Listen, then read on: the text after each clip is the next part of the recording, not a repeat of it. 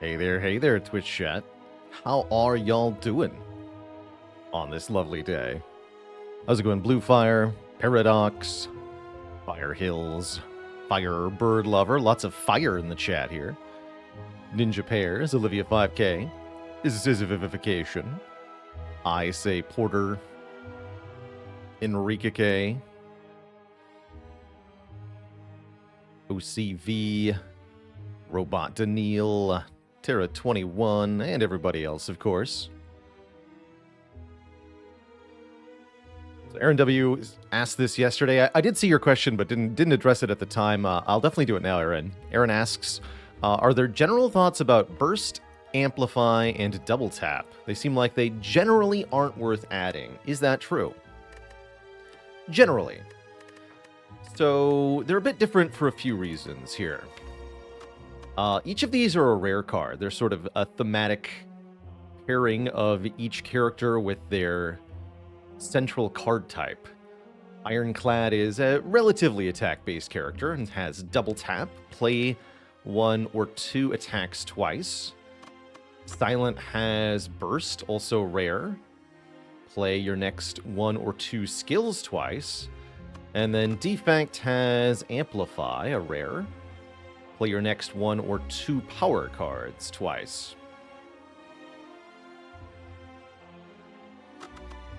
When it comes to double tap, especially upgraded double tap, struggles to be useful because it means you want to draw double tap alongside 2 other attack cards that you want to play, and on Ironclad, that's surprisingly difficult to do. Some attacks don't double well for one reason or another. For example, Fiend Fire can't be reasonably doubled. You don't necessarily want to double something like Wild Strike.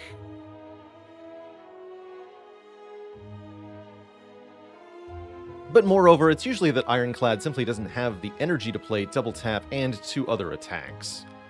There's definitely exceptions to that. I think double tap gets a lot better on Sneko-Eye decks, or any deck where you have a bunch of really big attacks that benefit from doubling, like Bludgeon or Immolate or Reaper even. Gets a lot better with Runic Pyramid. But usually in my Ironclad decks, towards the end game, I'm not that many attacks are in the deck. Maybe 5 or fewer attacks alongside a boatload of skills and powers. And that can really limit the effectiveness of double tap. Then you add in the fact that a lot of other Ironclad rares are just way better. You've got Offering, Reaper, Feed, Fiend Fire, Immolate, Impervious, Corruption. These are all things you're typically going to click over double tap. So you don't usually end up taking it. And in fact, I think that's probably the problem with all of these double cards, is that as rare cards, they're frequently up against much better cards. But they can definitely be worth taking if you see them randomly, at least for double tap and burst, which I think is the most useful of the 3. If you count up the number of different card types, can I sort these by type? Yeah, we can do this really easily. The card types are not equal in their distribution. Every character has 75 cards. Let's just look at Silent here real quick. We have 5, 10, well, speaking of 5, Echelon 3000, thanks for 5 gifted subs.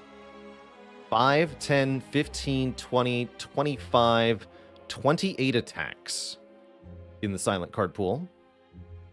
And we have 2 plus 5, 10, 15, 20, 25, 30, 34, 36 skills. So 28 attacks, 36 skills, and then only 11 powers. There are more skills than any other card type. And that's always true for, I think, every character here. Well, let's take a quick look at Ironclad, too. Ironclad probably has more attacks. Let's see. 5, 10, 15, 20, 25, 30, 32 attacks. Plus 3, 5, 10, 15, 20, 25, 26, 29. So it's actually more attacks than skills on Ironclad. I didn't realize that. It's about 50-50. Huh. And then 14 powers. But Silent, at least, definitely has more skills than other card types. And usually you want to take more skills than attacks. More skills are more frequently things you want duplicates of, or that you want to add lots of different types of. When it comes to Defect's Amplify, I think this is the one you least frequently want to take. Again, suffering from other rare card syndrome, especially up against something like Seek. But also because it has a fundamental problem that the other ones don't have, which is that power cards you can only play one time. And so if you fail to draw Amplify alongside your powers the first time, then you've already played the powers at that point, so Amplify does nothing because it stays in your deck, but the powers don't. So you keep drawing this for no benefit whatsoever. One way to counteract that is with Creative AI. Creative AI and Amplify can work well together. Or, of course, any form of Retain. Runic Pyramid works. Equilibrium works too. You can also recycle it. That's an option as well. But yeah, I find this one frequently the least good. When Amplify is best, in my opinion, is if you have a Seek Plus, and you can seek for Amplify and the power that you want to double, or the powers that you want to double. So you could seek Amp Bias Cog, or Amp Buffer, or Amp Defrag, whatever. And that can be very, very good. But I wouldn't really want to take Amplify in a Defect deck unless I already had 5 or more powers, probably. Or a Creative AI. Have just one Creative AI can be good enough.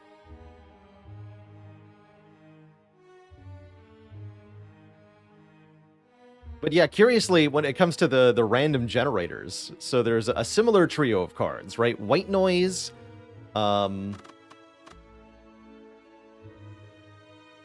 what's it called? Distraction? Yes, Distraction. And Infernal Blade on Ironclad. They're all 1 cost, upgrade to 0 cost. Make a random attack for Ironclad, skill for Silent, power for Defect, and make it 0 cost for the turn.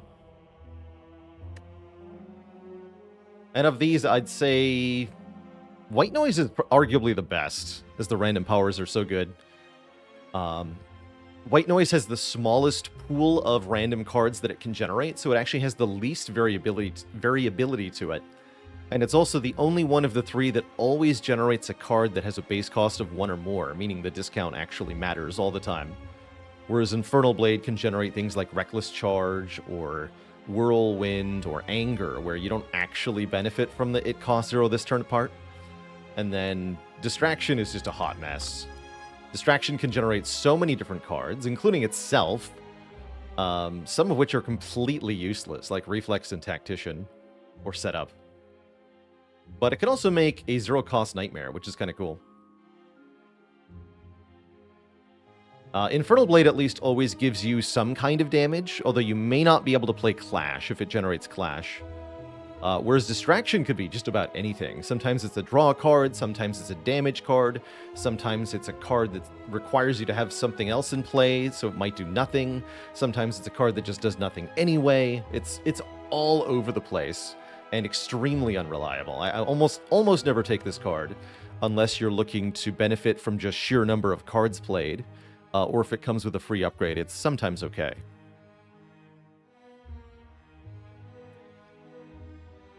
Setup really that bad? Seems good with Well-8 plans and Wraith form. It does have some niches, but overall I'd say it's pretty bad. I view it as you're paying 2 card draws for an energy discount.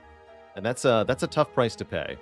Because you have to pay for the drawing of the setup, and you have to pay for the redrawing of the card you just put on top of the deck.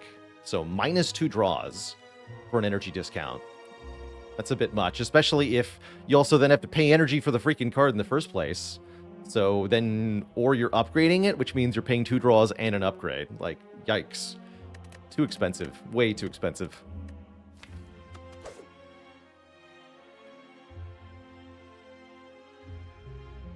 Would I say powers are more powerful on average than skills and are necessary for late game? Yeah, powers are one of the most reliable ways to what we call scaling your deck in Slay the Spire. And that kind of concept is by and large necessary for the late game. You have to get your cards to do more than just their base value. in order to tackle Act 3 and Act 4 usually. There are ways around that. You can have a successful deck that doesn't involve scaling. If you just have a really high baseline. Oh my good lord, this path. Wow, look at this. Look at this path.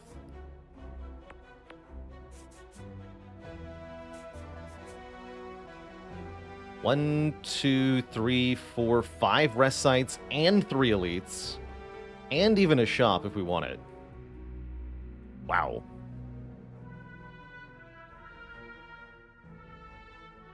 That's almost the perfect Act 1 path. And then Slime Boss is here.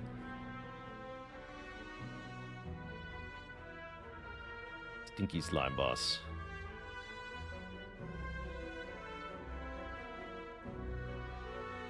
Had to. Beautiful.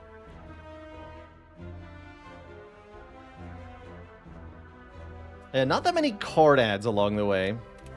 Looking at our starting options here, remove 2 would be normally juicy.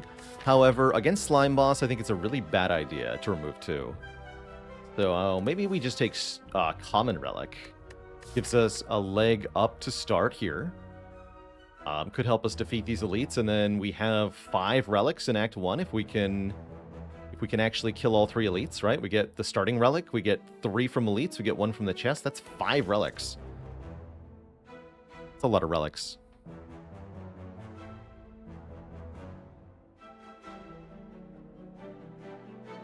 Let's take a common relic.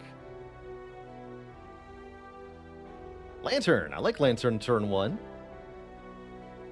Gives us 1 more energy on the turn where we draw more cards. So surely we can make use of that in almost every fight. I love Lamp.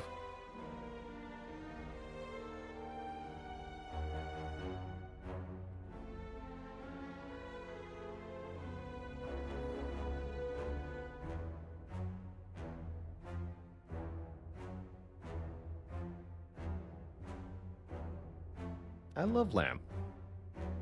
Woody in the Hoodie, if I were to make a dad joke about the Lantern, would you call that some lighthearted humor? Wish yet. Debating how much I want to go to this shop, or rather, what path I want to take on the way to the shop. Could take 3 combats, but then we have to go to the shop. Or we could take 2 combats and an event, and then we might go to the shop, or we might not. I definitely want to get at least 3 fights before trying to fight the first elite here. Stylish Square, thanks for the Prime sub. Welcome to the Cozy Sub Club. And Gigantor, thank you so much for the full year.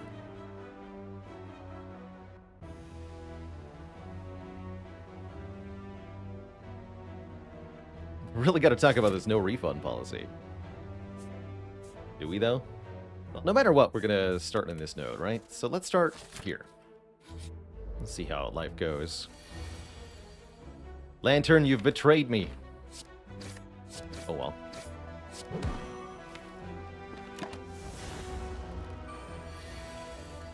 Guess we'll just take 1 here. That's fine.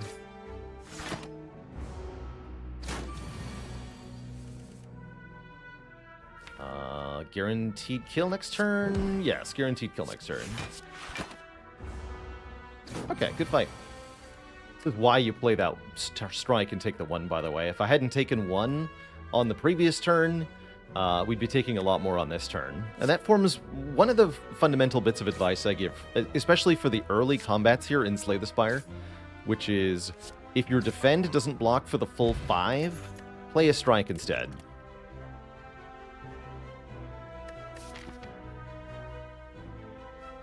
I get a dex potion and a footwork.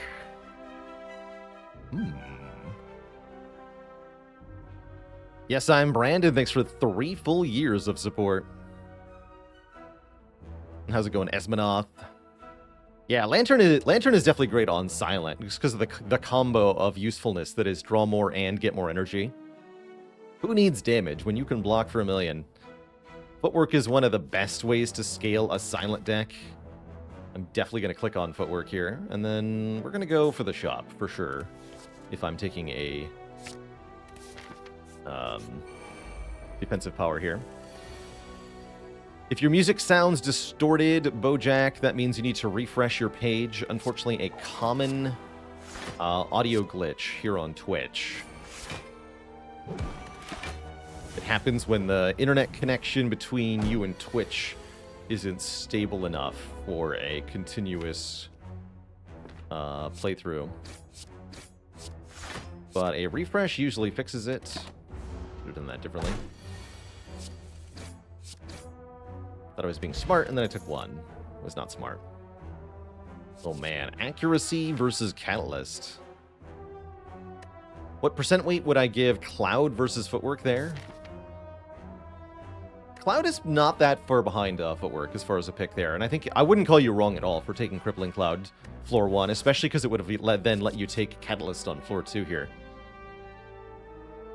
I'll probably just take a Sucker Punch, as that's damage and more of a block engine, right? We add a bit more weakness to the deck, and that's great when you're blocking for lots to further mitigate enemy damage.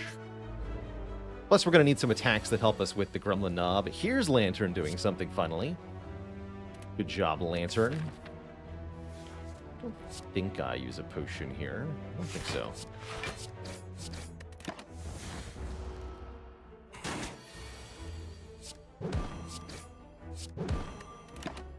Stack that weekend. Good work.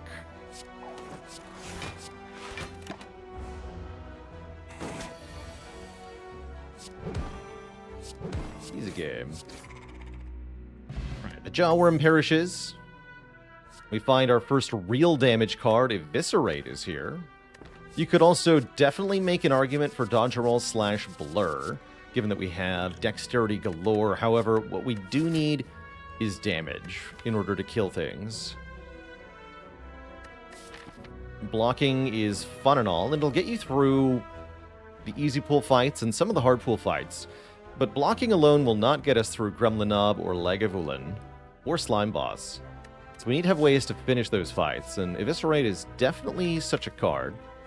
We don't have any discard beyond Survivor at the moment, which means it's a little bit weak for the moment. But if we can find any discard effects, Acrobatics, Dagger Throw, Prepared, it'll start to become a lot better. And even if we have to pay 3 for it, it's perfectly fine. Hello. Acro is here. Well-Laid Plans is here. Some good stuff here. There's Sneaky Strike, too. We could go Acrobatics, Sneaky Strike. Although I'm not sure that's what I want. Personally leaning towards Well-Laid Plans, Fear Potion. Fear Potion alone makes Gremlin Knob much less threatening, especially with this Eviscerate. The Well-Laid Plans lets us use our block engine way better, and helps a ton in Sentries and Lagavulin. The Well-Laid Plans and the Footwork should solve both Sentries and Laga. And then the Fear Pot covers Gremlin Knob, basically. What's the worst misclick I've ever done? Oh, man.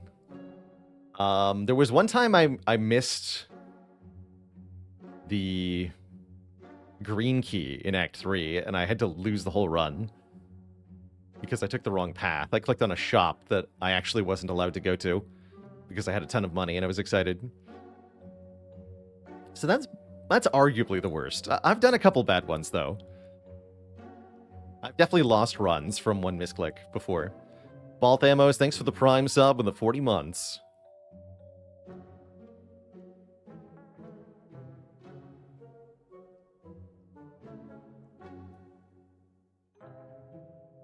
Discarding the Gambler's Brew. Yeah, trying to use a potion and clicking discard. I've definitely done that before as well.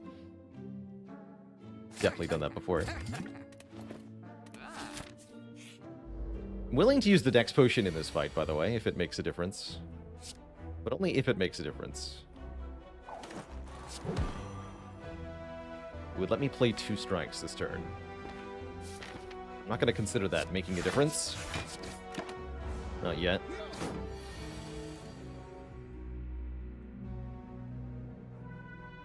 Okay, now it makes a difference, because it lets me play the Well-Laid Plans, but I don't think that's enough when I can just do this.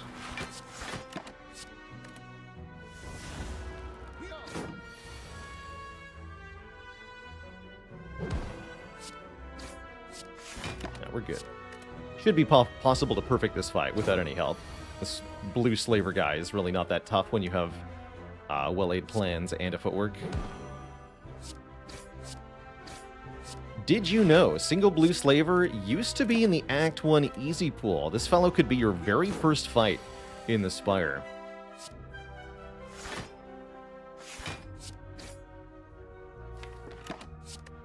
Long, long time ago. And that was before Ascension 20 was added, though. I think around the time A20 was added, he got moved out. Because he was definitely more dangerous than even Jawworm was. Now we can take an Acrobatics completely for free, or a Slice or Sneaky Strike, but I want the Acro for sure. Yeah, Blue Slaver is not that difficult, and the starting deck can do pretty good job. It's actually mostly that Ironclad had no good way to deal with him.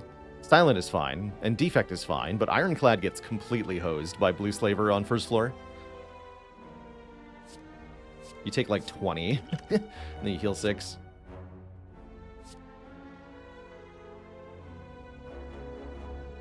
Did the Ascensions come in batches or one by one? The first 10 got added all at once, and then we went to Ascension 15, and then we went to Ascension 20. So it was 10, then 5, then 5. Do I think Silent is the hardest to streak on? Nope. No, I think that dubious honor belongs to Defect.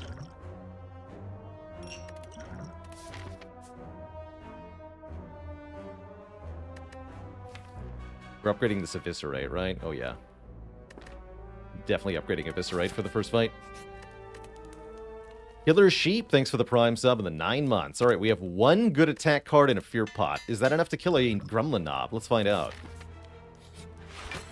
Thankfully, we're not fighting Gremlin Knob. We're fighting this stinky thing. Still probably use the Fear Potion?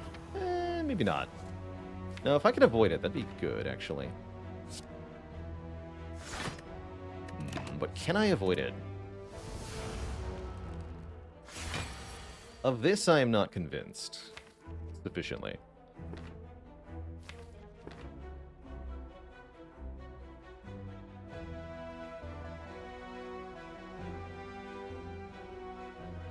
Sleeping Dragon says, I got a lesson in what I was talking about the other day about Silent versus the Act 1 hard pool fights earlier. Took a curse for 250 gold start.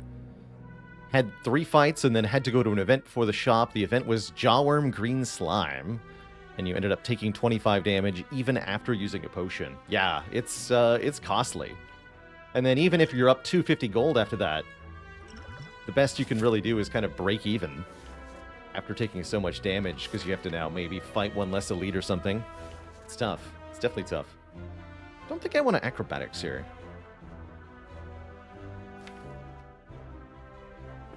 I think we want to just eviscerate, hold, neutralize.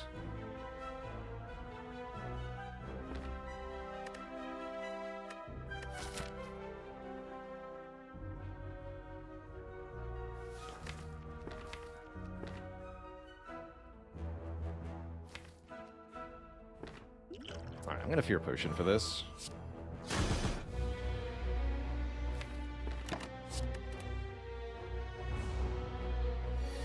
Hopefully I get a decent attack draw next turn.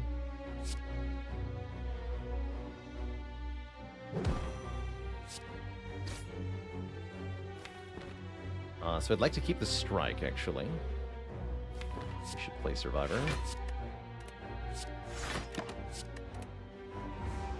Someone with an apple, thanks for the Prime sub. Welcome to the Cozy Sub Club. I wouldn't call that too decent a draw. I do feel like I need to play this strike for 9 while I still have the chance. Take a bit of damage here.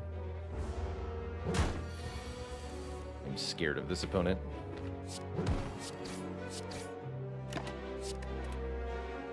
Okay, we have Survivor and Acro alongside Eviscerate this turn. That's not too bad.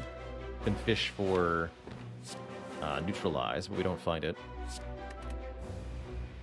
And then we get a kill next turn after taking 12. 12 hurts, but not much I can do about it other than maybe try to invest the skill potion. Which is arguably pretty good at this moment, huh? Yeah, let's use it here. Bullet time, that'll definitely do it.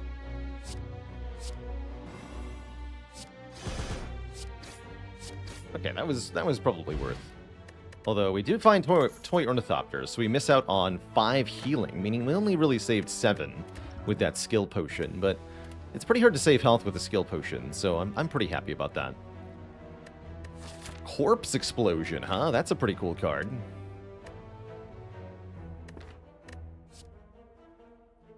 That's a pretty cool card. 2 cost, apply a bunch of poison. When the enemy dies, they go boom. And we even got an attack potion to help with Gremlinob. That's good.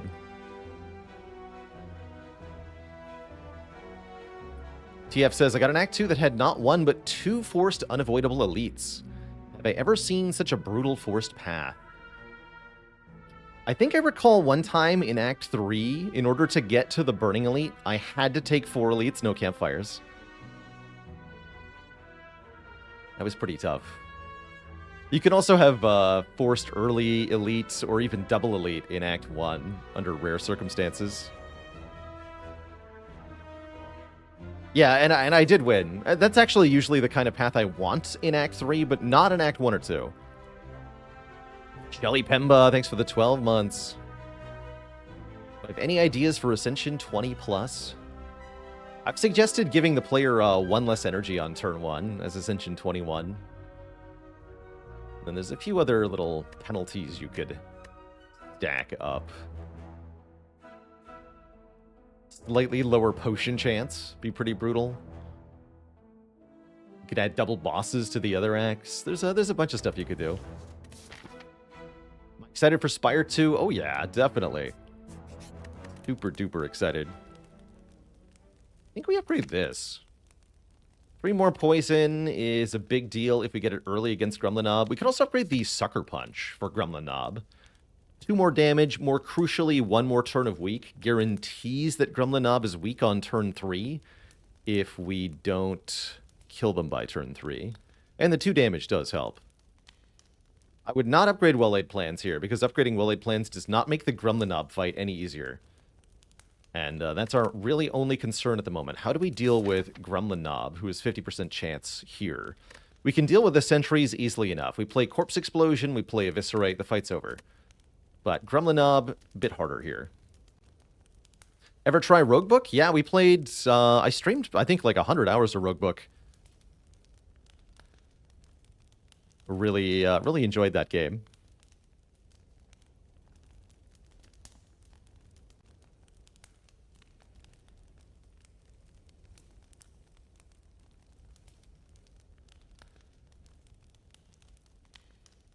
What boss relics should be added into Spire 2? I definitely want to see a way to take either all of the cards that you see in a card reward, or as you say, a boss relic that forces you to take cards. I think that's one in Griftlands, where there's a no-skipping boss relic. Lone Wolf and Cub with 23 months. Thank you, thank you. I stream standing up only sometimes. I'm going to upgrade the Sucker Punch for the Gremlinob fight. Having more consistent weakens going to be good, and we have lots of additional upgrades. We can upgrade Corpse Explosion, and Well-Laid Plans, and Footwork, all before Slime Boss here. Our 3rd relic is going to be Preserved Insect. Oh, yes. Okay, Gremlinob, more like Gremlin... Goodbye. Also, it's not even Gremlinob. Can I play Corpse Explosion and? Doesn't look like it. Interesting. Gremlin dead.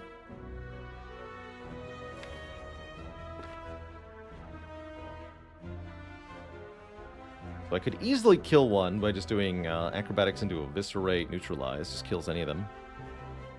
But I don't want to kill any of them. I want to kill all of them. I guess we could acro looking for Well-Laid Plans.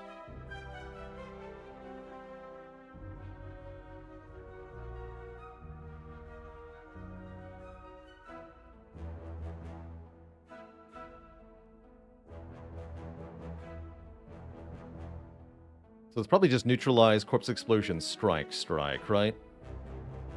Could try to use the attack potion to save 10, but I think I'd rather keep it for the next fight. Would I take Catalyst in this situation? I think we have enough to take Catalyst now with well-laid plans and Corpse Explosion. Just the Corpse Explosion? Probably not enough, but with well-laid plans, it's a bit better.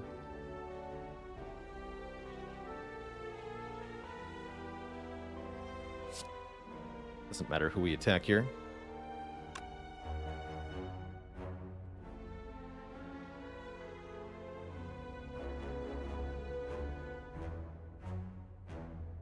Does Corpse Explosion still hit for the full damage even though they started at lower health? Yes, so we want to go for one of the lower health ones.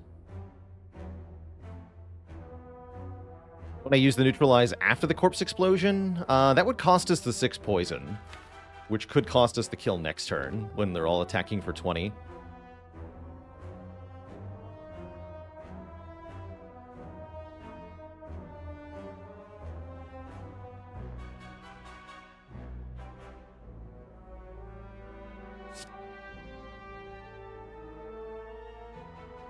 I'm gonna do this, take 10. Well, maybe I didn't need all of the damage. No, we didn't have that much damage, though. Get Nunchaku, 4 common relics to start. That's actually not bad. I like lots of common relics, because they're almost always all contributing. Ooh, and some great attacks here. Die for AoE. All-out attack for AoE plus discard, or dagger throw for damage and discard. Unfortunately, with well-laid plans, I usually do not like all-out attack very much, so I'll take a die for the higher upfront damage. It's going to matter quite a lot against lowered health elites, right? Die will kill pretty much any gremlin if they have 25% less health in Act 2. Helps a ton with the slavers in Act 2 as well. So I really like that die. Dagger throw is a good pick, but I don't think it's as good as this card. We could even think about upgrading the die to be 17, but I think we have more important upgrades in Corpse Explosion, well-laid plans, and acrobatics. Do Corpse Explosion first. 3 more poison on that card is quite a big deal. Nice draw. A Corpse Explosion, friend.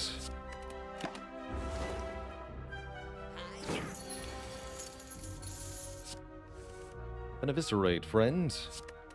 Just dead. 27 plus 8 just kills you.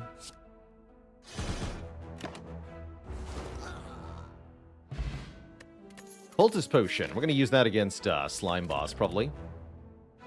We want a Flechettes, doing damage for each skill in our hand.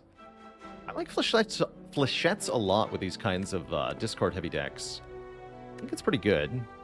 Masterful Stab is also pretty good here, because we have such good defense consistently. But I really like the Flechettes. I'm going to grab a Flechettes here. We don't need too many more attack cards. And we're going to start upgrading our powers now. We'll do well-laid plans and then probably footwork next. Our elite is second Lagavulin. No gremlin knobs today.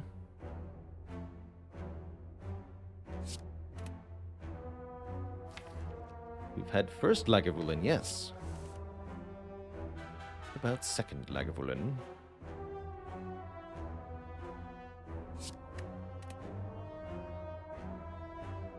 Let's see here. Probably want to do Sucker Punch plus Neutralize for the 3 turns of weakness. Our draw pile's not very good. We could just wait to start, but I don't think we want to. Playing Corpse Explosion is pretty good. I think that's more damage than Eviscerate. Yeah, Eviscerate's 9 by 3, but Corpse Explosion is 9 plus 8 plus 7 plus more than that. So yeah, let's do Neutralize, Sucker Punch, Corpse Explosion here. Wake up the Lagavulin. And then we can pretty much full block. Don't need to use a potion yet. If we can have both potions for Slime Boss, I'd prefer that. Slime Boss is scary, and this elite has less health already. We're only taking 2 here.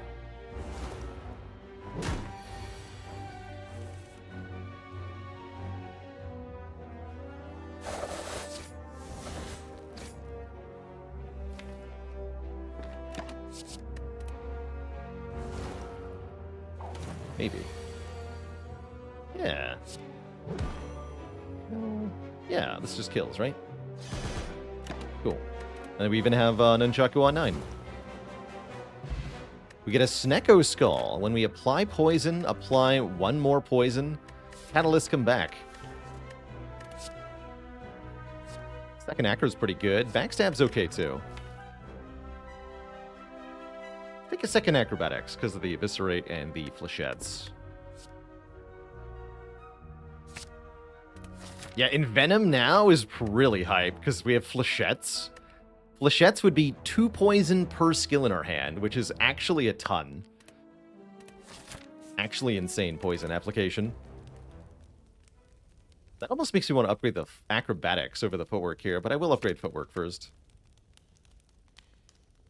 Would Corpse Explosion be better if it exhausted? I don't think so. I like the card. As it is. Quite a lot.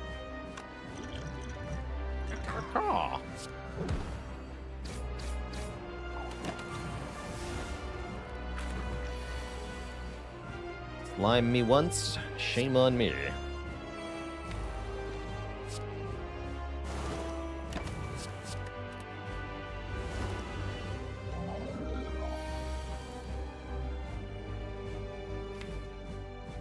Slime me twice. You can't get slimed again.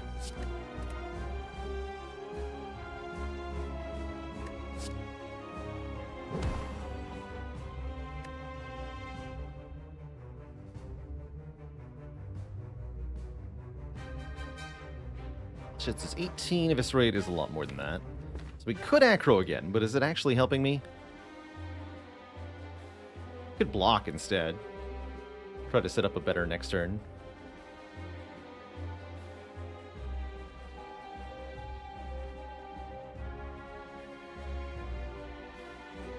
Eviscerate does 33, and we do 9 more. So currently you're going from 108 to 99. 99 minus 33 is 66. So this already splits. And then I have Die, and maybe Flechettes next turn. We could additionally employ the attack potion right now. That's a wise choice.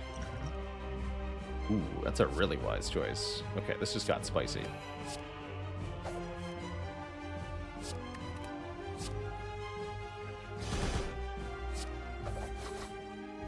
Beautiful.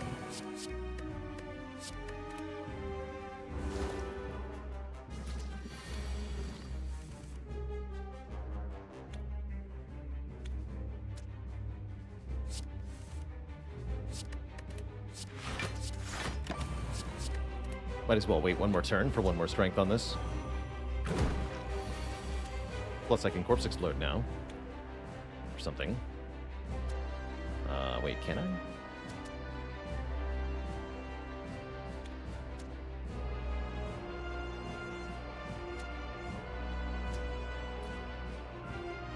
Yeah, that's enough. Wait, no, I have to Flechettes first. I'll be a fool. There we go.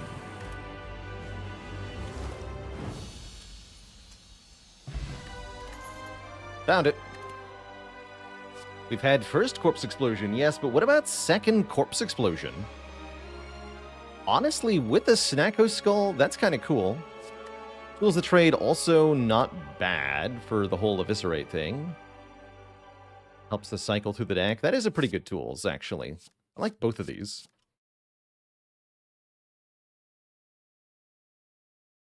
Let's take the tools, actually. Haven't had a good tools to trade run in a while. I like that it further enhances our Flechettes. Further improves our defensive core with the Footwork and the Weaken. Drawing one more card per turn means we're more likely to find block cards. We're going to draw back to the Weaken cards faster, so we have more weak uptime, essentially. That's good. And then it allows us to take Hovering Kite if we see it, which we didn't. We found Fusion Hammer, Ring of the Serpent, Velvet Choker.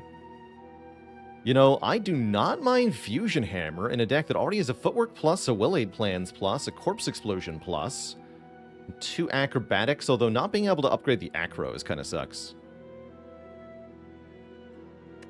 Everything else is great, though. And with Preserved Insect, it means we can go 4 or 5 elites in Act 2 if we want to. We're very good at Act 2 elites right now. Another actually reasonable opportunity here, I think, is the Ring of the Serpent. Just draw 1 more per turn. Makes our turn 1 a bit weaker, which we don't like. But with the Tools of the Trade, we'd be then drawing 7 cards per turn, cycling through the deck really quickly. Do we play 6 cards? Not yet, we don't. So Velvet Choker is pretty good in Act 2 here. I think Velvet Choker limits our upper end in Act 3 and 4. But currently the deck is in a position where we could take Choker, and it would be good for Act 2. Don't like it much long term. I think I'd rather take Fusion Hammer than Velvet Choker. I don't think this is a Ring of the Serpent. I like high energy silence, so let's go Fusion Hammer here. Maybe we can find an Apotheosis or an Upgrade All event that allows us to get upgrades anyway. That said, I am going to be a bit reckless here, which is to say, we're going to fight Elite now.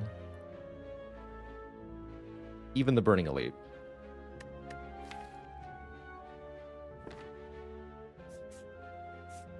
How many events do I want? Maybe not that many. 3 combat sounds good. Let's do 3. Some potions.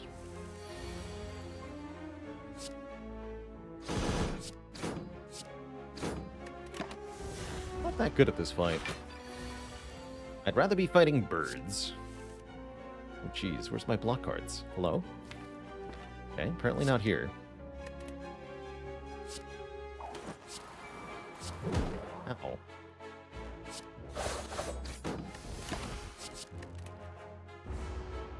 Puddle Jumper, thanks for the Prime sub in the 5 months.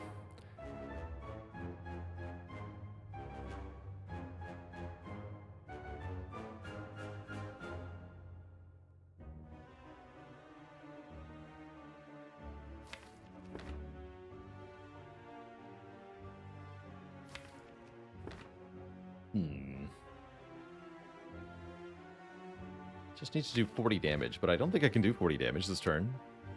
I guess I'm just going to block as best I can. Still take some damage.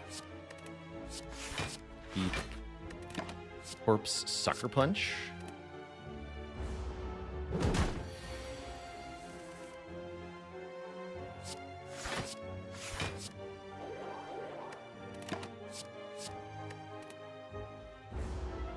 We'll apply the Weaken.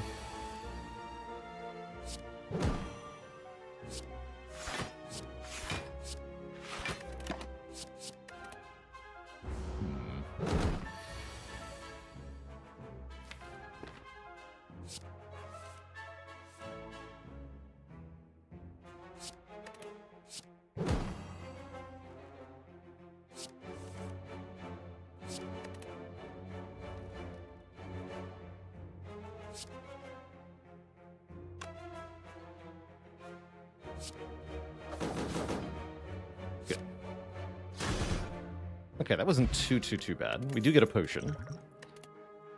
And we do get a Piercing Wail. And I owe the chat a dad joke for Cursed Wolf.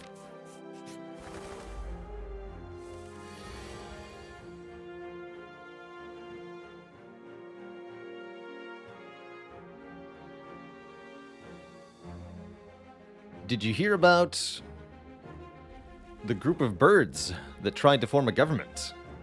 They were last seen assembling into a caucus. Caw.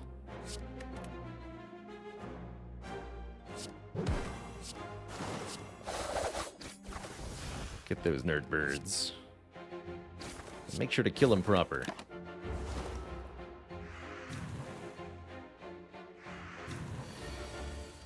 Caw.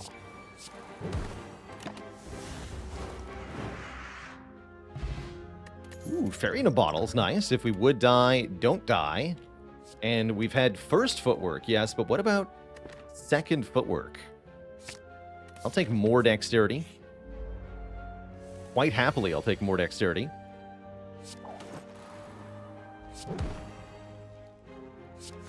Perfect block already.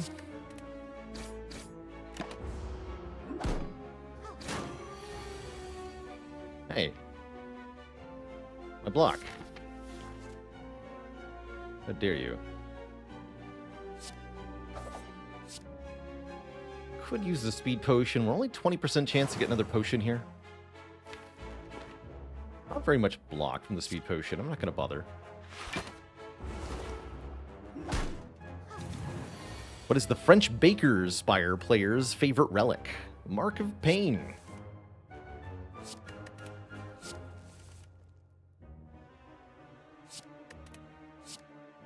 Why did the Ironclad starve when he went to France? Because he could feel no pain.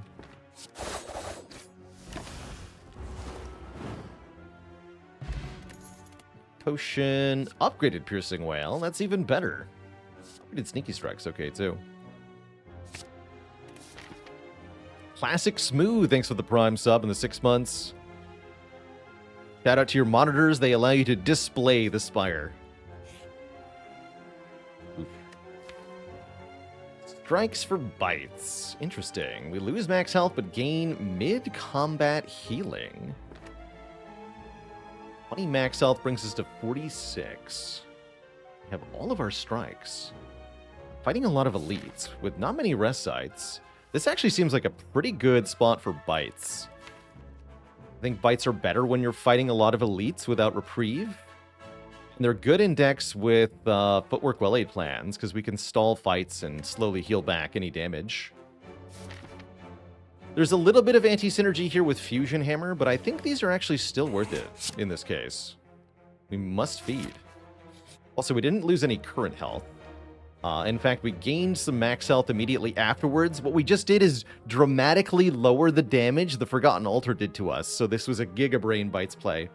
Amazing. That would have been so much more damage if I hadn't taken bites.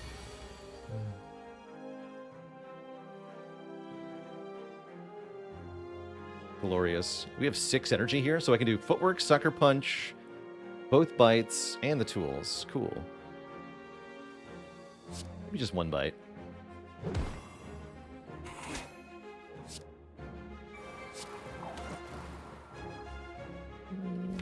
think I'd better bite, actually. Let's get 1 here.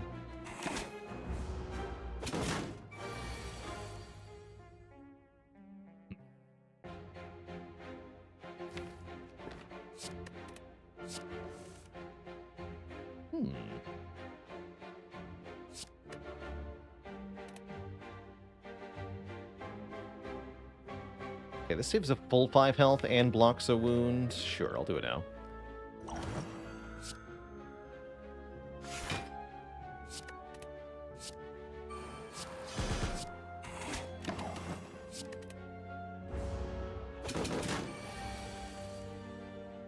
It's about as good as it was going to get, I believe.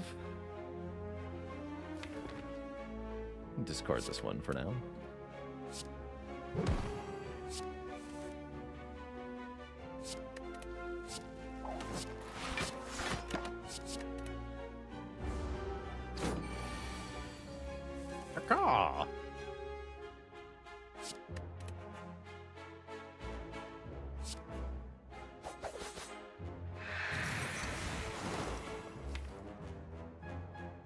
Next turn could be even worse, huh? Maybe I did need to retain both of those.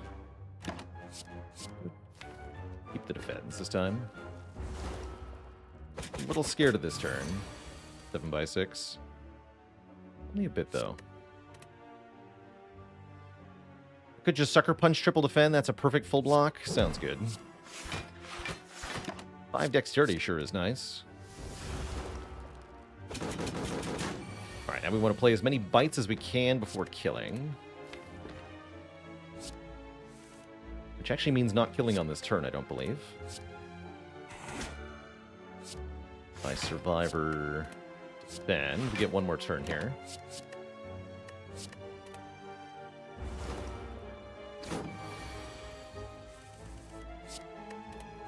A little bit more health. Making sure you... Oh, shovel! Yo, that's awesome. Making sure that you bite at the tail end of combats to get a little bit of health back is essential to unlocking the max potential of these cards. Shovel is awesome. Bouncing Flask is also awesome. That is 12 poison for 2 energy, even without an upgrade. Because of the Snecko Skull. And let's hit the shop here. We're rich enough. And I would definitely like to fight the Burning Elite. Do we take Prismatic Shard? Probably not. Do we take Backflip? Definitely. We definitely take Backflip. We definitely take a card remove, too. Yeah, that's what I do. Do I remove a Bite? Yeah, just one to start. And then probably a Defend next or something. Deadly Poison? Probably not. Not worth paying for. How scared am I of the Burning Elite? Scared enough to buy an Energy Potion, surely. I feel like that could probably make a big difference in whether I live or die. Oh, what did I say about the die? Get wrecked, gremlins. Get freaking wrecked.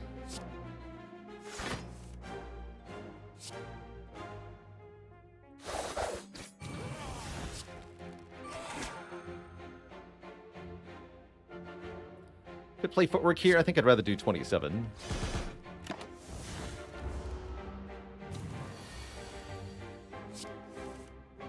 Next turn.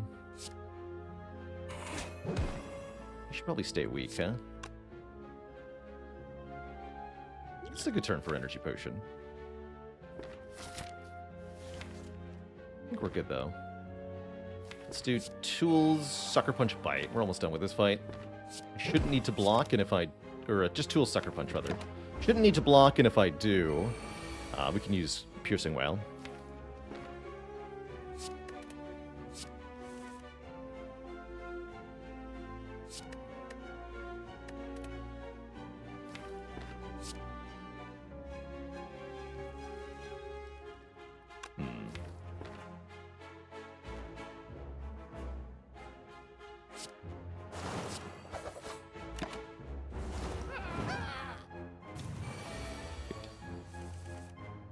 Okay, we have a kill anyway. Cool. But we should bite.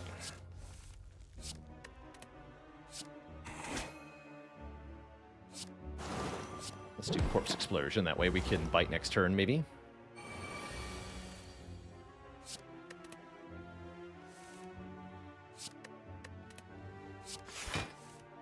Cool. Full health. We get the Bag of Preparation for even more turn 1 draw. And we can add a Backstab on top. Honestly, Backstab paired with Bag of Prep seems pretty reasonable. Seems pretty reasonable. Sure. And I think we're completely on track to take 2 more Elite Fights here. Plus, we get a dig here. So we get lots of relics. Lots of relics.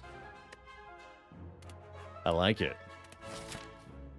Betting Collector. Do I want that Poison Potion for Collector? Kind of. Energy Potion's still very good for Slavers, though. I'm going to keep the current potions. Is the Dagger Backstab a pick for Repto? Also Slavers. And Darklings. And Shapes in Act 3. There's a few things in Act 3 we're going to want that Backstab for. It's not even bad against Shield and Spear. More energy. Okay, we can maybe take a non-energy boss relic. Because we now have Happy Flower and Nunchaku and Lantern and Fusion Hammer. Probably means we don't always want to set up Nunchaku to 9 and Happy Flower to 2, huh? Because we don't want all the energy on turn 1. Although maybe we do, actually. This is fun. But yeah, this fight right here is what the Backstab is for. We got him. Goodbye. Off Bandages. When we discard a card during our turn, gain 3 block. That is a really good one, especially with tools here. Now we're looking for Calculated Gamble. Although our deepest regret is that we can't upgrade Calc Gamble. I don't think I'm going to take a Eviscerate here. Dig. Where were you earlier, Blood Vial? Oh well.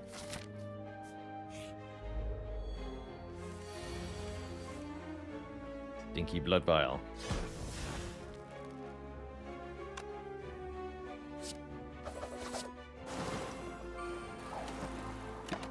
Backflip, and let's go with Piercing Wail here. That's pretty good block.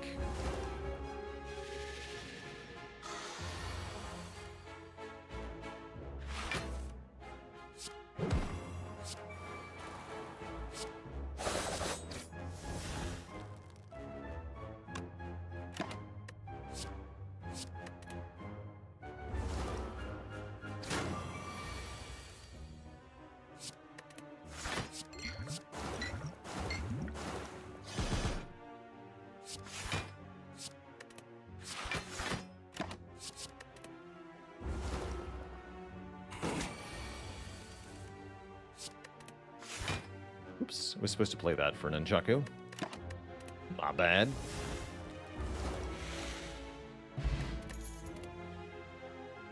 More of the same. We'll be skipping that. Why did I keep the higher cost Piercing Wail? Because it was the upgraded one, so it blocked for a bit more. Book of Stabbing rematch. Should be easy. We have 6 energy on turn 1, maybe 7, actually. Maybe 7.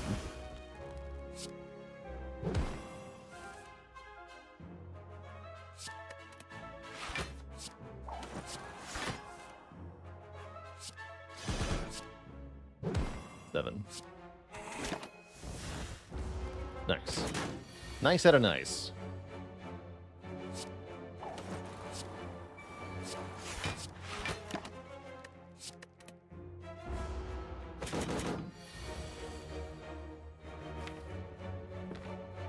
Wait, my block.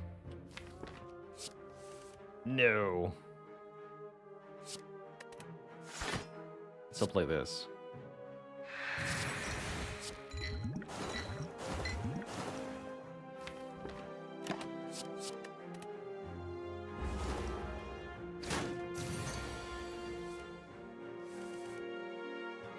And then, do I have enough?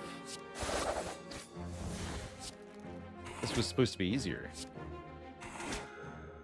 Let's see, we can do 12 plus 11 plus 7 with the energy potion. We're exactly there.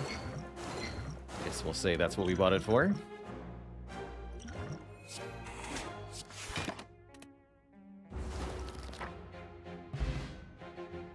How many strikes would you want to take bite? 4 or 5? If you got 3 or fewer, I don't think it's really worth it.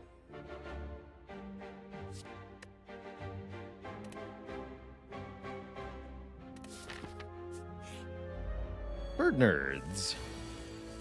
Greetings, bird nerds. Please enjoy getting corpse exploded to death. Sincerely, me.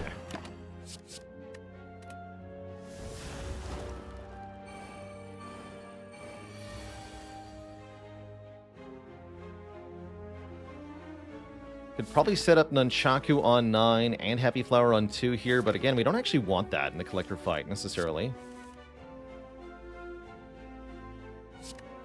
Let's try to prolong this slightly on purpose here. Also, charging Pen Nib seems reasonable.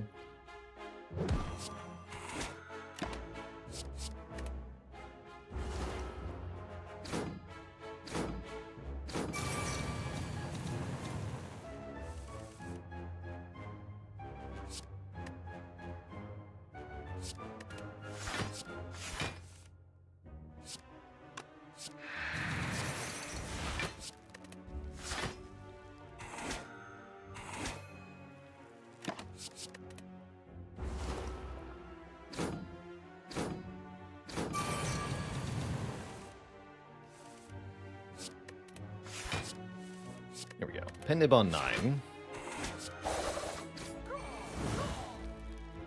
Caw. Don't have a leg sweep yet. We have lots of energy. It's a great block card. I'll take it. Drive fast, eat the upper class. Thanks so much for the Prime sub. Welcome to the Cozy Sub Club. I'm here to dig. Give me a turnip. Can't become frail anymore. That's very good for the collector fight. And for the heart fight. And for the time eater fight. I like it.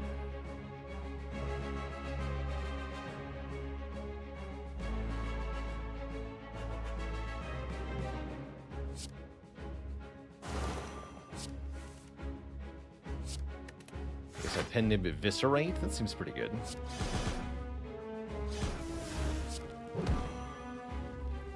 Miss the sucker punch is a little bit bad, but we have leg sweep, so I think we're fine.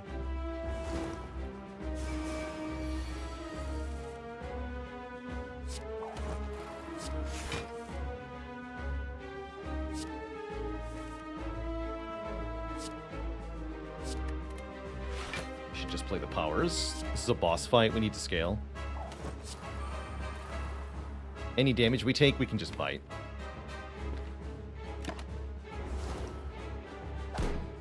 Turn could hurt a bit, though. With everyone attacking here. Definitely not ideal. So we'll just hold the die for next turn. It's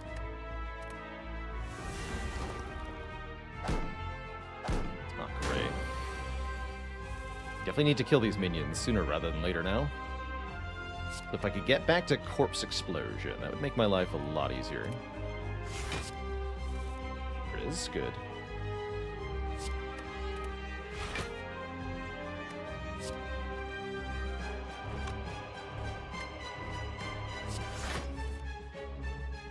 Let me keep that piercing well.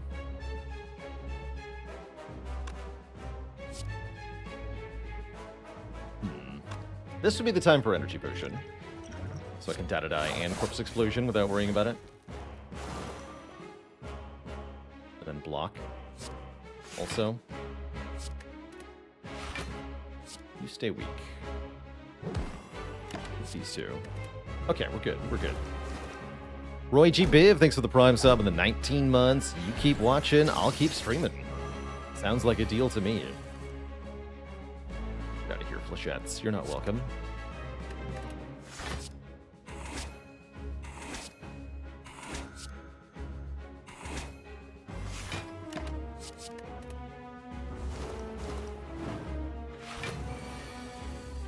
And we get an immediate resummon. I can't say that I like that very much.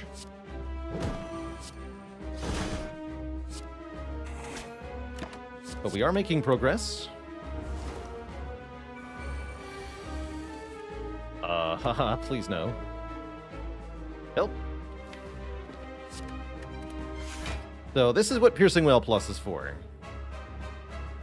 Because we're vulnerable, reducing enemy strength is better than blocking at 1-to-1. So yeah, this is what, 54 damage incoming? How about we just make that 25? We literally cut that more than in half with one card. Easy game. There's no need to panic, Twitchet. We're good. We have another one of those too.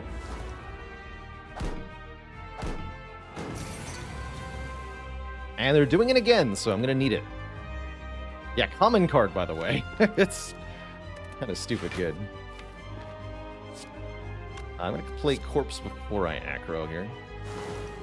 Am I even playing aggro? I don't think I am. A common card, by the way.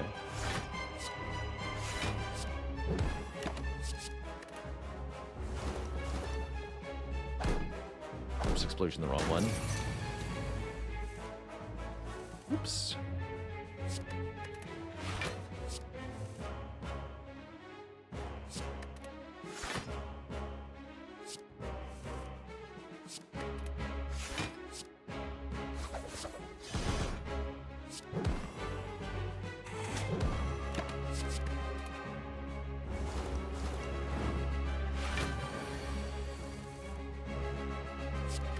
And now the debuffs are gone, so this fight's extra easy.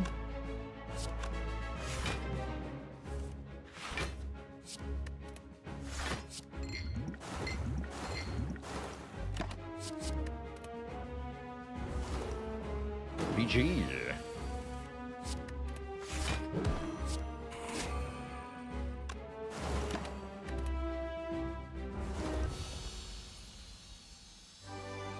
Great fight. We still have 2 potions. We're offered second tools of the trade with tough bandages. That's actually kind of cool. That said, malaise is also really good for stripping strength off of enemies permanently. Totally shutting down enemies like Time Eater and Awakened One, and being very good against Heart, too. Or Third Corpse Explosion. I think I want the malaise. We have so much energy generation that this becomes really strong. Take the malaise. As for boss relics, we are offered Pyramid. Pyramid's pretty good, just gonna be honest. Pyramid's pretty good. There's also Pandora's Box. Transform our Strike and Defend cards. Our Defend's block for 10, so no. We don't have any strikes, so also no. Or Philo Stone. Get even more energy in exchange for enemies gaining more strength. That's actually not bad. Since we took the malaise, that's not bad at all. Yes, we have a well-laid plans. However, Runic Pyramid is a lot better than just having a well-laid plans. We don't have to be reliant on drawing the well-laid plans at a certain time, and we can keep more than just 2 cards. So I'm going to click on the Pyramid here. We've already got plenty of energy. It's going to allow us to keep lots of cards in our hand, which can be really powerful alongside discard effects and other stuff.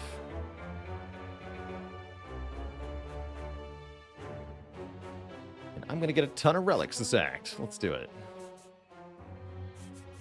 All the relics, please. Yeah, all the events, too, because I want the rare relics also from the Mind Bloom and such.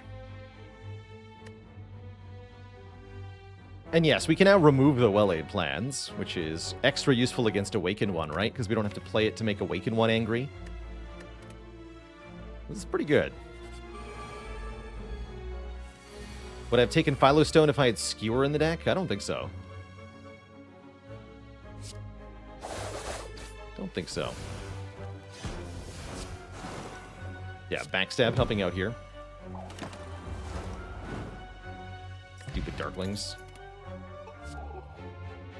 Calculated Gamble of the Gods. Also Bouncing Flask of the Gods, but no, Calculated Gamble here is nuts with tough bandages. Yeah. Yeah, that's the card. That is definitely the card we wanted. Giga Block. Achieved. One more and 100% GG. I think we're already there, but yeah, one more would make it nice and safe. Even unupgraded, one more. But will the Gremlin get us first? Can I have 300 gold? That's what I want today. Nothing. You know, I'll take it. Thanks for nothing.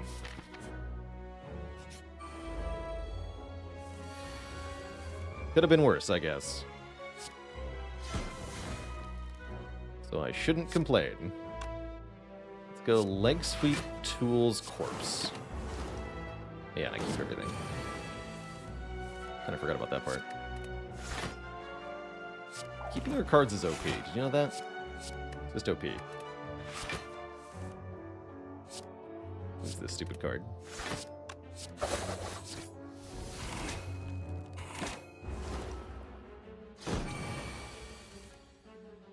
Discard it. Who needs it?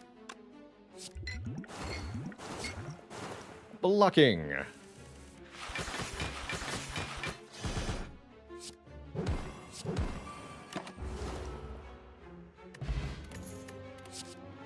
Blur with a plus. Or another backflip. Tyra Box, thanks for the 10 months of support.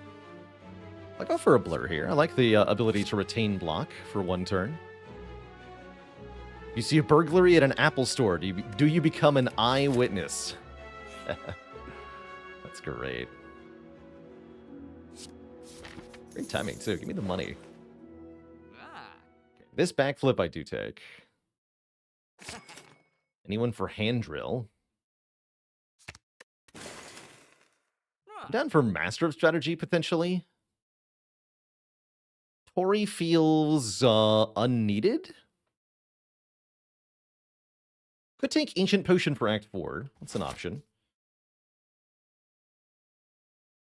It's a bit early to do that.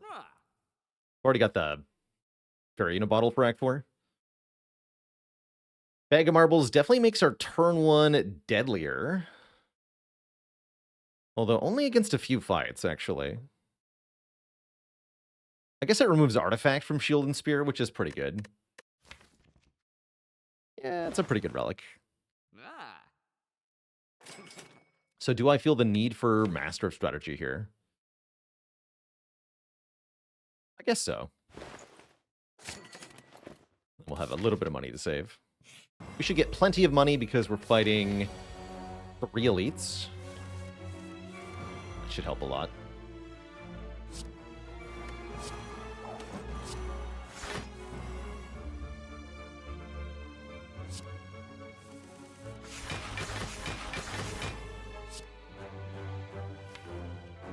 Defeating Giant Head, exactly. Really powerful Pen Nib to Eviscerate. It's a good start. Not bad.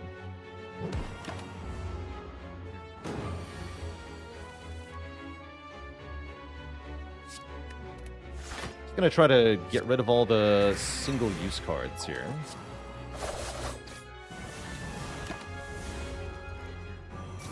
We can enable deck cycling properly.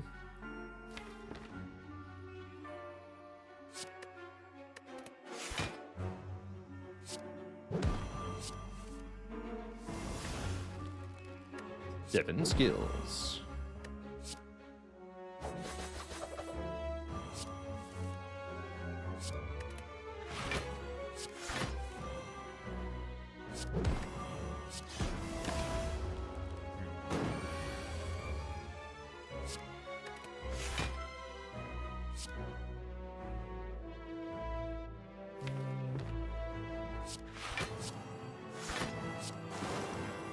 Played Bouncing Flask when I drew it. I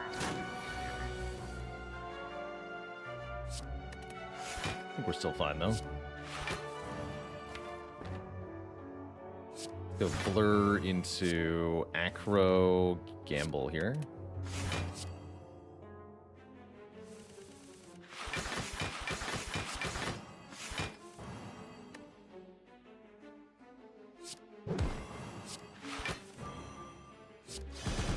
Yeah, we're good. Shit, does pretty enormous damage. 8 by 7. Like that.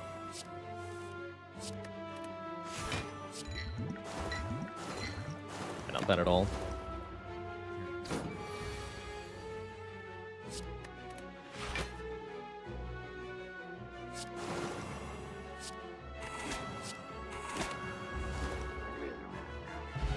Bottled Tornado means we can have a skill in the a power rather guaranteed in the opening hand.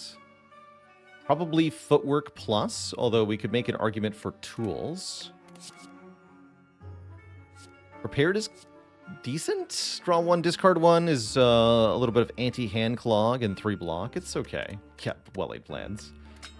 Not well-laid plans. Let's do the Footwork Plus. I'm not going to take that prepared. What I am going to do is take another relic here. Molten Egg. So all attacks we see are now upgraded. Bit late for that, but still. You get Corpse Explosion, turn 1 against Repto. You love to see it. Here's what you do. You play Corpse Explosion on a nerd.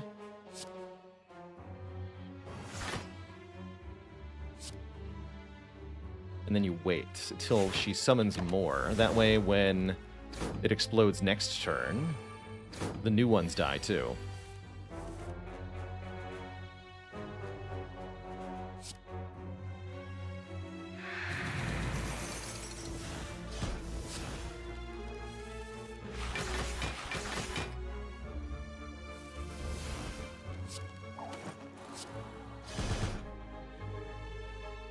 No need to die. We'll save that for the next wave.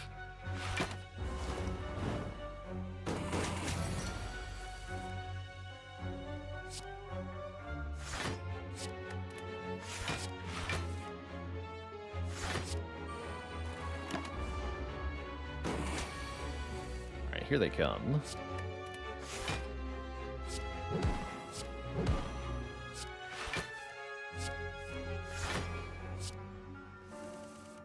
I'd rather have the corpse explosion, though. Can I pen nib this eviscerate, maybe? Not this turn, though, huh? Only if I attack potion. I don't need to.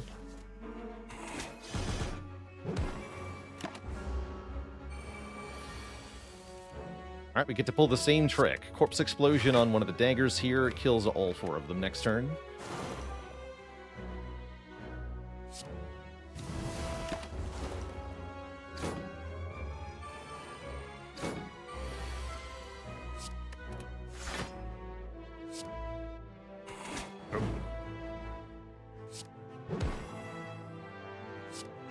We can kill her next turn. Easy fight.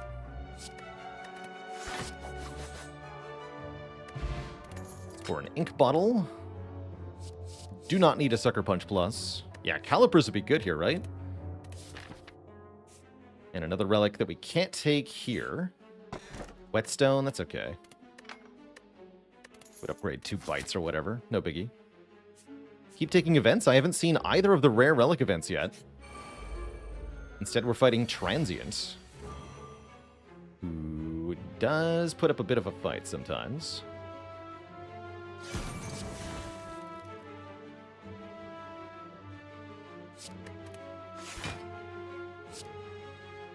Bouncing Flask is quite good in this fight. Get our powers down, too. Want to stack as much poison on Transient as possible, realistically. I think that's our easiest solution here.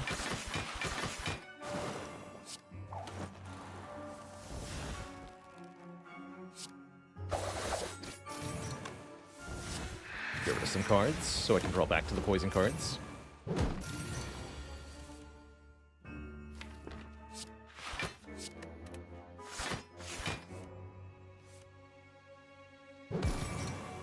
More poison for you.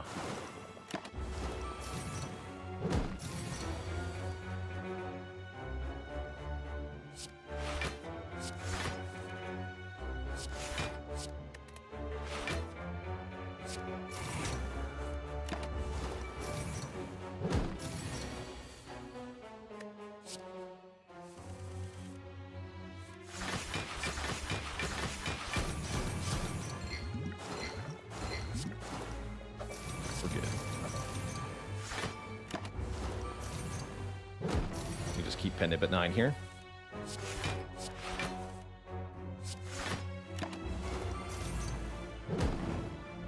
Beautiful fight. There is no blur here, but there is a Deflect Plus that looks pretty good. Terror's not bad either. Nor is Acrobatics, but I really like this Deflect Plus. 0 cost block, 7 plus 5, 12 block. For 0? Yes. With all this card draw? Definitely yes. Absolutely yes. And a Merchant. Offering another Footwork. Or just a card remove. Although if I buy a card remove here, I probably can't do it in the final act. So maybe we just save our money. Nothing here seems particularly good. It's 7 max health for Waffle. I wouldn't call that particularly good. I'm just going to keep going.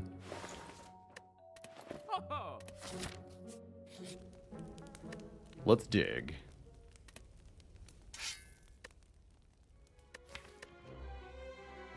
I'll take that one. Dead Branch. Whenever we exhaust a card, add a random card into our hands.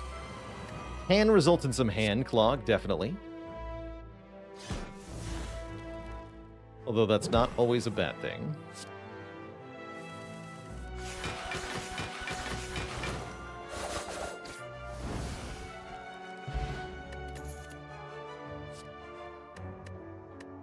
Yeah, I'll take a Nightmare. I will definitely take a Nightmare. Nightmare allows us to make copies of a card in our hand. If we copy a scaling card, then we can do really good things, basically. Also infinite?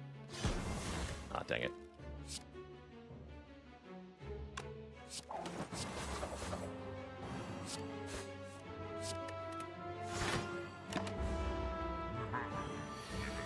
Three. And the blur is here. Rip the poison, though.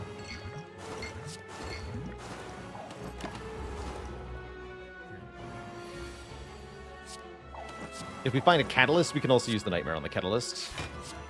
Although we don't get many more card picks.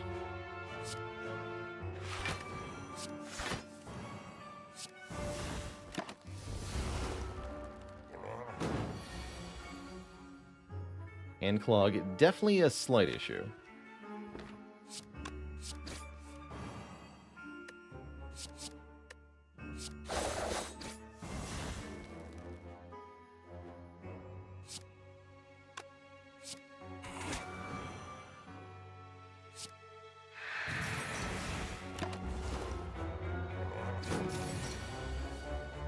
Though admittedly, it's only a slight issue.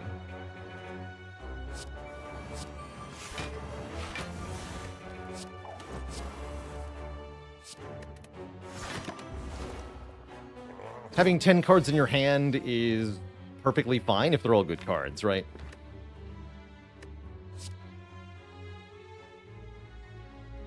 Hand Clog is not a problem if the cards you want to draw are already in your hand.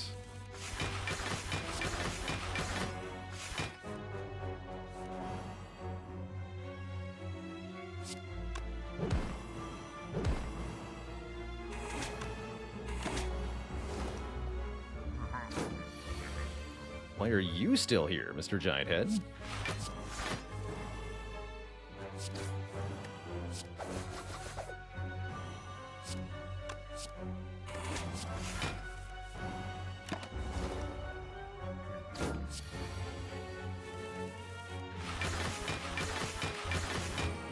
Bouncy, bouncy.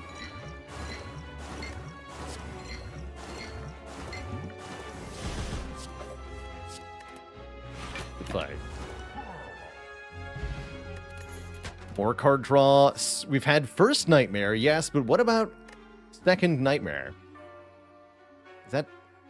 Yes, I want that too, actually, because now we can Nightmare Calculated Gamble. Or something, also. I got a recall here. Actually, a couple good Nightmare targets in this deck. Dare I say.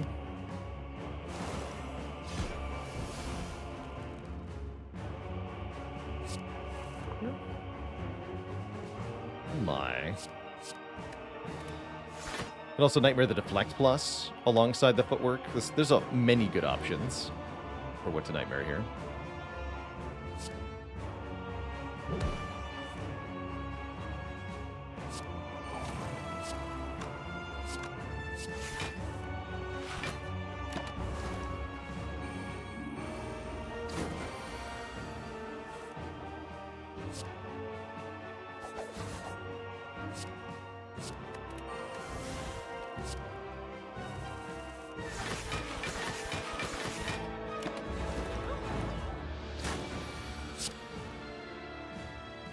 -5 strength. You can also Nightmare Malaise, right?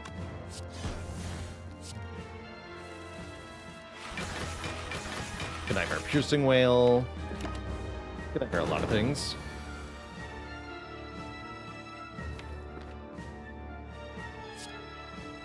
Although I wouldn't recommend Nightmare Tools the trade. Pro tip.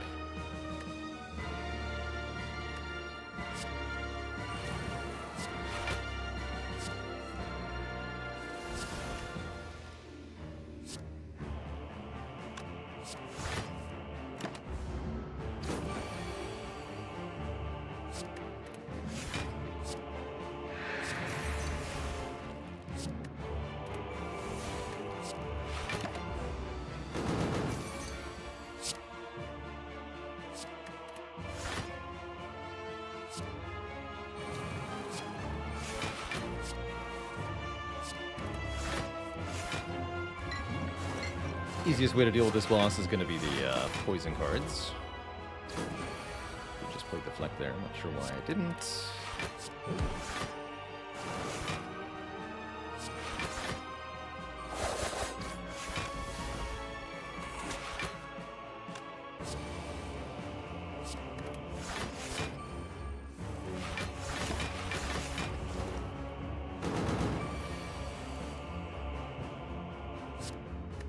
That's good.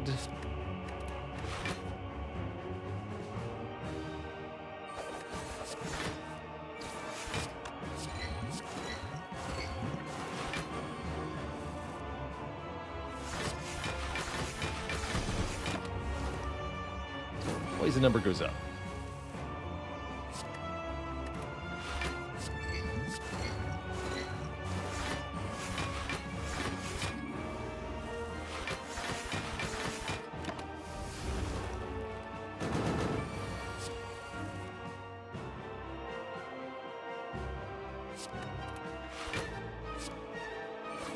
The skills. Bad order. Oh well.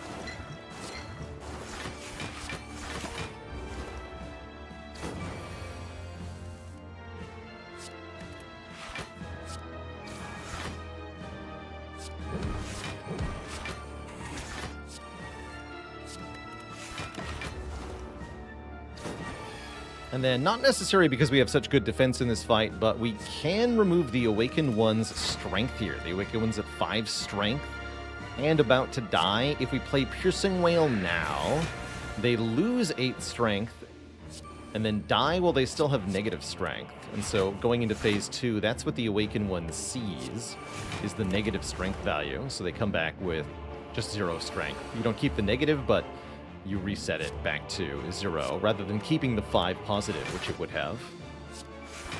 So get a little bit of a cheaty bonus there. Call that the Piercing Wail trick. Also works on Time Eater and the Champ, by the way. Bug or feature, I would call it inevitable consequence of game mechanics. So, probably closer to feature than to bug.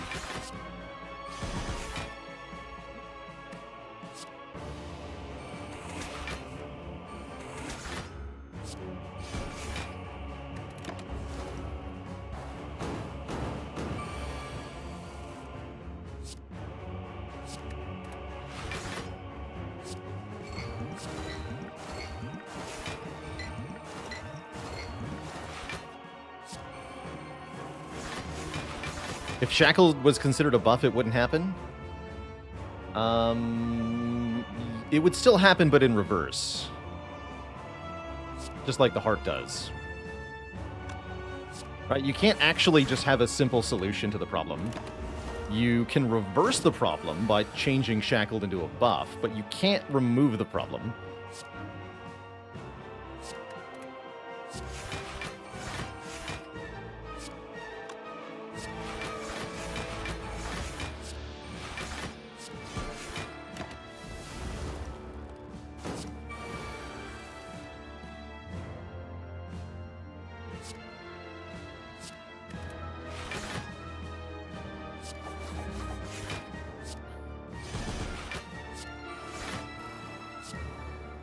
Tools, maybe that's too much.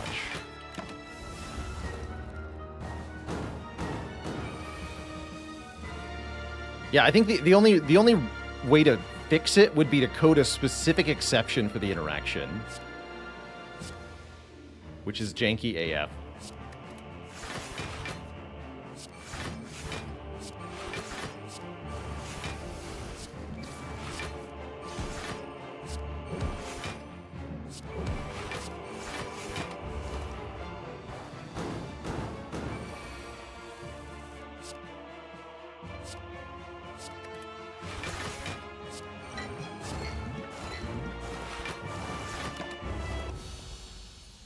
GG. All right, one boss down. Next one is Donu and Deka, who do thankfully lose 1 artifact apiece because of our Bag of Marbles. Otherwise, their thick debuff resistance does make them fairly tough here.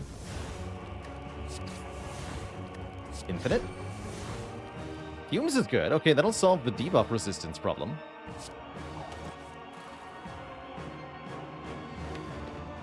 Guess I'm not nightmaring footwork? I guess not.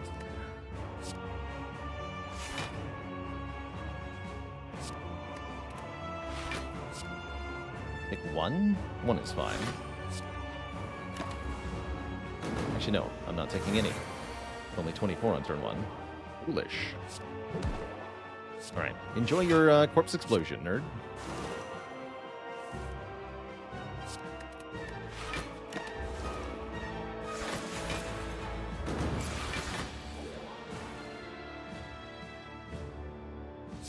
You too, buddy.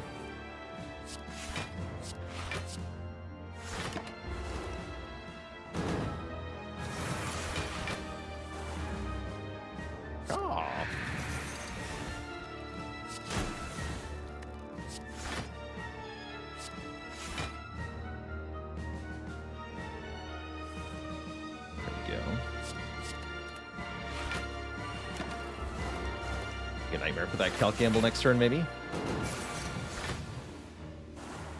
Could also potentially nightmare, although I think in most cases that is completely unnecessary.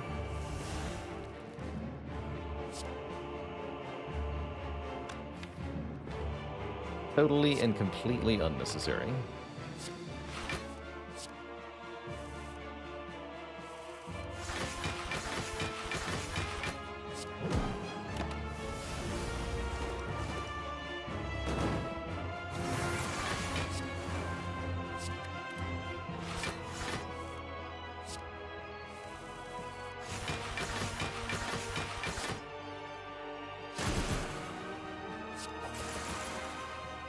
No plated armor for you.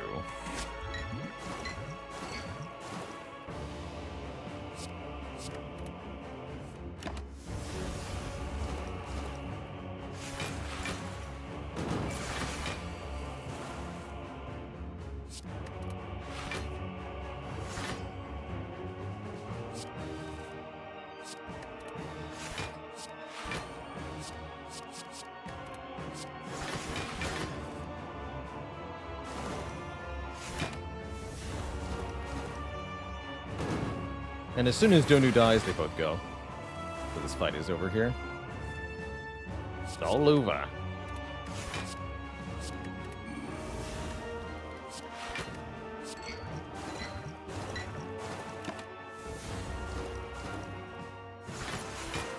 Any relics I want to set up? I guess we can set up Pendant, maybe.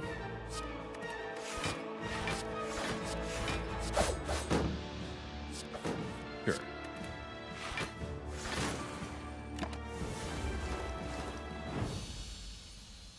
5-5. All right, we're on to Act 4 here. Two thump, two thump, two thump. A deep pulsing dread could be felt throughout the room. Is this the heart of the Spire, the source of all these footworks?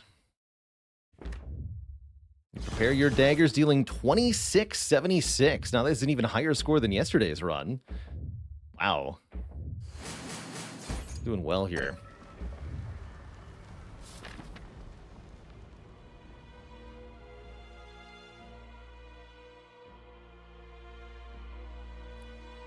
And Crocodus, an oldie but a goodie for that username.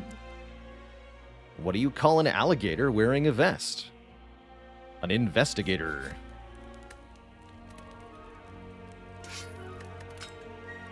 Now we have a letter opener. Ooh, Art of War is here. Panache is here. Clockwork Souvenir is here. Can't buy the Helix, unfortunately. If I'm going to Nightmare Footwork, Finesse could be good. We could do card remove plus add Finesse. Escape Plan in a similar boat here. Can I do Escape Plan and Souvenir? No, we're a little bit short. Do I have enough damage for hearts? Not sure.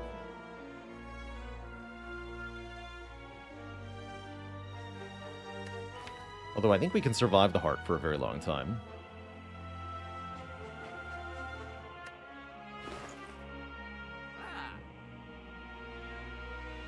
Card remove would be well-laid plans, right? Remove well-laid plans, add finesse? That sounds good to me. Setup to go with our nightmares? Actually pretty strong.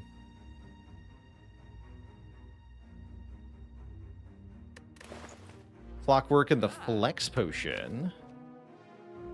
That's kind of a cool idea. Definitely makes at least one of the upcoming fights a lot easier, although I'm not really worried about Shield and Spear.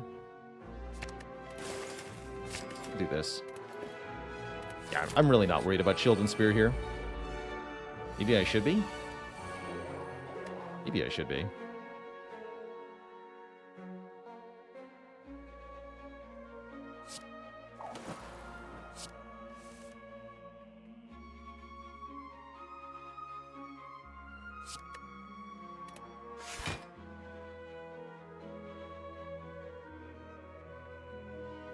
I want to hit one of them as hard as possible. It's you.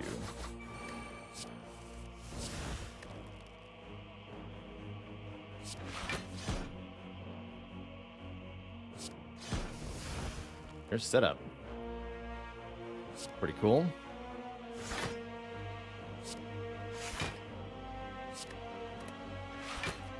It's a full block already. Play die.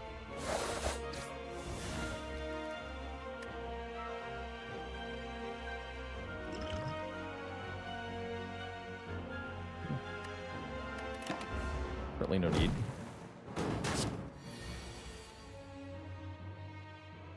Currently no need.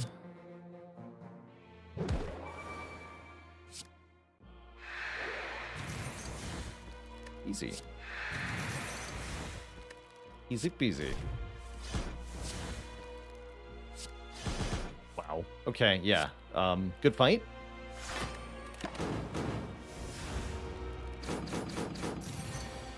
Good fight.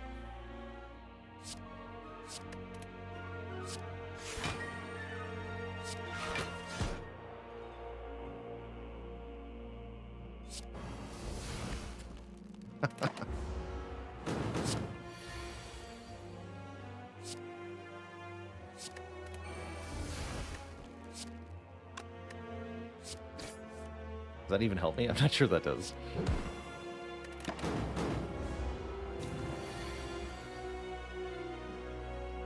Does that even help me?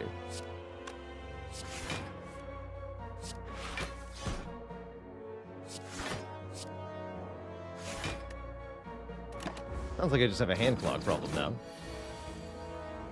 Yeah. More bites or something, maybe. Probably fine. They make more nightmares, just to be sure, you know.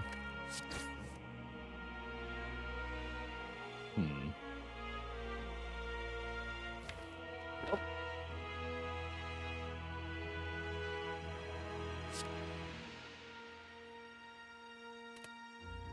Another multi-hit next turn, is that correct? That's correct. Yeah, I can't mess around too much.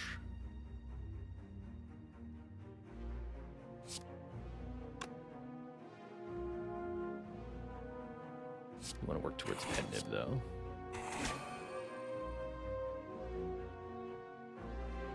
Okay. Oh, good. Okay. It's also not the multi-hit, like I thought it was. Okay, not that bad, actually. See if we can get some of that back.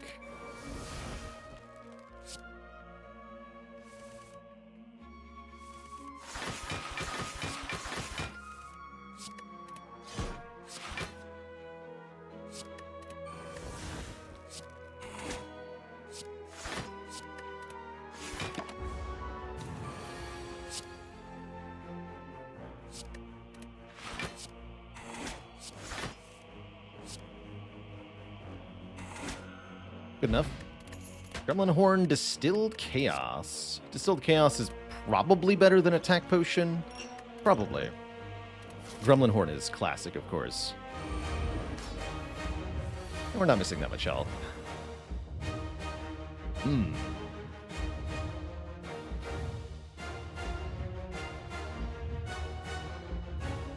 Interesting turn one. I don't necessarily want to play this footwork immediately, because I'd really like to be able to Nightmare footwork. This is where Frozen Eye would be really nice. Probably Distilled Chaos next turn. Open with a defend. Block Beat of Death here. Then I'm going to backstab. Cool. That's a good generation. I'm going to wait a minute on this footwork here.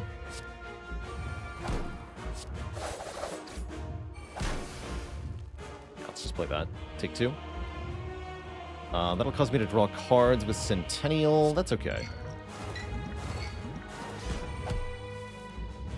Awesome. Okay. That's great news. So I should have played Distilled Chaos. Oh well. It's fine.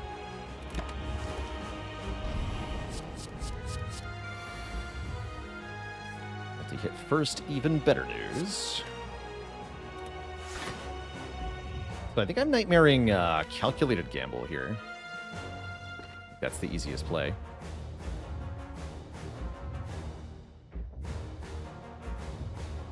Did not buy Souvenir? Nope. Don't need it. Do not need it.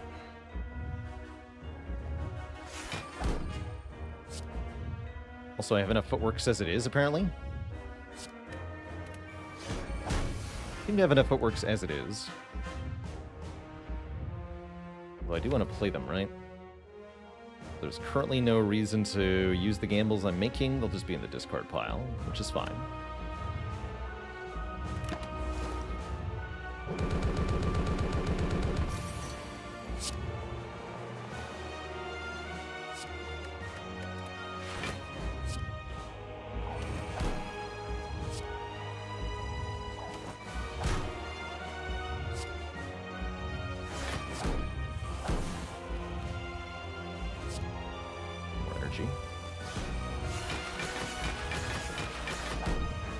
Still a very big number. You got Distilled Chaos. 1 Acrobatics, 1 Flechettes, 1 Corpse Explosion. Helps us get started on damage, but wasn't what I was looking for there. This helps. Okay, that's not too bad.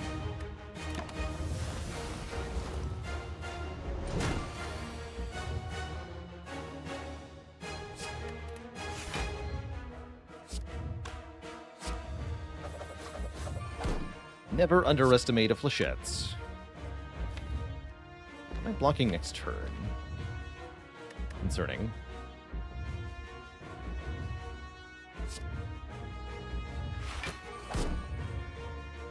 I guess I should play Sucker Punch now to make sure weaken happens. Yeah. Math Zombie with the Prime sub and the 7 months of support. Thank you, thank you.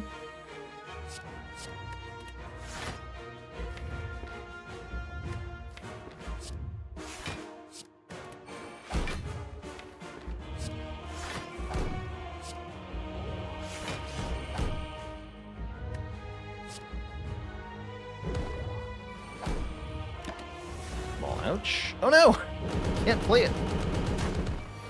It was 100 damage. How dare you? Get back here.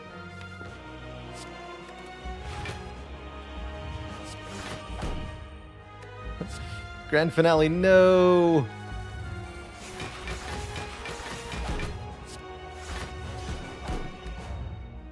Hit 40 damage Flechettes. You'd love to see it.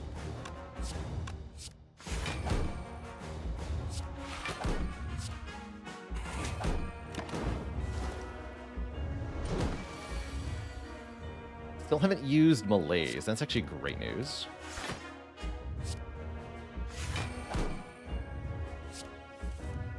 This Bouncing Flask. Definitely play that.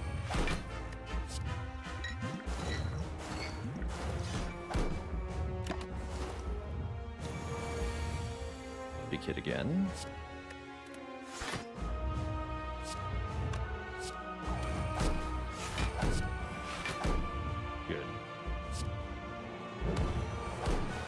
Next turn, Malaise.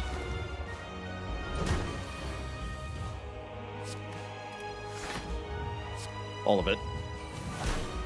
No strength for you.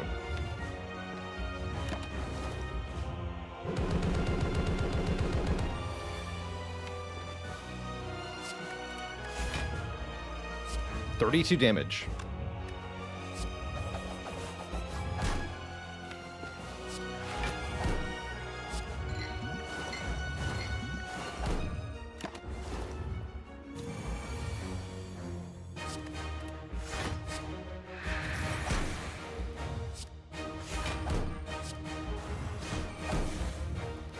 Three damage per card now.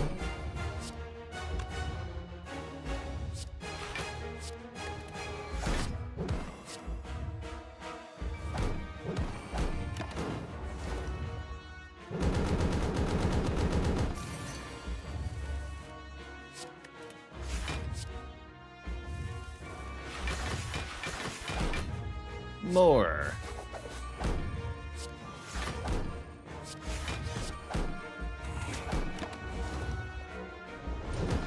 Looks like Fairy Friend is going to be free today, Twishette. It's a good day.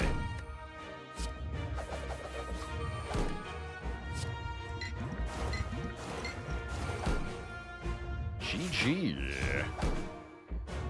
Mr. Hart. Yikes, by the way. Help. Terrifying. We were not actually that close into losing this fight, apparently. But yeah, GG, we win. Let's be gone now. The casual, what, 180 damage there? No biggie, no biggie. GG.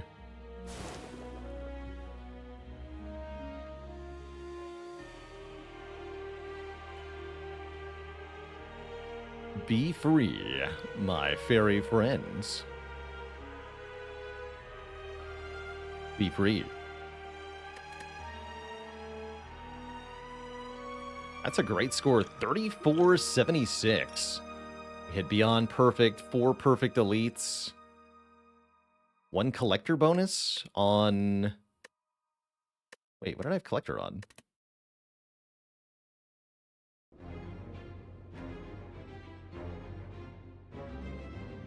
Yeah, what has it been done? Oh, bites. That's right, bites. The spire sleepeth, and so shall I. Yeah, it's from bites. I forgot those count.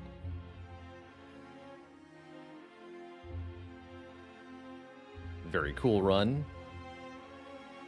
Yeah, 14 turns. 14 turns is how long the heart gives you before it becomes very angry. And then 17 turns before it becomes really, really angry.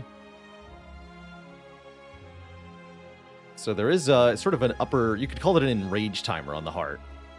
After the 3rd heart buff, they get a lot stronger. Yeah, 17 it gets 50 strength. So the next multi-attack is 62 by 15.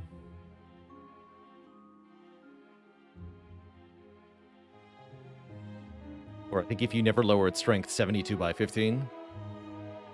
It's more than 1,000 at that point without modifiers. So even if you had maxed out block, heart will kill you at that point. What is the record for the longest heart fight? There's a screenshot from mine. My personal longest heart fight was about 300 turns.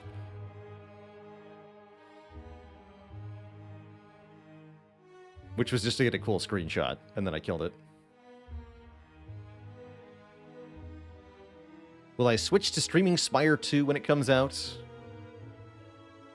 We will definitely stream Spire 2 when it comes out in early access. I don't know if I'll switch full-time to Spire 2 on day 1 of early access. I don't expect that it'll be a complete and full game at that time. But switching to Spire 2 is hopefully an eventuality. Or perhaps we'll just play them side by side at some point. I would like to do something like an ultimate ladder challenge, for example, where we try to win streak the Ascensions of Spire 1 and Spire 2 back to back.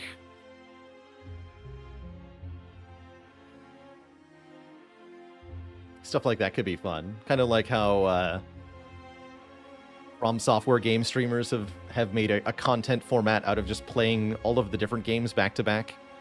We could do something similar here, although there's only 2 games, but, well, for now, right?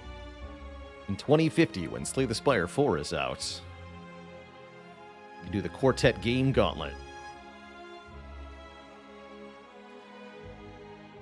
Or you could do Slay the Spire 1 and Slay the Spire 2 side-by-side runs with the same inputs. You have to beat both games using the same inputs on both systems. That'd be funny. Does the Lich character look interesting to me? Yeah, I think it's cool looking. I don't know what their mechanics are going to play like, but it could be fun. Any general tips for High Ascension Silence? First and foremost, let me say, you're not alone in struggling. High Ascension, especially on Silent and Defect, it is very normal to get your butt kicked repeatedly in Act 1 and Act 2. So tip number 1, don't give up. You do have to play more aggressive than you did before. I usually say that Ascension 17 means you have to be 1 turn faster in ending combats than you did before.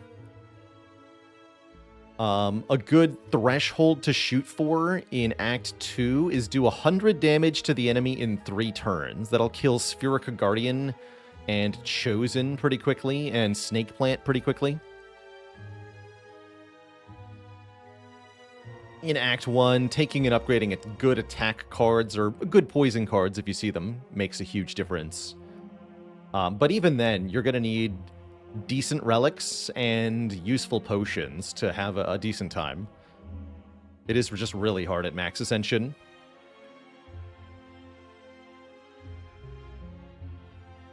Is Ironclad the easiest to learn? I think Silent's actually the easiest character to learn, probably.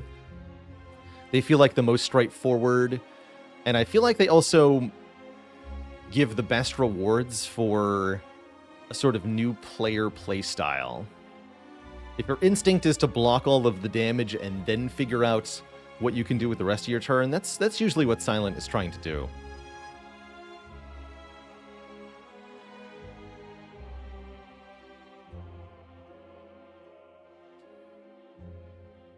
All right, Twitch chat, we are going to do another run today, but first it's going to be break time. I need some more water. I need to stretch my legs. And I'm going to switch to sitting here as well. So back in a couple of minutes. When I return, the Spire continues. BRB.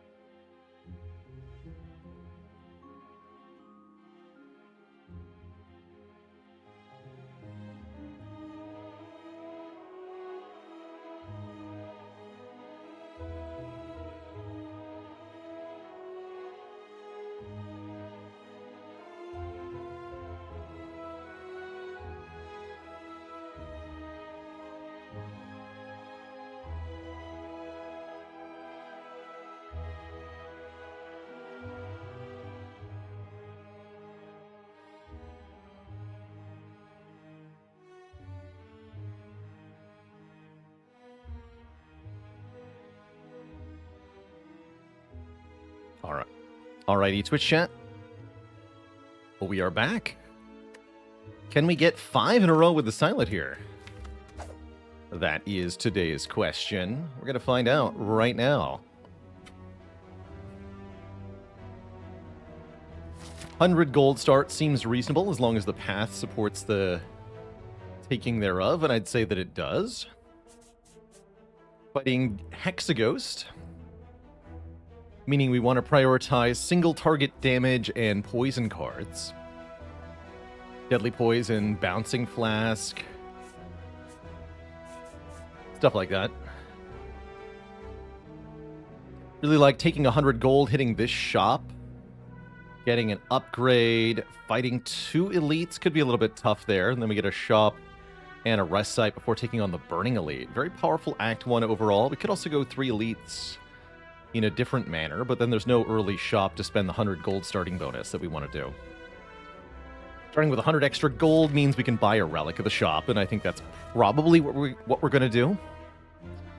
Scat1620, thanks for the Prime sub and the 5 months of support. Yeah, give me 100 gold here. Would I ever take Curse for max health? Probably not. Doubly not in a act where we're fighting Hexaghost. Is upgrading Neutralize good? It's perfectly fine to take the upgrade on this. 1 more turn a week. Definitely helps in your first 3 combats, which can make a big difference. But I'm definitely a 100 gold believer, generally speaking. Being able to get an extra relic of our choosing to start the run out is so powerful. Get a really good first fight here. Lucky Lice rolls. So we can perfect the fight. Not often that happens. Get a Fire Potion as the first potion. That's very good news. You definitely want to see that as your first potion on Silent. And we were talking about these cards.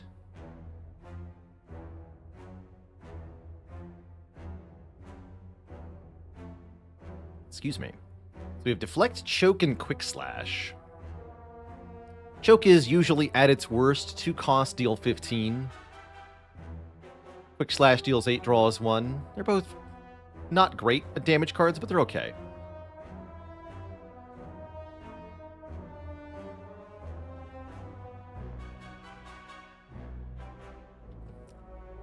I think I prefer Choke to Quick Slash, but at least Choke can be scaled. Quick Slash really can't. Samurai Cat 23, thanks for the Prime sub. Welcome to the Cozy Sub Club.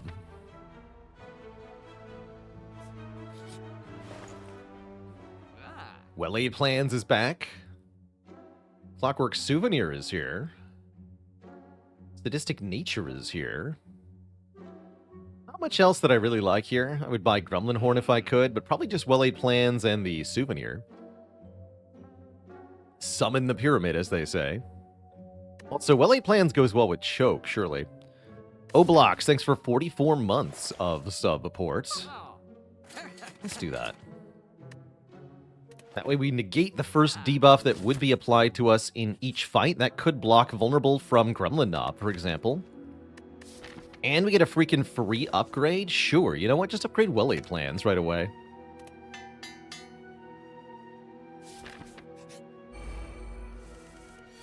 What's the difference between Pommel Strike and Quick Slash?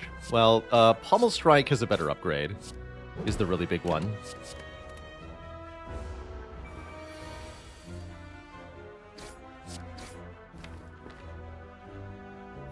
not gonna be enough.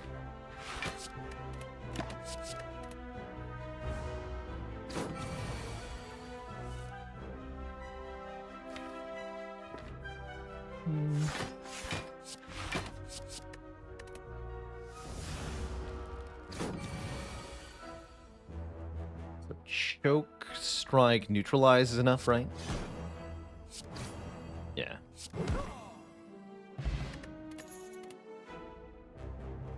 Finisher's okay with Well-Laid Plans.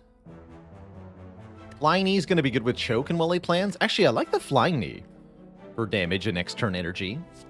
Deadly Poison to give us an answer to the Ghost is reasonable, too. But I think I'll take a Flying Knee. It's going to help us more in the immediate elite fights coming up. And I don't want to go here yet, so let's go this way. 5 max health. No way to remove this curse before the elite fights, so absolutely don't take the box. Just take the donut. Delicious donut. And I think I might upgrade Choke. It's only 2 more damage per card played after it, though. Maybe we had just upgrade Flying Knee instead. Yeah, we should just upgrade Flying Knee, I think. Not the greatest of upgrades, but we do need more damage still. So I'll take it.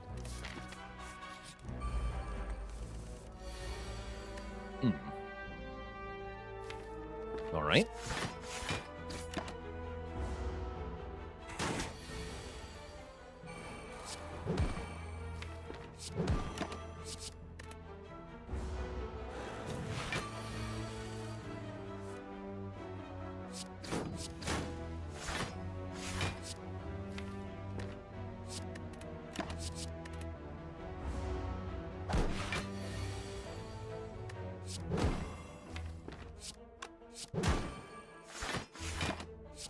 Choke Strike should kill.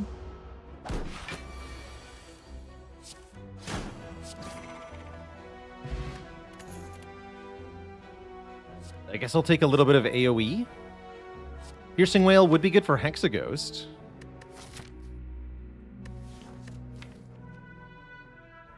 But it's not good enough for the elite coming up.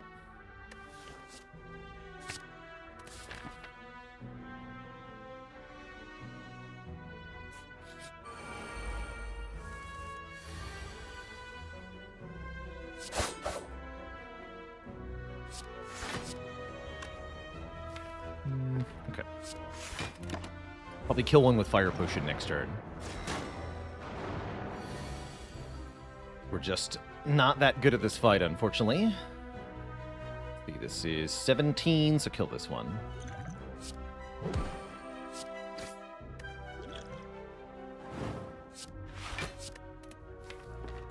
Alright, life gets relatively easy with the Well-Laid Plans. Although not if I can't retain anything.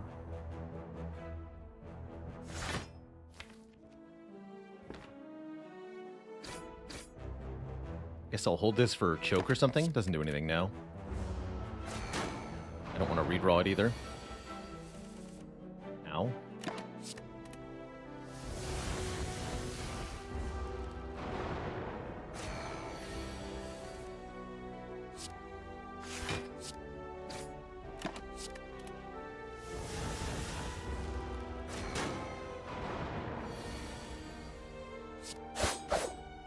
Okay. Not too bad. Leaving this fight with 40 health is pretty good.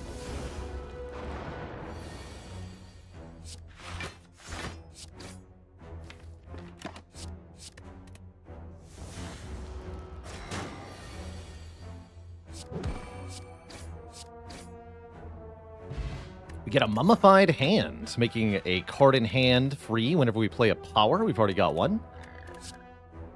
We've had first Choke, yes, but what about second Choke? And I didn't get a potion. This is pretty bad. I don't know if we can win this fight.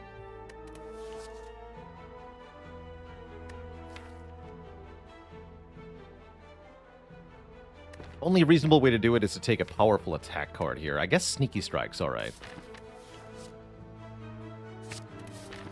Take a Sneaky Strike with the Well-Laid Plans. I'm a bit worried, though. This might not go well. I'm not willing to change my path because we lose all of the value from the rest of the act if we do. We'll take the Lantern. Yeah, bailing here is kind of like an Act 3 suicide maneuver, feels like. Thankfully, we're not fighting Gremlin Knob, at least not yet.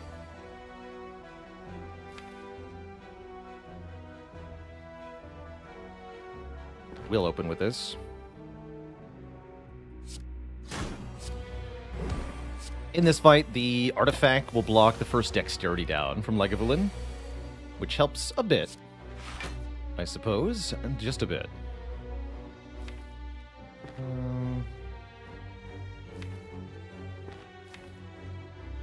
Fight is scary.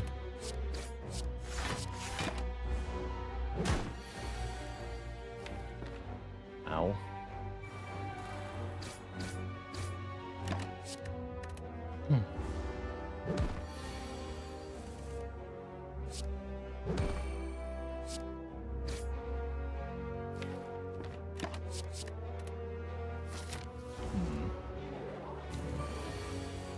Seems bad. Seems very bad. I should have kept neutralized, just played 4 defense here, actually. Shoot.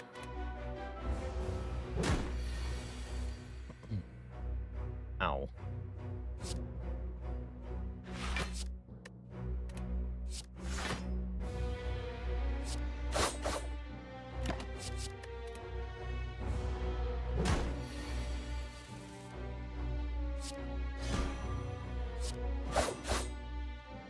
Do 9 more damage. We're gonna need Sneaky Strike or Flying Knee to make that happen, huh? Good luck. Okay, we're good, we're good. We're good.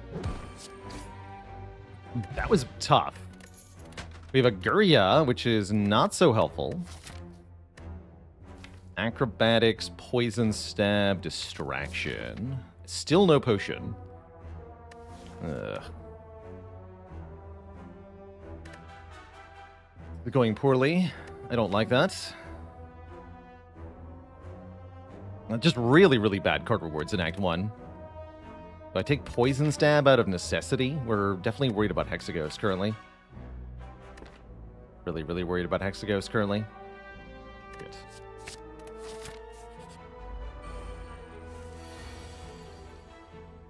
I'm going to die.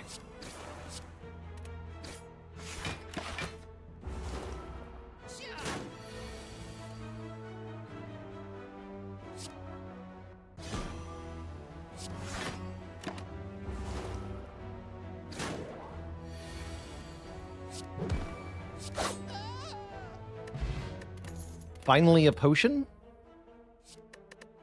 Didn't take the acro? My mistake. Garbage. I could bail on the Burning Elite, but Hexaghost will kill us. So, let's get to that shop. Envenom is here. Trip is here. Fire Potion is here. We definitely buy the Fire Potion. I think I buy the Envenom. Yeah, Envenom might be enough for Hexaghost. Buyer only, thank you so much for the tier 1 sub. Welcome to the Cozy Sub Club. Gotta rest here, unfortunately. Let's hope this is Sentries again, maybe? It's him. It is him. Good turn 1 at least.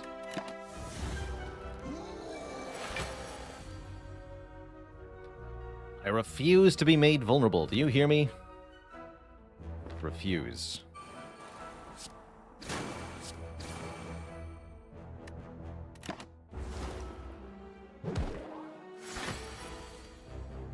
Do your 12 damage. See if I care.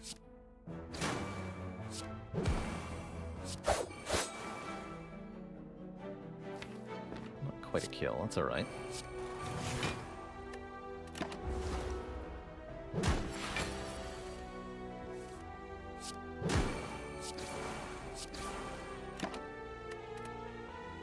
Cool. Get a strike dummy, an emerald key, and if we want it, a deadly poison. Kind of a garbage deadly poison. I'll take a Bane. Bane is good. Let's Bane and lift. And that should be enough. I'm hoping. I'm really hoping that's enough. I am willing to use the speed potion in this fight, if necessary. Ooh, nice turn 1.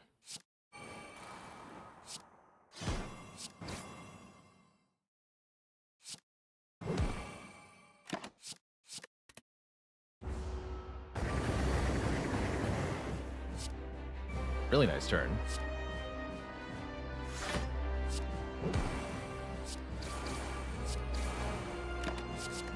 I think Envenom is going to make the difference here. For getting us enough damage. We've got a somewhat of a garbage deck, gonna be honest, but it will work.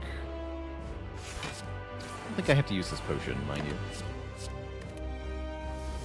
At least not yet.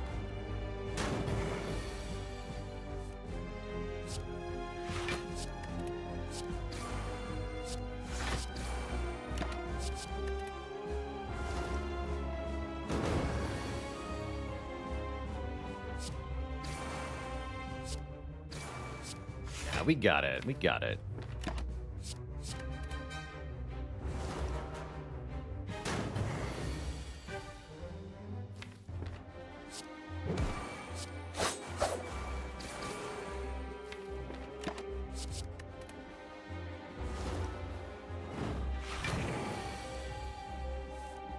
Ooh, do we though? Hold on. This always gets played.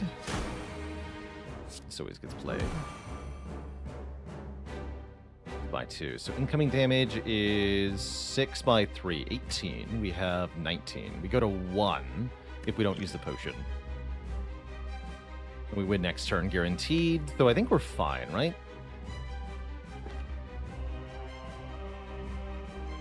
Fine to not use either potion. Although this does save me a bunch for next act a little bit. You know what? Let's just use it. We're at 70% to get a new potion.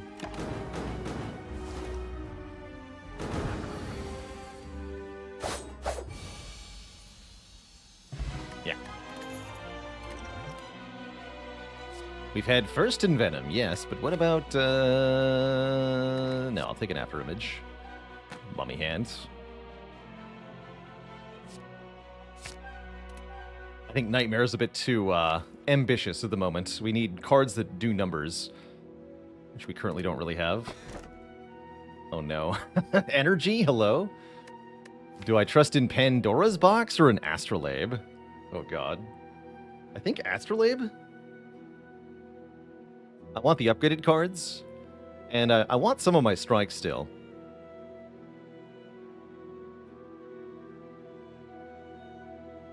Transform something like Defend, Defend, Strike.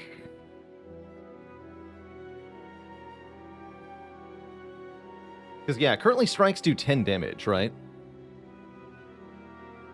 Although we could get more powers. Be a lot of shivs, too. Zeknar has a 100% win rate on Silent Pandora's Box. All right, you know what? You've convinced me. Let's see what's here. It is 10 transforms. That's a lot. That's a lot of transforms. Blackstar out of the question? Yes. We get Alchemize, Envenom number 2, Tools the Trade, and a bunch more garbage. I think we're dead, to be honest. That was trash.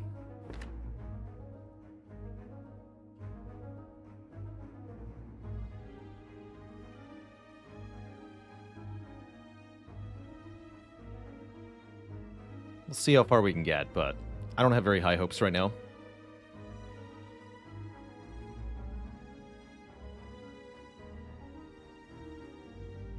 Let's try to do 2 lifts before we fight stuff. I could even remove a card. Let's do that, too. But yeah, I have essentially no block whatsoever.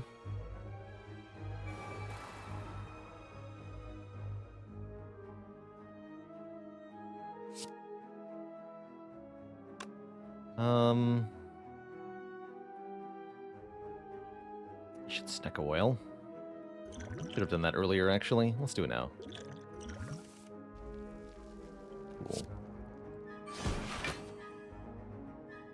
Yeah, mostly garbage, though. Ugh. Ugh. Terrible.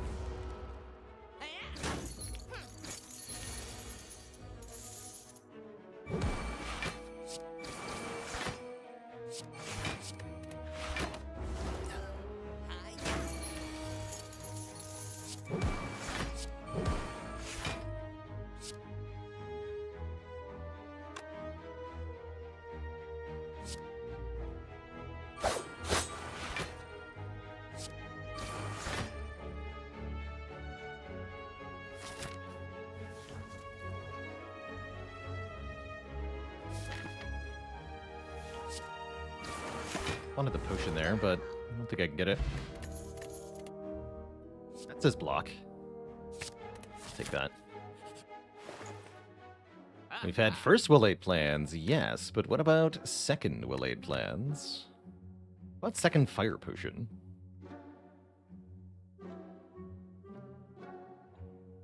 What am I removing here? We could remove second Envenom. Fighting Champ? I like both Envenoms, actually. Don't love the outmaneuver very much. Don't love the setup very much.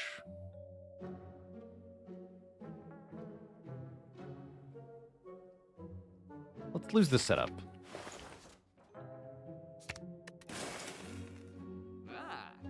And I could still buy one of these potions, but not the fire pot. I'm just going to keep my money. I'll be going to this shop. Maybe. Regal Pillow would have been a good idea too, actually. Turn 1 is usually very bad, as you can see.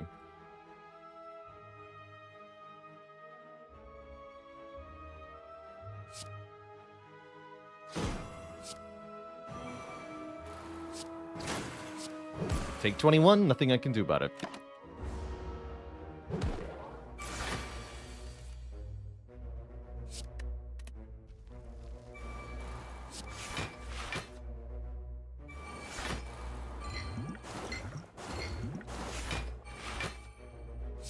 At least I'm not frail.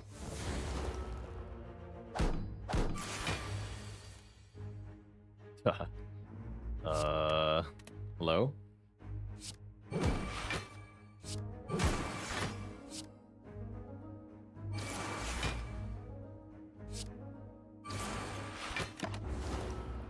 All right. Still haven't been allowed to play Alchemize. Don't have enough discard for this. Needed those acrobatics earlier.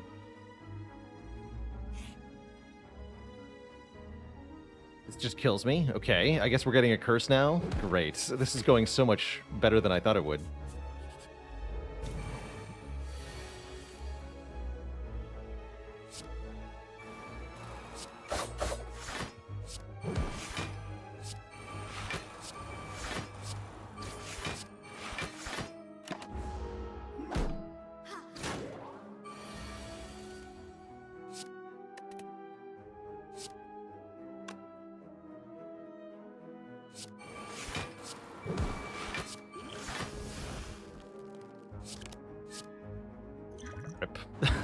Killed by this guy. Fair enough. Fair enough. Yeah, that Pandora's box 100% killed us. That was much worse than what we had previously. Especially with the strike dummy. Losing our strike dummy bonus was extra painful there. But yeah, we got dumpstered real fast in Act 2. What a way to go. That was just a terrible seed from the very beginning, right? Like, our first card was Choke. So, that's not a good sign. GG. GG. Ban Zeknar. For misleading me about the Pandora's box. That was great. Let's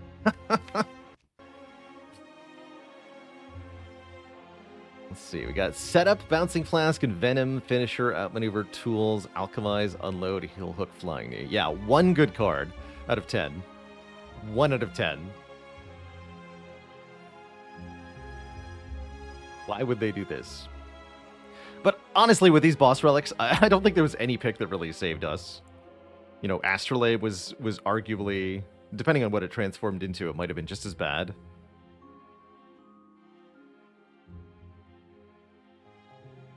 Oh yeah, we had no good picks there. We had no good picks there. If only we'd gotten 8 adrenalines, that would have been much better.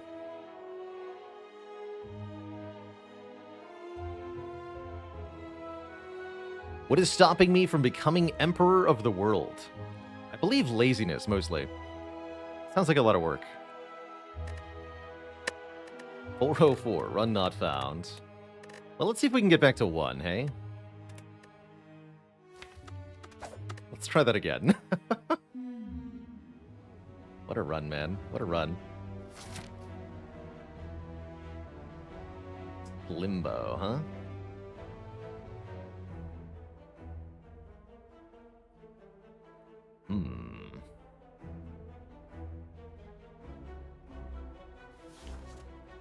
Might try a boss swap here.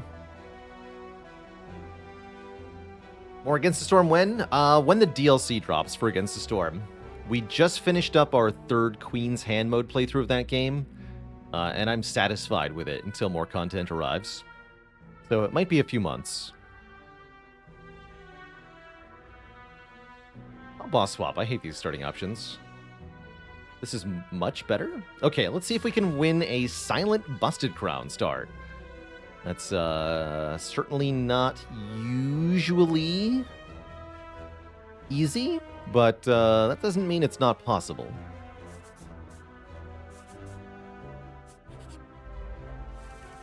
We get 4 energy per turn after all. That part's cool.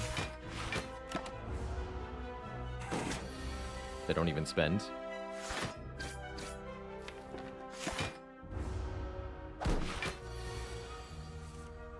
Oh.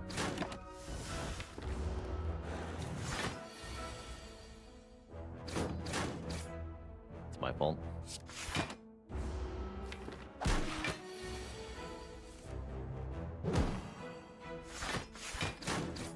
My fault.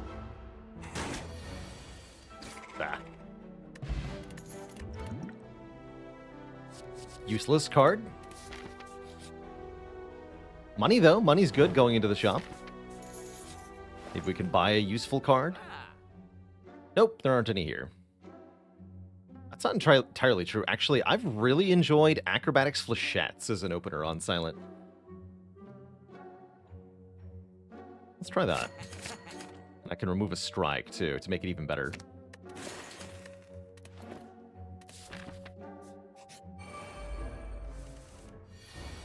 12 damage. Look at that. Dead.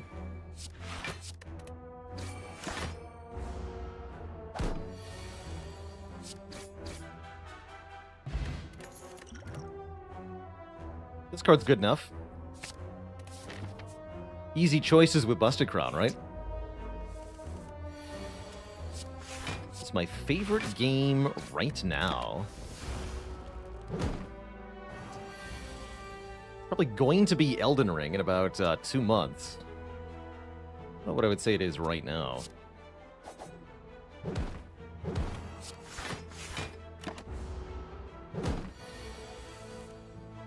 Oh yeah, the streak is now back to 0. Ever play Hades? Yeah, only a couple 100 hours. All of it streamed, of course.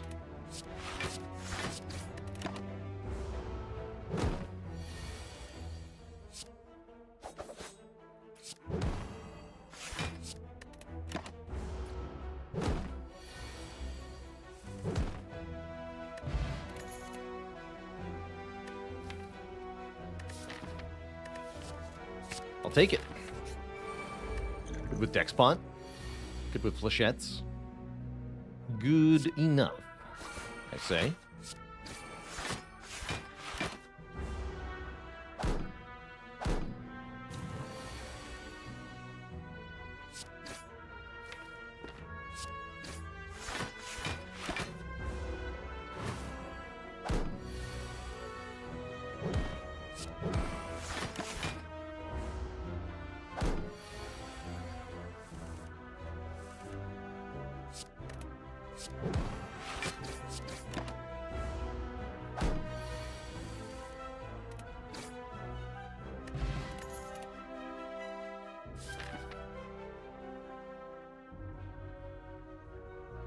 Can I go this way?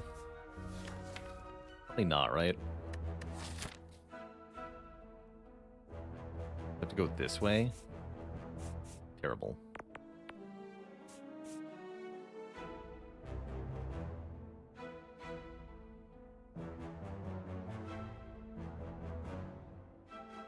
Ew. Alright, fine. This is our main damage card right now. So it must say plus.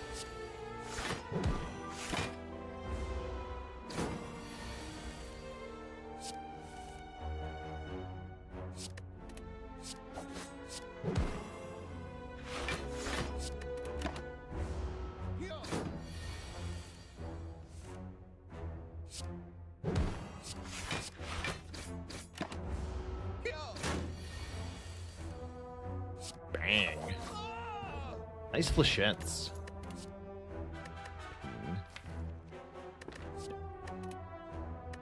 No, thank you. And potion belt, I'll take it. That's a good news, at least. And a merchant offering caltrops into Slime Boss. How about all-out attack into Slime Boss? Deal damage to all enemies. Discard a card at random. Sounds pretty good. We could take a potion in addition, or slash instead, rather. But I think I like the card here, given that cards are very hard to come by on Silence. And that's a half-decent upgrade, too. The all-out attack. 14 to all. Now we should at least be able to kill this elite, hopefully. Yeah, we should be able to.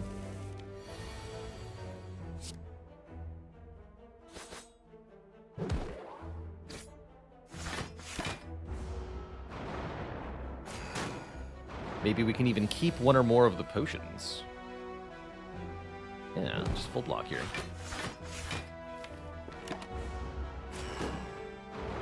Take one next turn.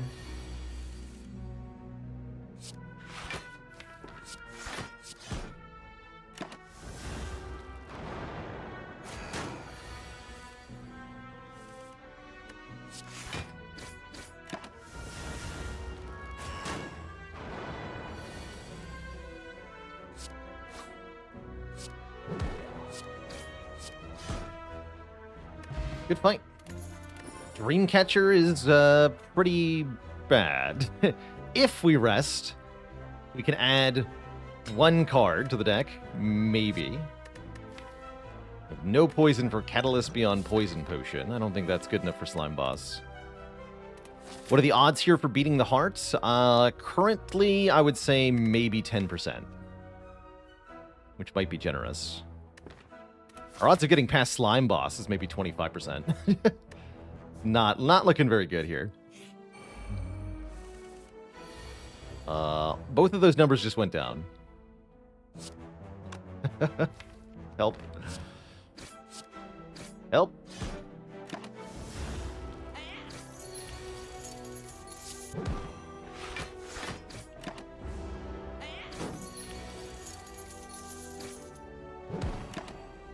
It's grim, is what it is. Not impossible, but pretty grim.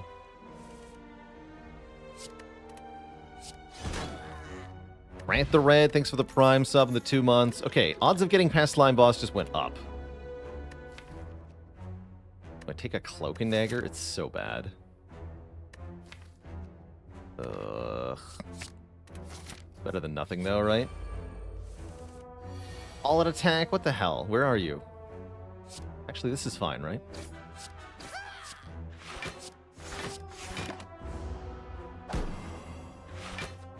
This is mostly fine. No, this is not fine.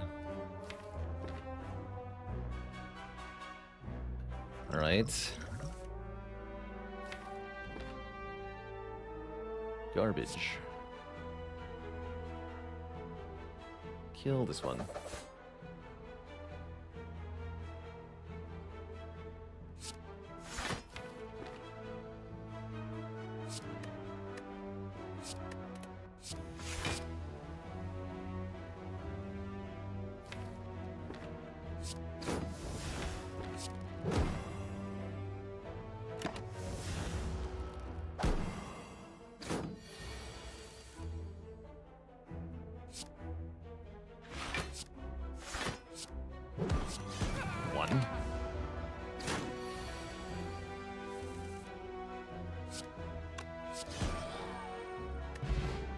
Double poison potion.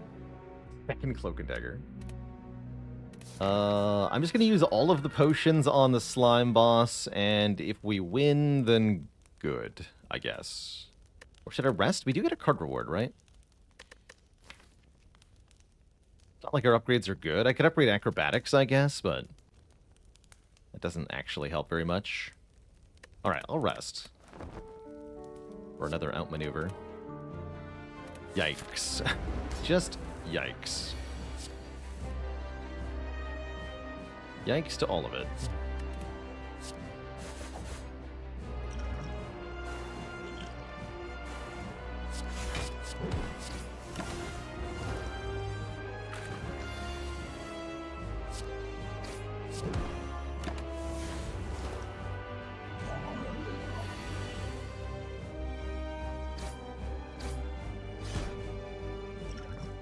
And another.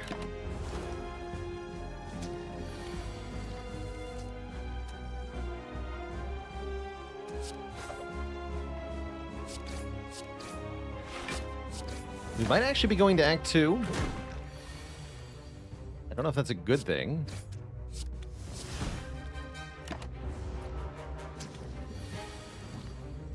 Ow.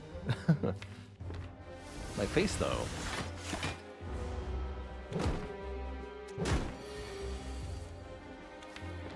Alright, we're good. We're good. Didn't die to Slime Boss. Things can change here. We could pick up a Runic Pyramid. We could pick up a Snecko Eye. I guess we'll take a Phantasmal Killer. That's pretty good with Flechettes and All-Out Attack.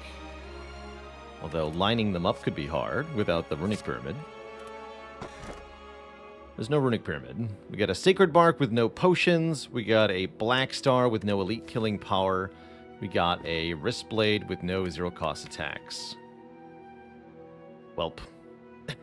The seed is terrible. What is happening here?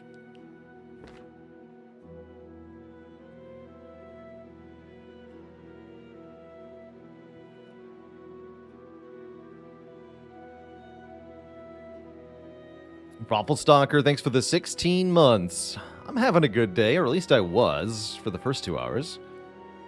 Wow, that's terrible. Yeah, it's really uniquely bad here. Blackstar feels like the only sane choice, or we could try to use the Wristblade.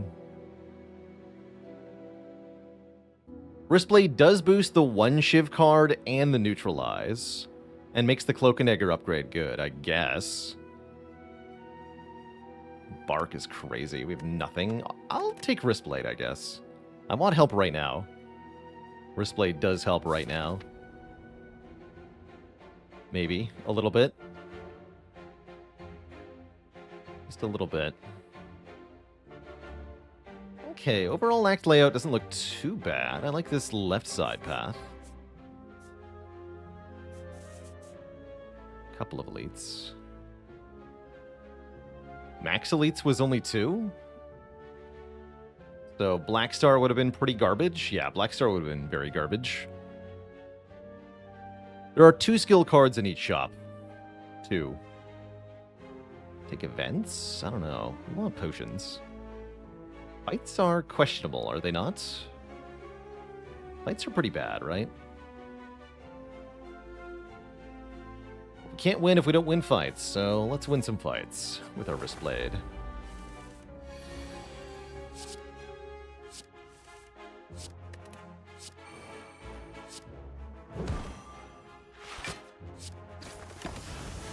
Fight's gonna be bad.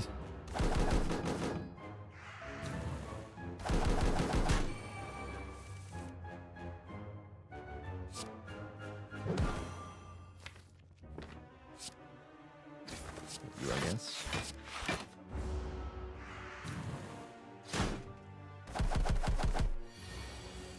And then nothing. I guess I knock 1 out of the air. That's not too bad.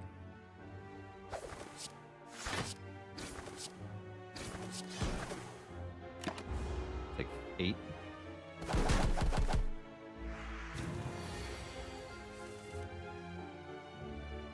And then I get another one.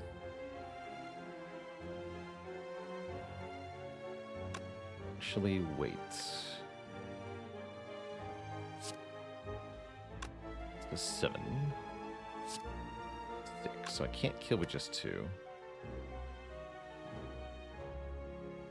Yeah, take another 4? Take another 4.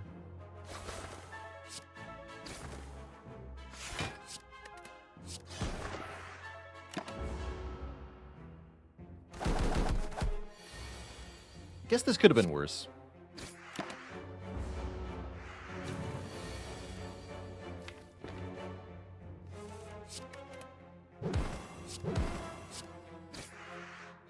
Moororo, thanks for the Prime sub and the 2 months. Definitely not that busted. Doesn't feel like we're on a busted run. That's for sure. Oh. What a great hand.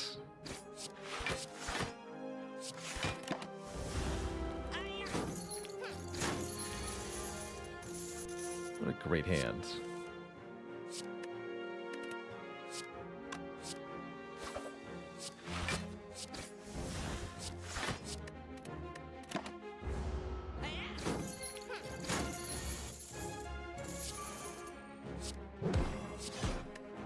All right, PK, you got to do it.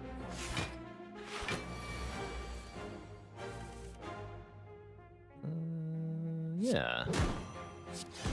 Nice. At least we got our money back. Jeez. That's not it. That's not it.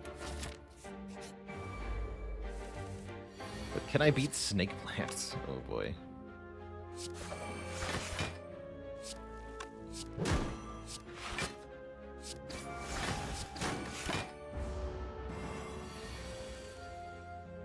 But can I beat the snake plant?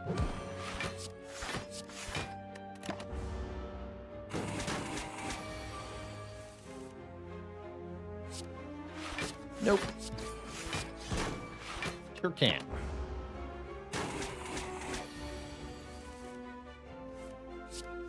Sure can't. Just die? Yeah, we just die. Fair enough.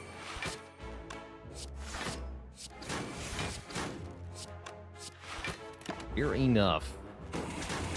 A predictable end to a miserable run. A good example of why I don't like to boss swap too much on silent. Even with 4 energy, we were unable to put together anything even remotely looking strong there. GG. GG.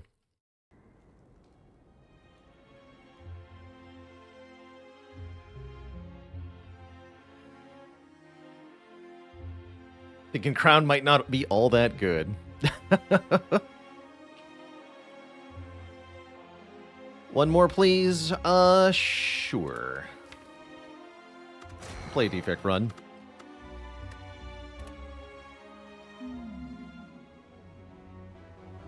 I'll play a Defect run. Why the heck not?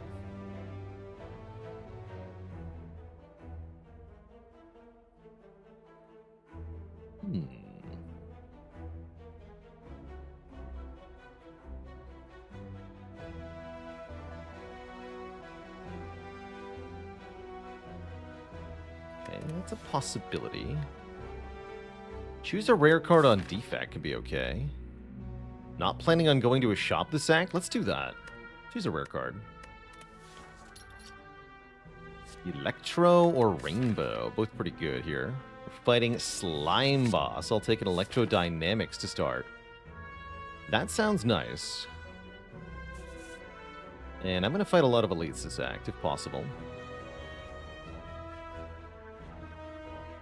Sounds good. When is Rainbow good? I'd say most of the time. It's 3 orbs for 2 energy, which is a pretty good deal under most circumstances.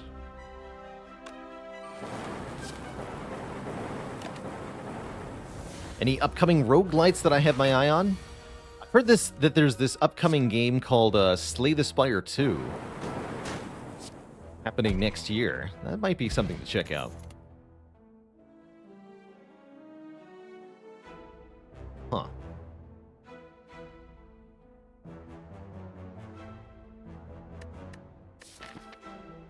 These are weird cards. What about an early overclock here? Getting to Electro quickly is kind of important. Let's try it. Hades 2 also coming out soon. That's pretty neat. I'm going to lose the money here. There's no shops coming up this act, and I plan on fighting a lot of elites, so I'm going to need every hit point we can get.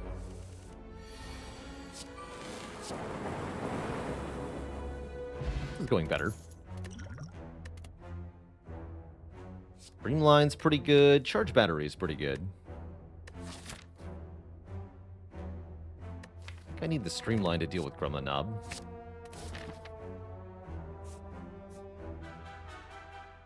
Take 2 more combats.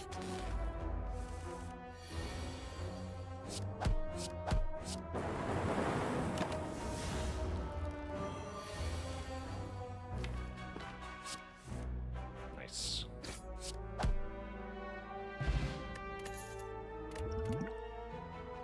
There's a good block card. Reinforced Body is one of my favorite ways to get block.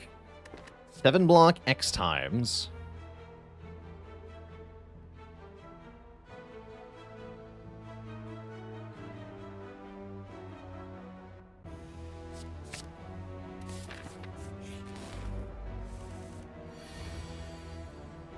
Ow. But only a little bit.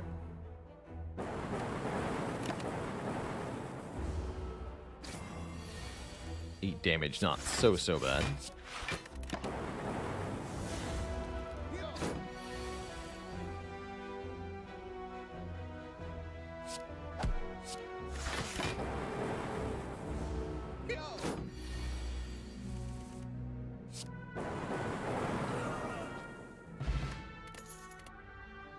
Hologram's very good, especially when you have Streamline, as it can fetch Streamline at the discounted price. Been offered Reprogram a couple times. Doesn't go well with Electro. But yeah, fun runs.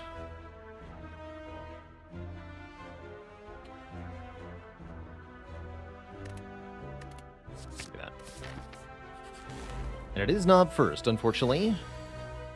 I cannot do the Streamline thing.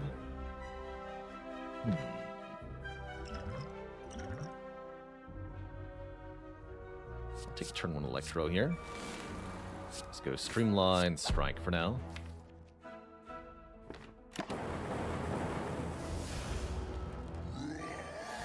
Yes, Rorg. We know. We get it. Okay, we can do some math, because we know our exact damage next turn. Next turn we can play Overclock, Dual Cast, Electrodynamics, or maybe just Electrodynamics Dual Cast, rather. And this turn I can do Strike, Strike, Zap. Is that enough damage? Let's see.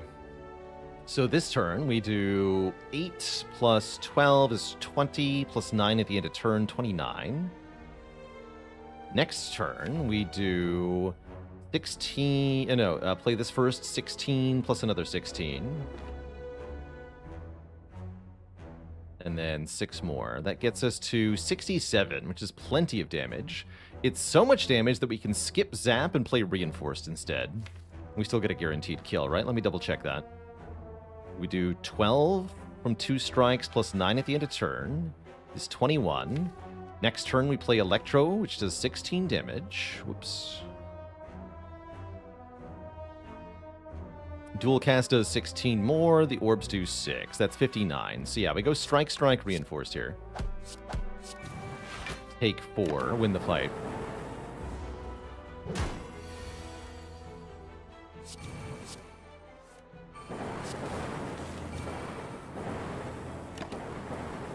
Nice. That was great. Score a pen nib for our efforts. We've had first Streamline, yes, but what about second Streamline? I think I want second Streamline. 1 Streamline is good.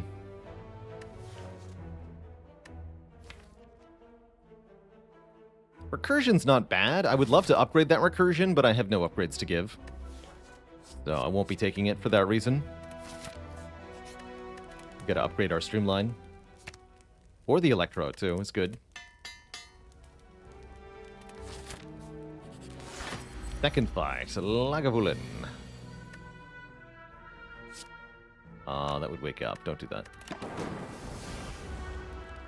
But hope to open with either Electro or Streamline here. I'd like to do next turn Streamline Zap. That sounds good.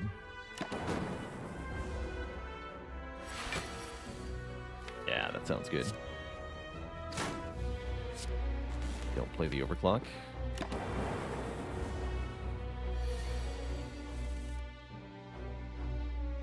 And now we can Distilled Chaos because, ouch. I'll Streamline first.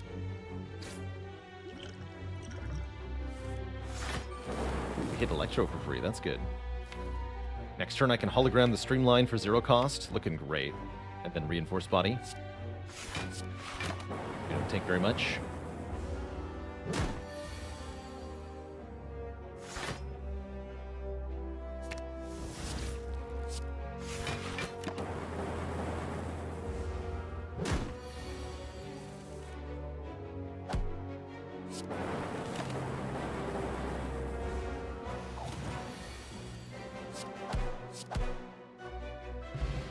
Frozen Egg. All powers are upgraded. Defect loves this in particular. You could take a Hello World plus. I mean, we are fighting Slime Boss. It's actually not bad. I haven't taken one of these in a while. Let's try it. At the start of our turn, add a random common card to your hand. It's +1 draw per turn. But also card generation. It's got some upsides and some downsides. A bit weird. It's going to eat up one of our turn 1 draws, which can definitely be a downside. But only in some fights. Only in some fights.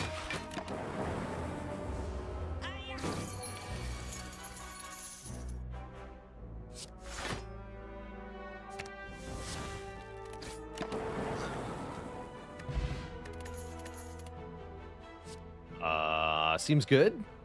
Seems good. Yeah, that's a buffer plus. That's going to make Slime Boss very easy. It's going to make the remaining 2 elites very easy as well. That's really good. Seems absolutely perfect. Let's do it. Low knob. 1 free beam for me. And nib the Streamline next turn. Could have actually overclocked there. Be good though. And you're dead, sir.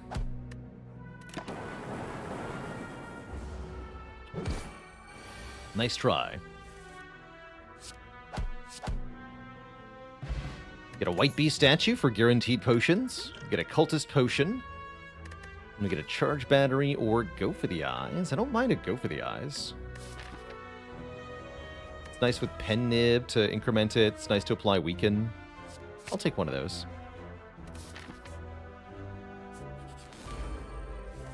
I'll do it. Yeah.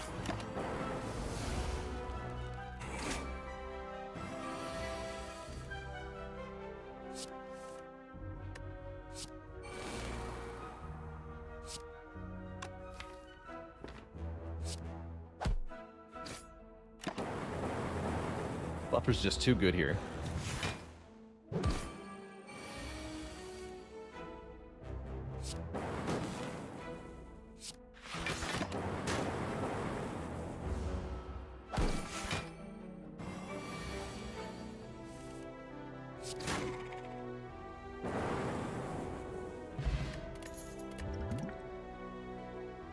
Rebound, Darkness, and Claw.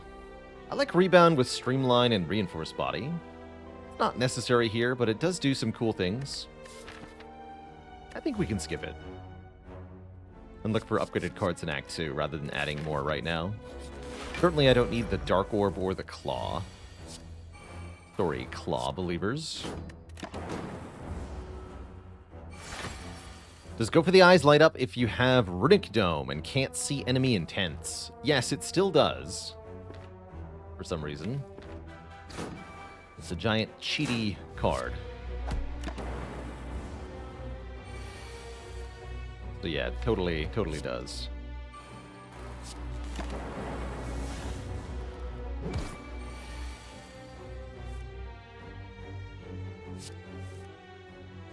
Full block here.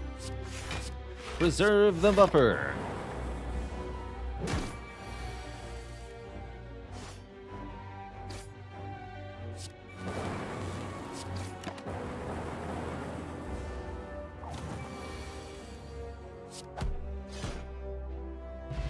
Good fight. More of the same. We don't need that. I guess I'll lose the cultist potion. We don't really need it for slime boss. Got electro for that fight. Yeah, but spot weakness doesn't. That's right. You are correct in realizing that that doesn't make any sense, but that is how the game works. Yes, go for the eyes lights up. Spot weakness does not light up. I don't know why.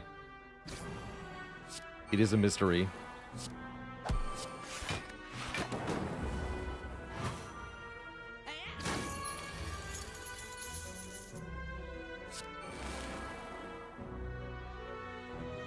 Guess we'll use this now. Might as well. See, if I do 22, then 16, then 6. That's 44. You're dead.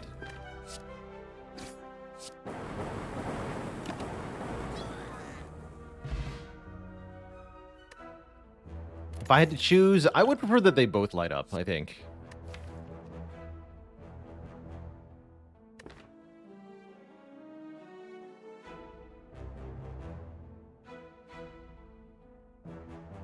And just to be clear, this isn't a runic dome thing. It's just that spot weakness doesn't light up at all. Spot weakness never glows under any circumstances. Wow, boot sequence are chill. I'm going to take boot sequence to go with our Hello World.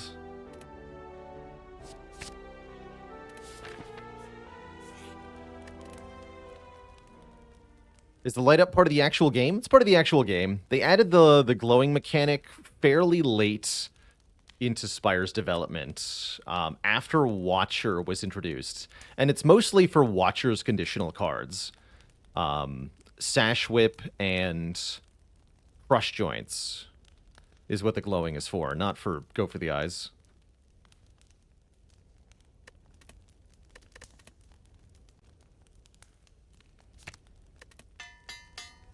And Follow Up, that's right. And Sanctity.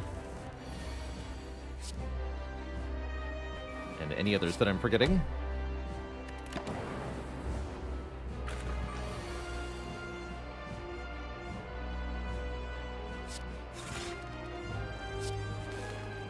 Need more damage now, or I can just draw Buffer. Buffer's fine.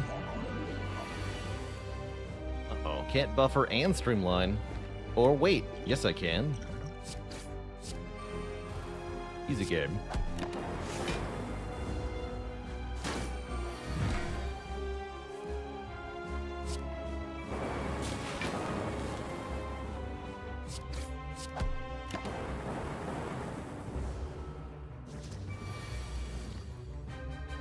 Time to die.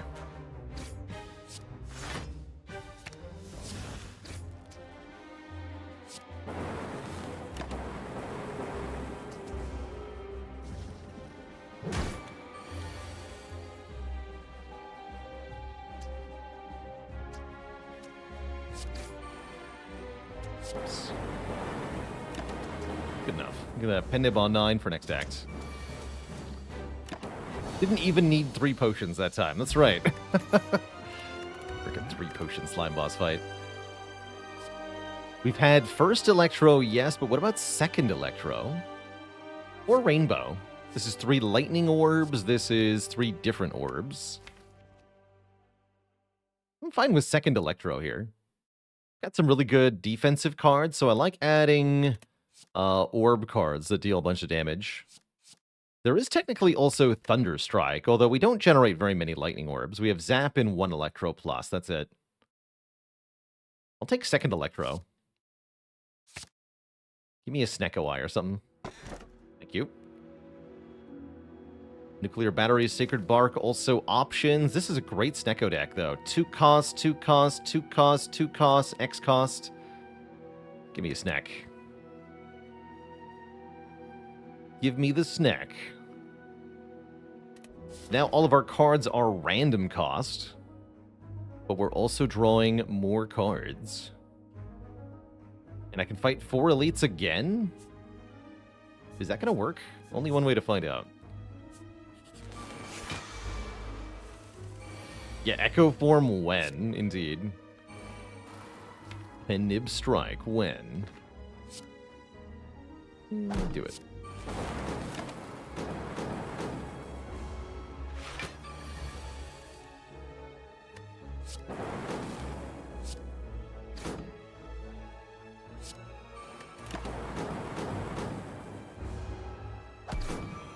.26 damage should be easy. Never mind, it's impossible. It's all block. No, we got it, actually. Just hollow the streamline. And you're dead. And I full block. Excellent. It's almost like a real stack would be okay.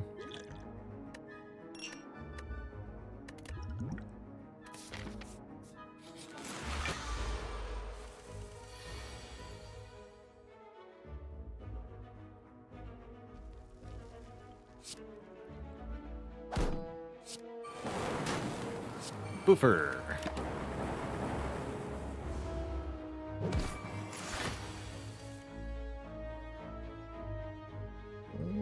Not good.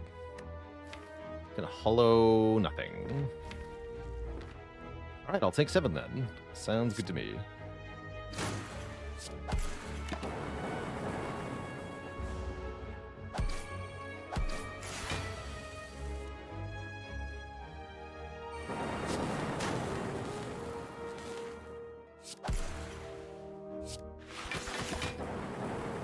Seems fine. Maybe should have used the weak pot, though. These don't seem fine. How many 2 or more cost cards do you want in a deck to consider Snecko Eye? Does really depend on which ones, but you only need about 2 or 3 for it to start being pretty good. So not very many. Would I play Turbo Plus in a Snecko deck? Yeah, I think so. 3/4 chance it makes energy. Aggregate is a bit better sometimes. But there's plenty of good options for energy generating with Snecko. Recycle is also pretty good. Yeah, Recycle can be quite good.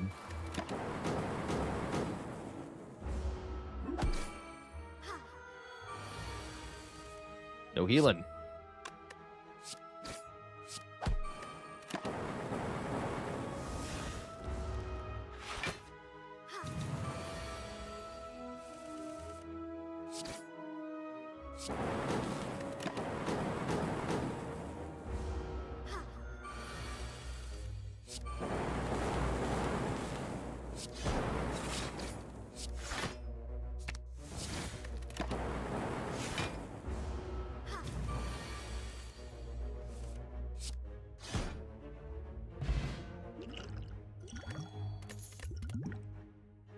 Hologram is very good with Snecko Eye, but so is Static Discharge here, with the double Electro, especially.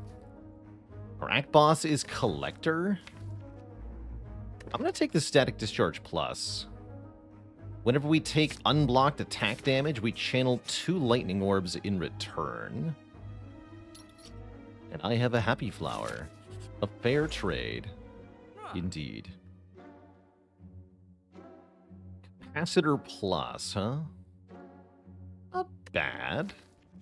I don't necessarily want more orb slots yet, but I could see this deck working towards wanting them, so picking this up for cheap is pretty good. I like the Souvenir, too, blocking the first debuff. We'll take that. Doesn't block our Snecko Eye Confusion, though.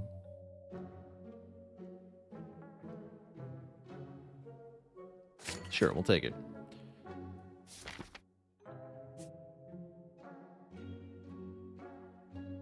And I'm going to take a ton of elites. Let's do it.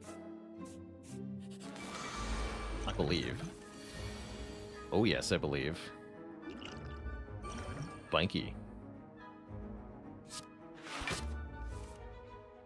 Very spanky.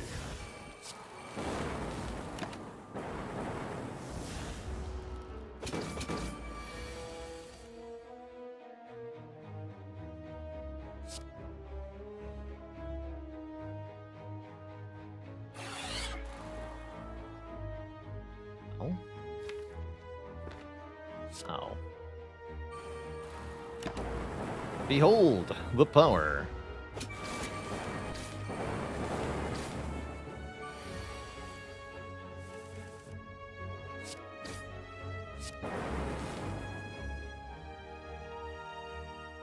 I'd like to avoid further losses here.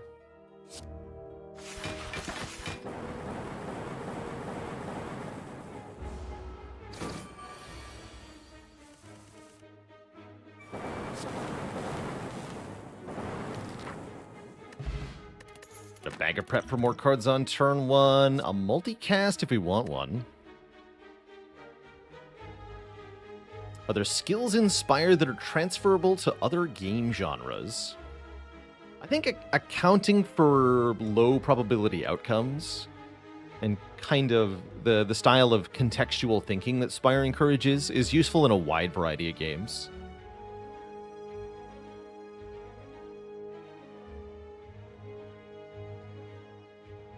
Just the kind of mindset of like, oh, I on the next floor I might fight A, B, or C, and therefore I need solutions 1 and 2 to cover all my bases.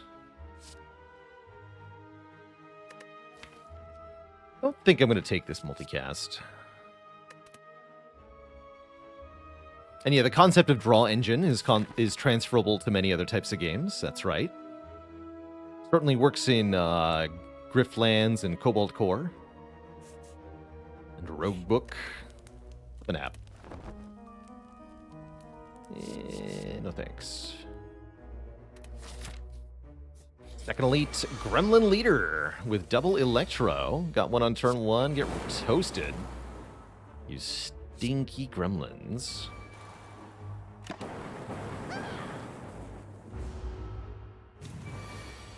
Great card for this fight.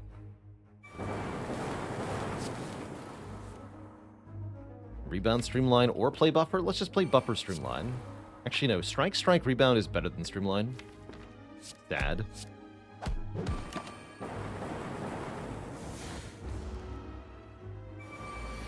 Uh-oh. Excuse you. First of all, how dare you?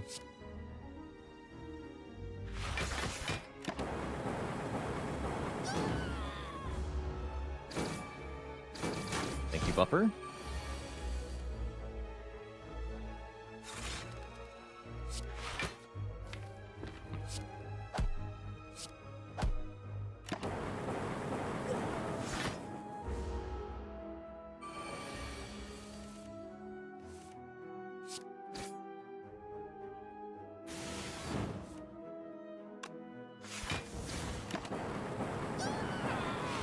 Nice fight.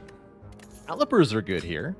At the end of our turn, lose 15 block rather than all of it. And we can take a second capacitor or a core surge. I'll take the core surge, because I don't think we want more than one capacitor just yet.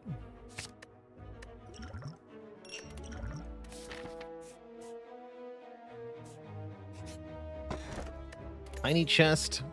No thanks. 2 more elite sounds great, though. We're kicking ass currently. Kicking ass and taking names.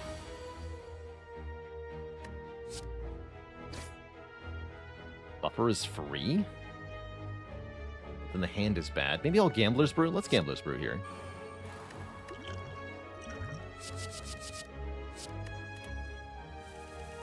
That's more like it.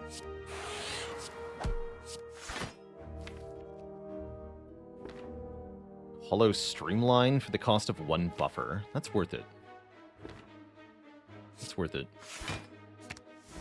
Let's fight is a race.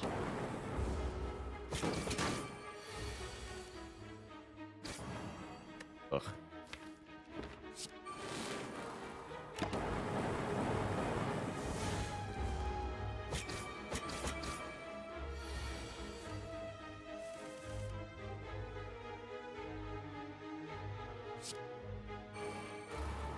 Ouch.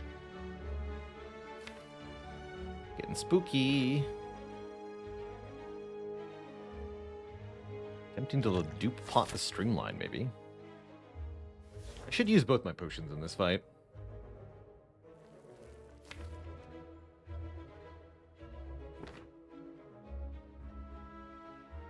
Double boot sequence.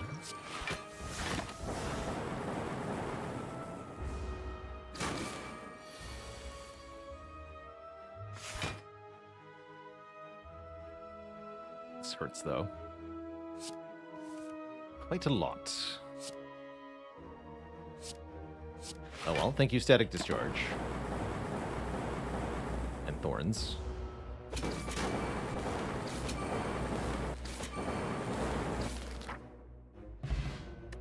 Get gold-plated cables. The rightmost orb triggers an additional time. Get another hologram or a consume. Consume is really strong here with the capacitor. I guess I'll take consume over hologram. That's a bit of a rarity for me. First chance at focus. Gil Thanis, thanks for the Prime sub and the 2 months. Thank you, thank you.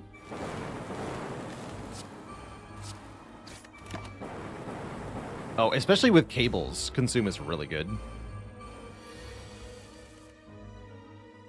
Really, really good.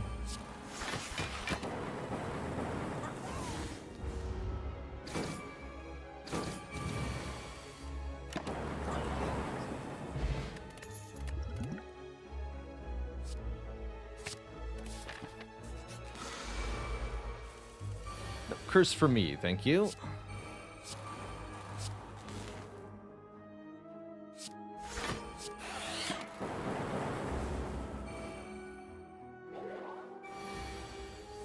I'm good.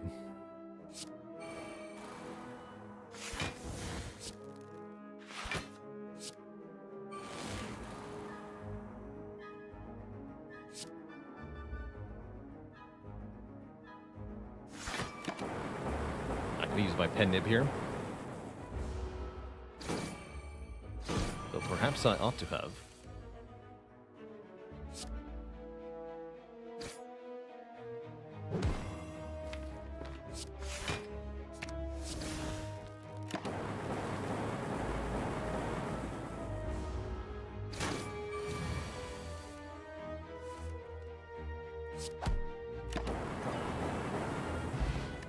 Good. Doom and Gloom. There's a good Snecko card. 10 damage to all enemies and channel a Dark Orb. I do like. And yeah, we're going to fight one more Elite because we can. Because we're good at it. Great at it, even.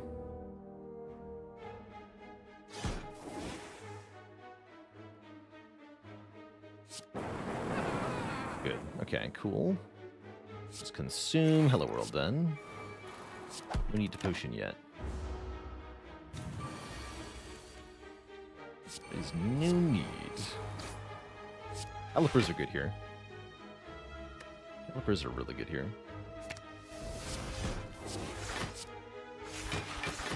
Retain.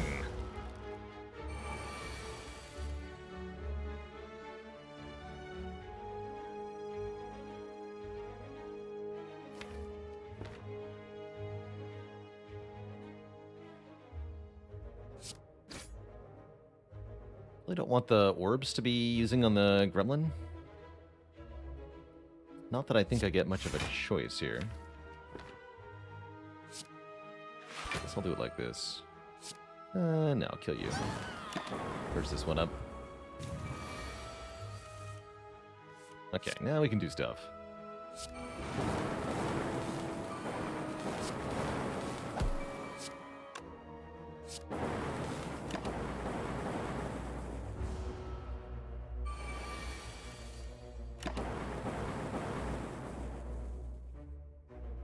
Run away, wizards. Be gone. Get a Bottled Flame, which can allow us to put any card of our choosing, or any attack of our choosing, into the opening hand. Core Surge is pretty good for Bottle, so is Doom and Gloom. Let's do Core Surge. That sounds nice.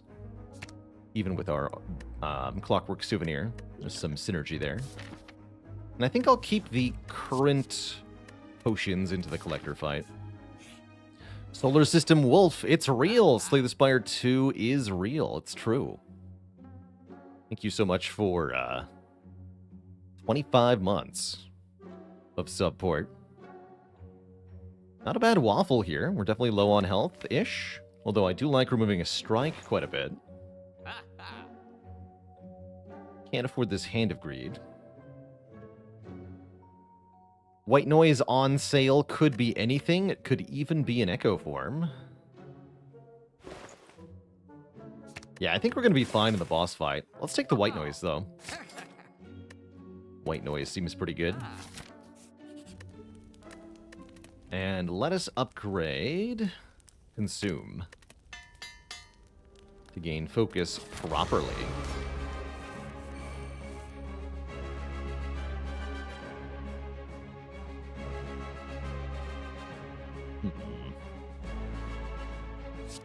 So I'll just play the power. That's fine for a turn 1. Don't worry about it. See, you look at turn 2 and everything is peachy. Might do a distilled, though.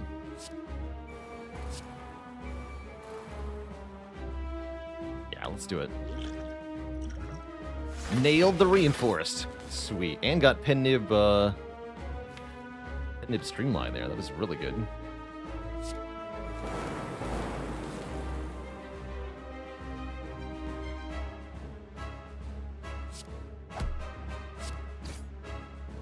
We keep our buffer. We sure can.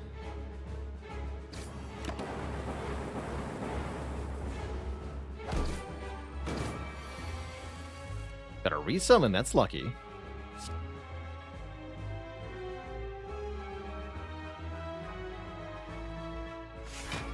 You're dead anyway. Get roasted.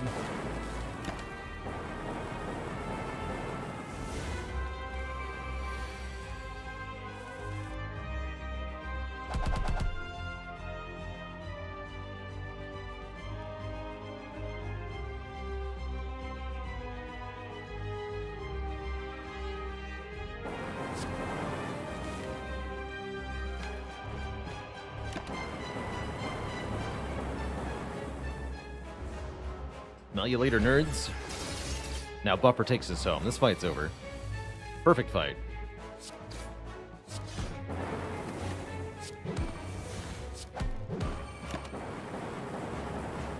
GG. Even got our pendant back to 9. There it is. Biased Cognition with a plus. I have 1 artifact automatically on turn 1. I have a Core Surge bottled. We take this because it's 5 points of focus. If we can find any Frost Orbs now, that would be pretty sweet. Also Inserter? Even more orb slots automatically generated. If we can find Frost Orbs, that would make things really easy.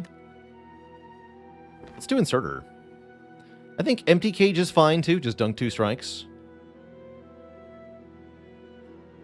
Could maybe even argue for Busted Crown to get more energy, but I don't think we need that so much.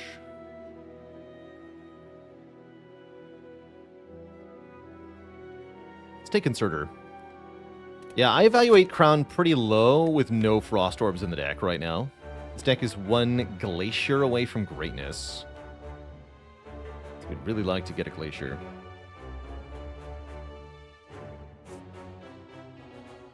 Can still take lots of elites? No, that's not true. Can take 2 elites.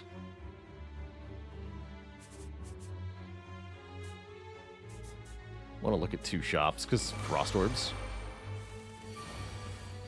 Orbs.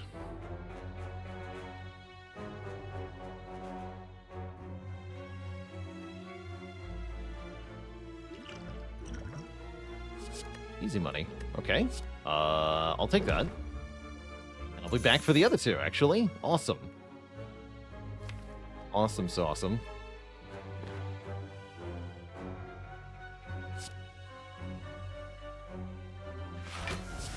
Just Core Surge you.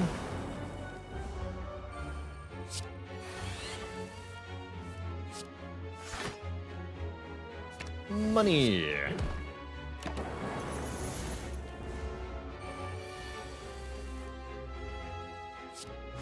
Ow.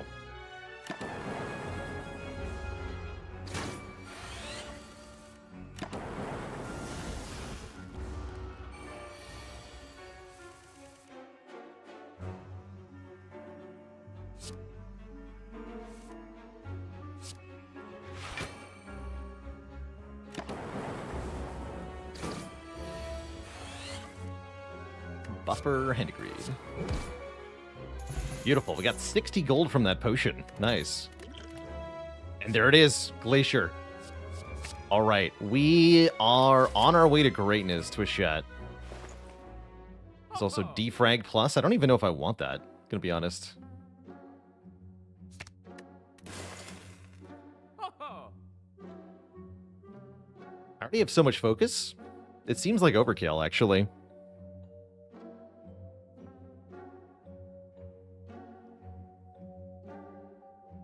Is Frozen Eye Frost? Not quite. Well, the potions could be okay. We got another shop coming up. I think we'll just go to this one.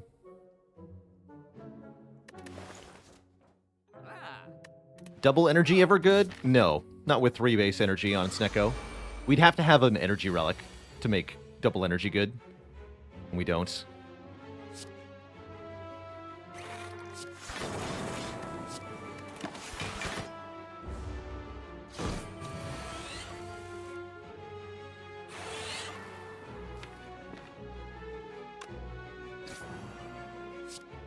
Lightning in there.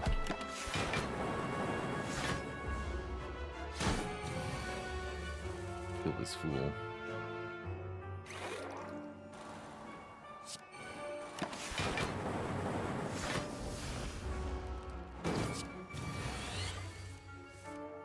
Deck wants a loop now.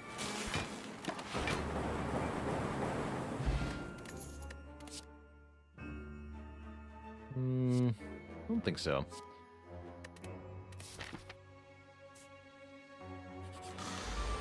Ooh, this is good. Nice try.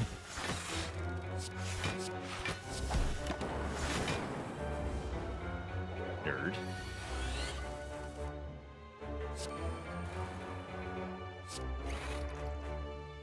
When is an example of a good opportunity to take Claw? Good question. I like Claw alongside cards that let you play it more than once. So I like Claw with Rebound. I like Claw with Hologram. Say those are examples of when it's decent.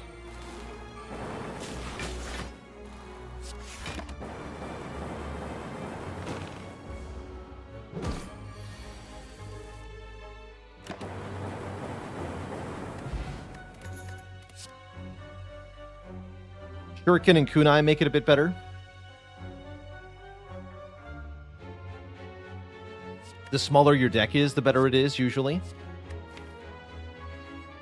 It's not the world's worst. Actually, yeah, it is the world's worst recursion plus. We have Snecko Eye. Never mind. Terrible.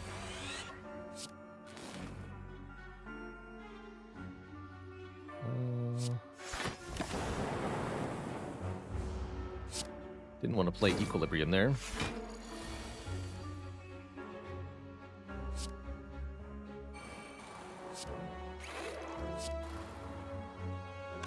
Lightning for everyone.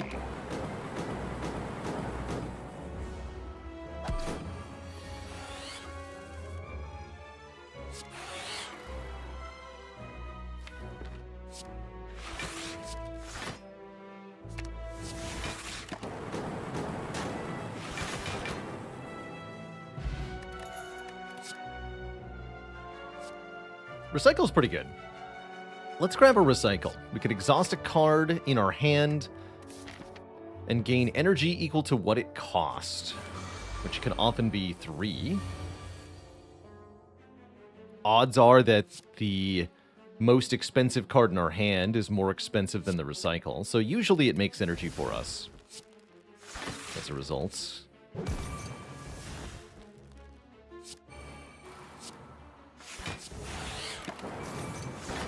Very good turn 1 against Transient. We get the buffer down and protect it, which lets us play Bias Cog or Consume on this turn.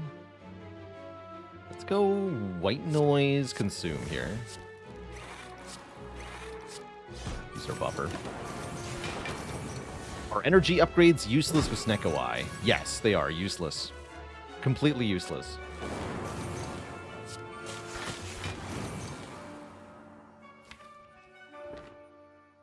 Totally trash.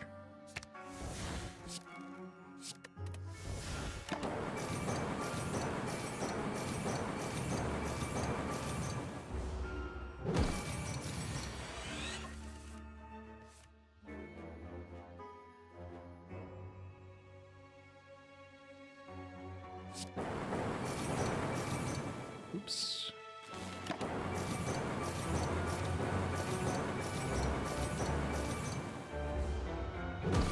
Two turns, 1 buffer. How about this? 15 times 7 is 105 damage. Our orb damage is spectacular.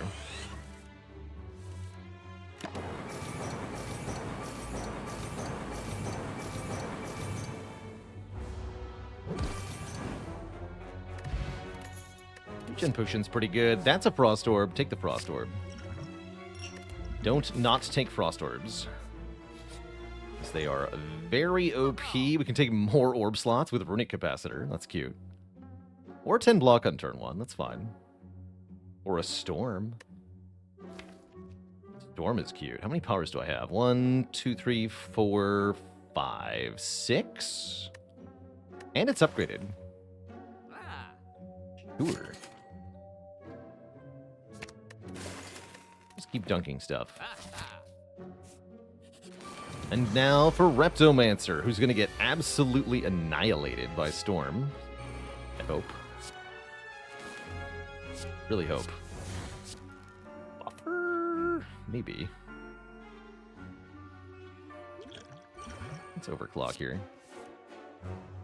That's not a helpful buffer, I'm going to be honest. It's an exceedingly unhelpful buffer. Could maybe Liquid Memories it later.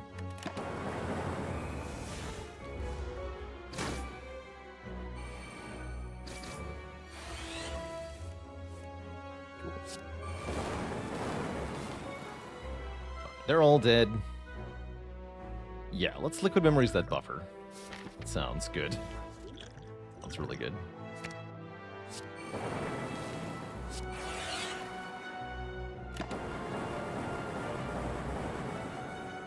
Now would I take a Thunderstrike? Yeah, maybe. Doesn't feel like we need it, though. So I don't see what benefit I would get.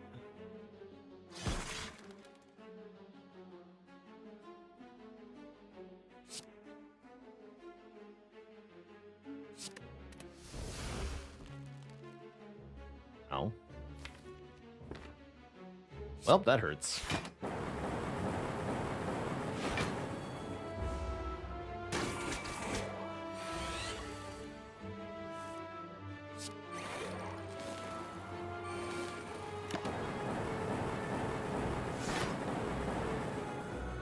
Yeah, I would take another Glacier over a Thunderstrike, 100%. 100%.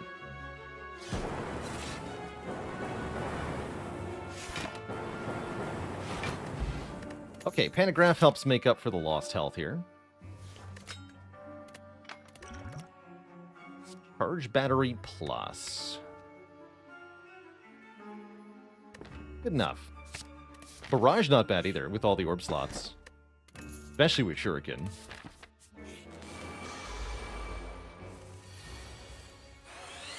Please don't kill me, hey? Would be cruel and unusual if you made me die here.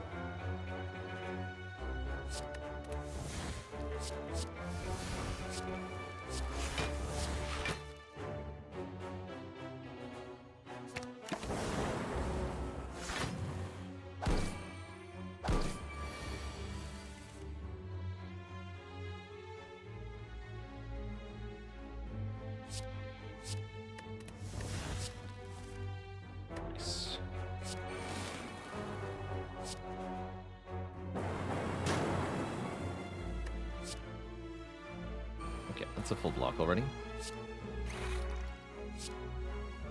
Now they're just dead.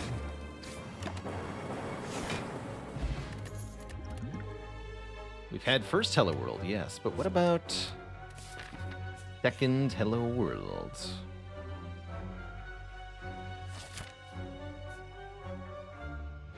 Do I value lock-on in an orb deck similar to Vuln in a physical deck?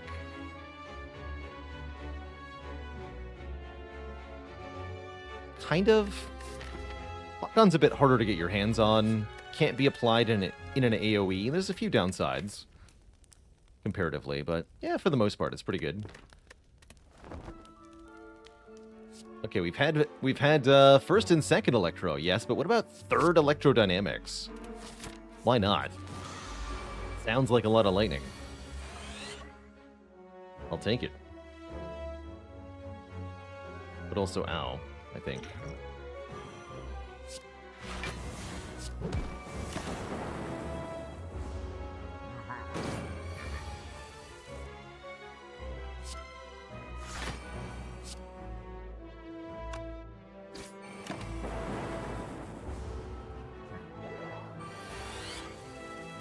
Good.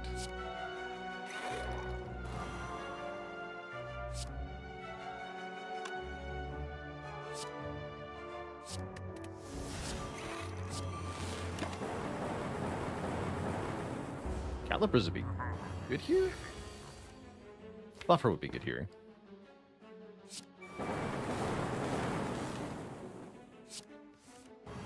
Glacier is good here. Alright, commence the Caliper Zing. Show this deck what this deck can do late game.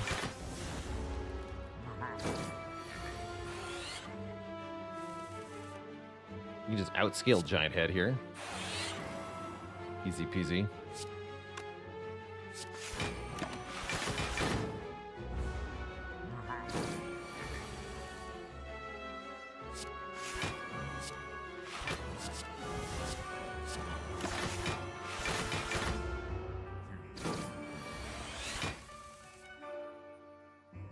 Easy peasy.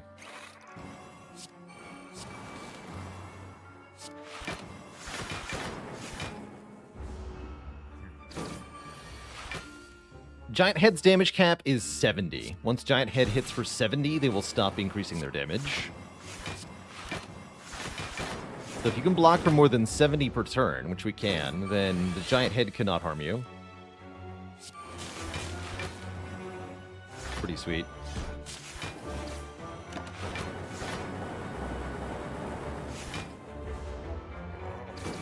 Also 2 buffers still.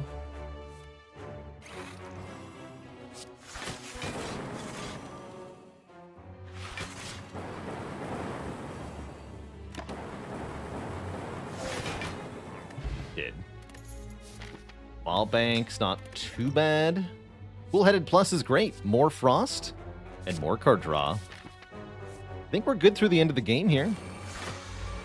Looking like this deck has what it takes. The final fights. Mostly.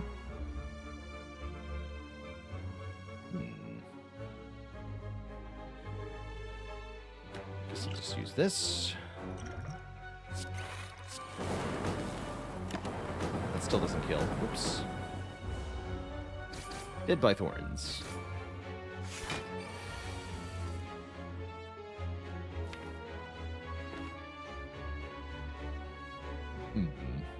Can't full block, huh? Fun problem.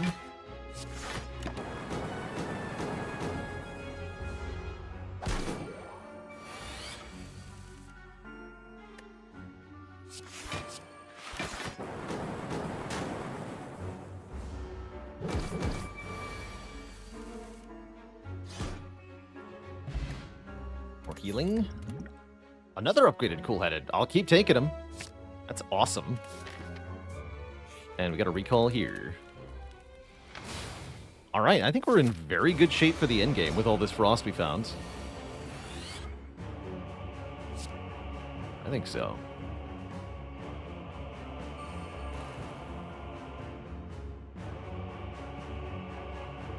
Or Surge Glacier Boot? Yeah, let's skip the first Electro here. Take a bit less damage. We do heal 25 at sort of the next boss fight, so it's not the most urgent thing.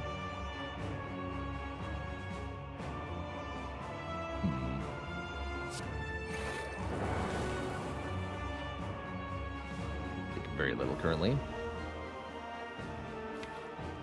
It's fine.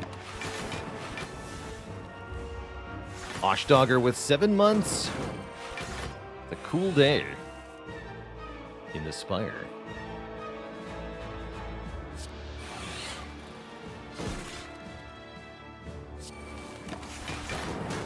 Good work, Storm.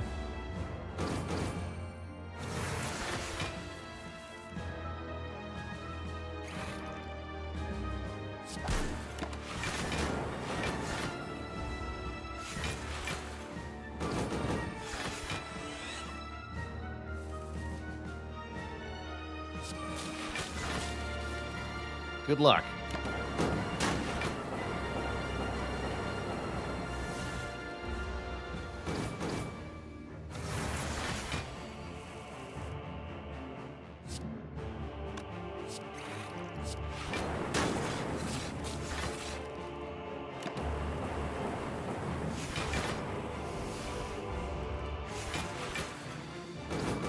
Do Dono and Deca have a limit to their buffs? They don't. So if you fail to kill them, this fight definitely gets out of control after a bit of time. Donu scaling strength can be a problem, but far more rarely, Deca stacking plated armor can prevent you from dealing damage to either boss, and that can be bad as well. I've only seen that happen to, like, one player, though. So it almost never happens. I'm just going to capacitor. Time meter's really easy to beat with insert or consume. Could not have a problem here.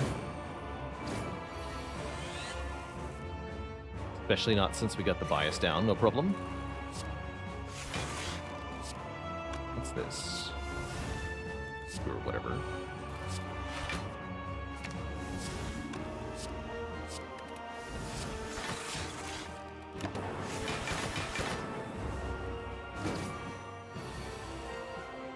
I'm not afraid of you.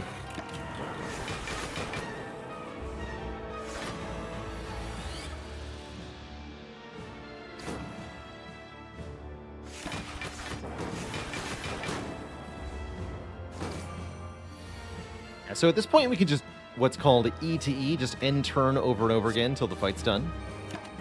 We can make it a bit faster, though, by playing some more cards. So we will.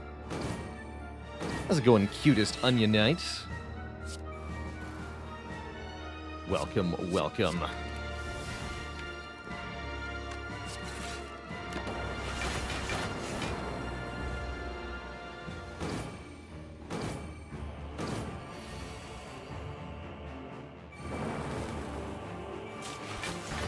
Some more lightning.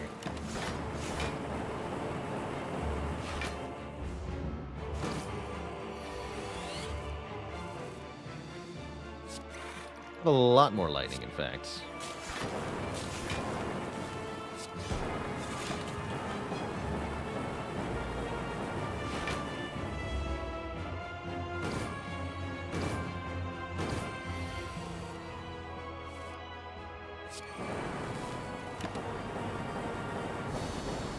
Really nice relic setup here. Two thump, two thump, two thump. A deep pulsing dread can be felt throughout the room. Is this the heart of the Spire, the source of all of this focus? You charge your core to its maximum.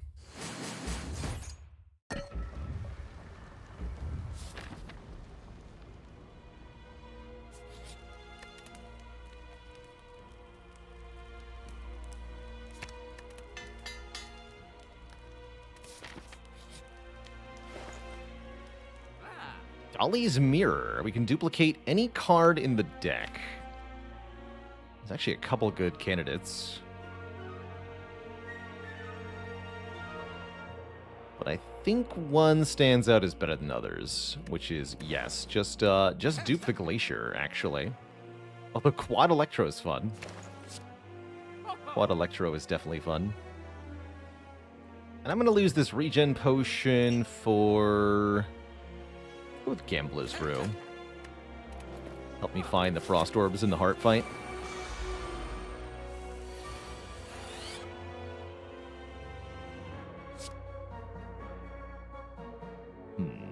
That's a lot of damage. We have Pandagraph, though, so this is fine. Well, maybe not fine. Fine is a bit strong of a word here. This is acceptable. Hey, my focus. This is no longer acceptable. Unless you're telling me this kills, and I really, really doubt it, right? It's not even close. Very well. That's more like it.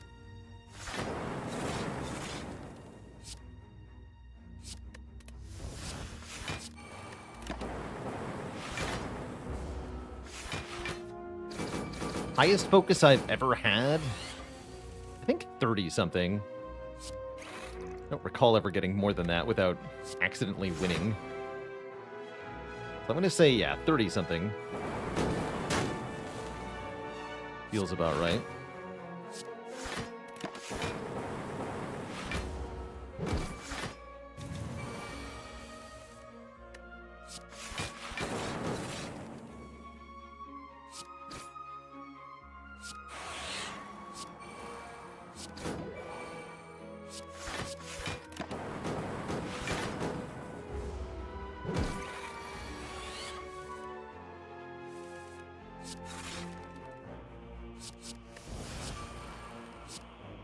Good enough. Not very good potion. All for one with Snekawai can be pretty cool. Return all cost 0 cards from the discard pile to our hand. Does do pretty good things. For example, it gets back cool-headed on this turn. I like that we got Storm Turn 1 at 0 cost. And Electro, too. Probably just want to play Buffer, though. We can block the big hit, potentially. Although the multi-hit could eat through the buffer. Can be a problem. I don't want to play Core Surge here because it will get eaten by the debuff. Maybe I should just play Consume, actually, rather than Buffer. Got Hologram and stuff. Sucks this whole hand is almost 3 cost, though. I can do Hello World Consume. Let's do that. Calipers are a thing, too. Order.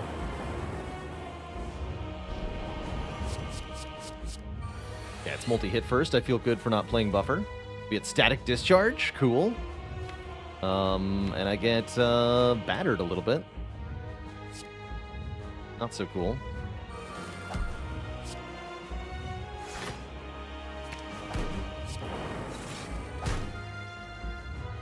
Cost recycle.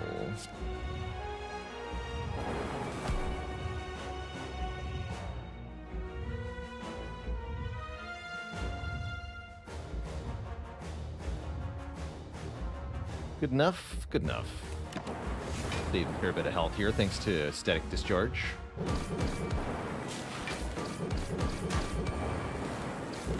We do tons of damage with the discharge as well.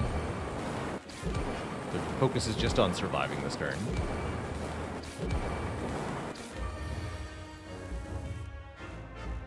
Hopefully not too hard. We can do Equilibrium Stack and go for the eyes. Have I played the Darkest Dungeon series? Yeah, I have. I like Darkest Dungeon 1 alright.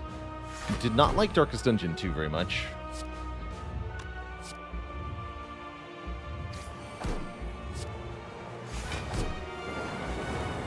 Doesn't do anything.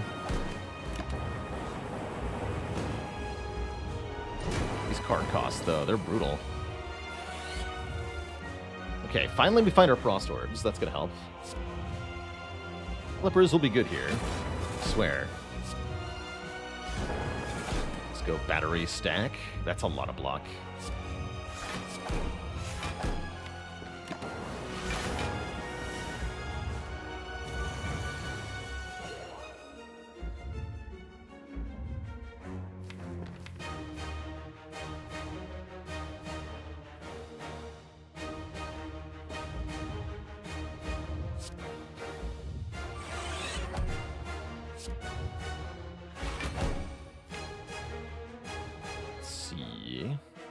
Consume is 2 cost. Consume down. Again.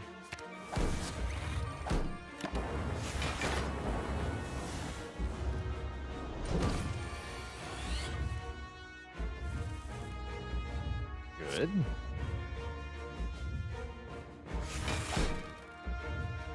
Again.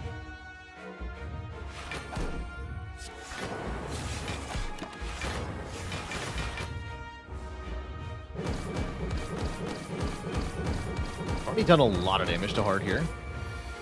We actually don't have to do a whole lot more. Creative AI is really nice. So is All for One here. We get back Hold Snap, Streamline. I guess not that good, huh? Beam first, then.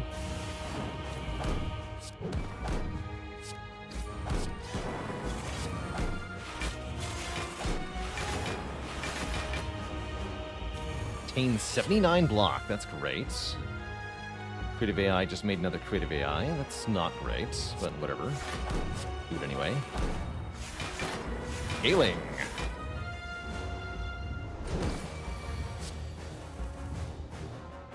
I guess just play this. Forget Core Surge. Whatever, just play it. Screw it. Fine.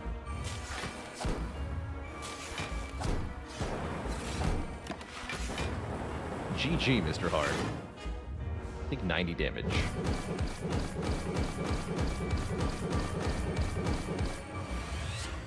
GG.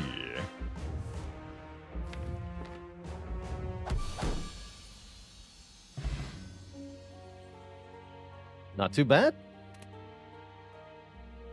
Not too bad. The Defect scores the W. GG. GG to a shed.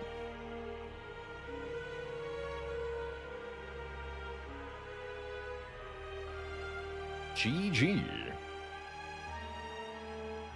Am I gonna miss Defect in Spire 2? We actually don't know for sure that Defect isn't in Spire 2.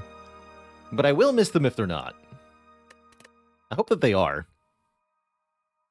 Because they're definitely one of my favorite characters in the first Spire.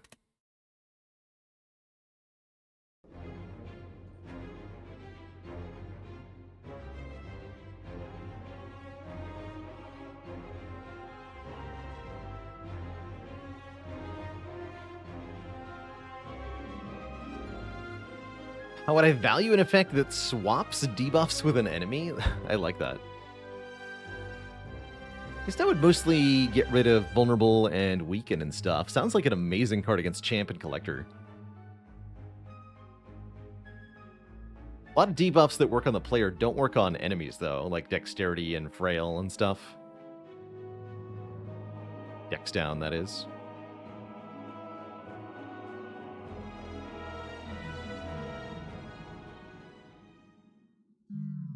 The Spire sleeps, and so shall I. Swap debuffs with the Transient and die at the end of turn 6. I like that.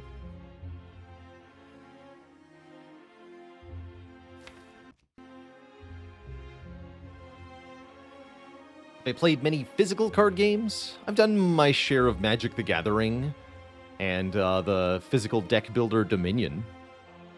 I'd say those are probably the two I've spent the most time playing.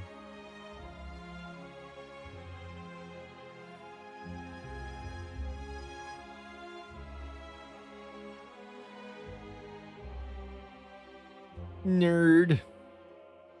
Limited or constructed in MTG? Drafting. Draft mode is the best mode. which probably comes as no surprise, actually, right? You know, the deck builder that the deck building ended up being a favorite of mine. That originally my favorite format was to just build a deck dynamically. But yeah, I've basically no interest in constructed modes for CCGs in general.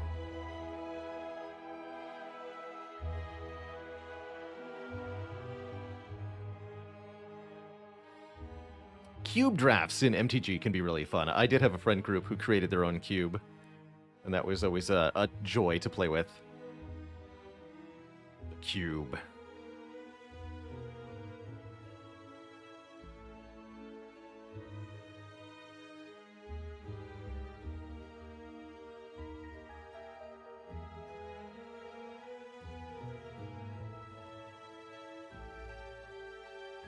Any suggestions for building a cube? I don't think I've got too many. When the one that I played was more than a decade ago now, but kind of the idea was basically a collection of one each of all of the weirdest and most powerful cards in Magic. So like all the rares, all the really powerful stuff, and then just throw it at people. It's fun.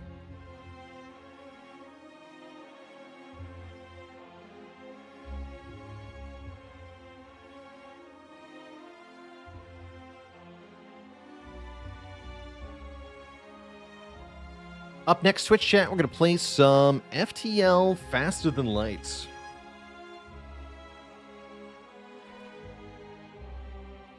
For the second game today. I'm going to put up on the menu right now, actually. Haven't played FTL in a little while.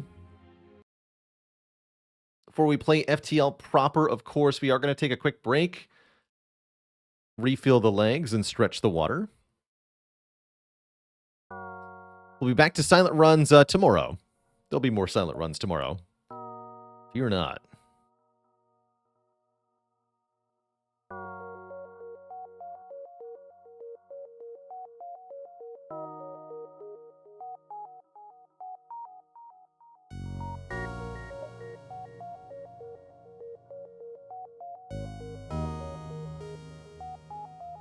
Any slice and dice this week? Yeah, I think we'll do some more tomorrow for slice and dice.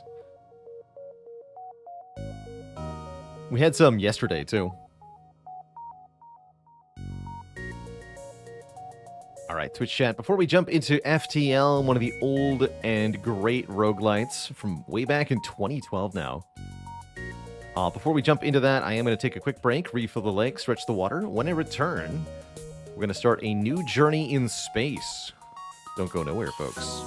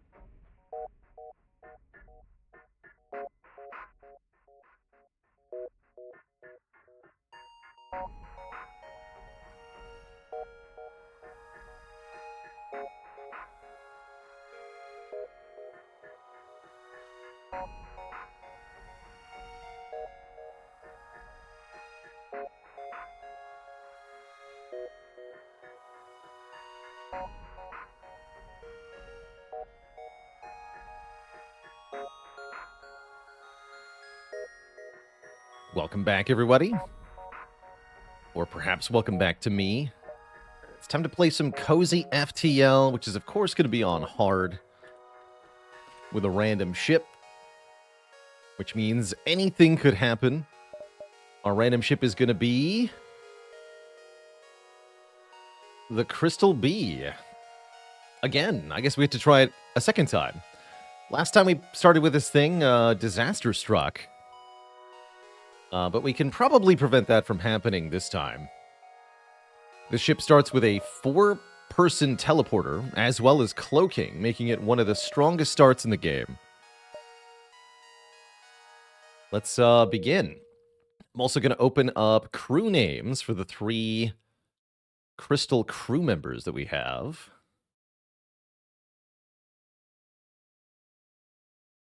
Yeah, this time we have to not lose the borders. Extremely reasonable as far as goals go.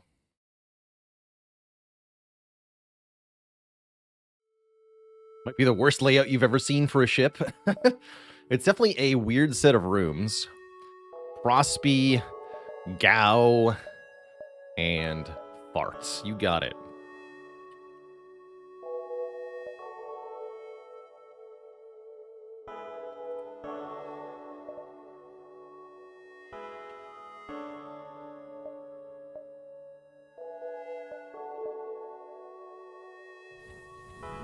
The ship has no weapons to start, which is essentially the only weakness that it has. Bart is the pilot now. Yeah, the ship is overpowered enough that the layout is whatever. Probably necessary to balance the ship a little bit. Did we do distress beacon? I don't think so. Let's go somewhere else. There's nothing here. So the goal in FTL is to jump through 8 sectors. This is the first of 8. As we go through, we'll encounter ships and events that can earn us scrap and other upgrades. And at the very end, there is a gigantic boss fight waiting for us in the form of the Rebel flagship. I guess I will go to the distress beacon. What do we got here? Greetings! We are out of fuel. Sure, you can have some fuel. We get an ion charger. That's an interesting weapon. We could use this to disable Zoltan shields, potentially. Although it can't do much else on its own. Ion is meant to disable systems temporarily, and is best used alongside other weapons. We could sell it at the shop, too, for a pretty good amount of money.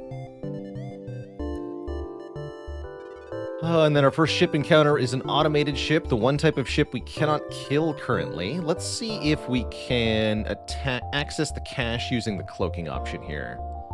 We cannot. Bummer. So we'll have to jump away from this, I guess.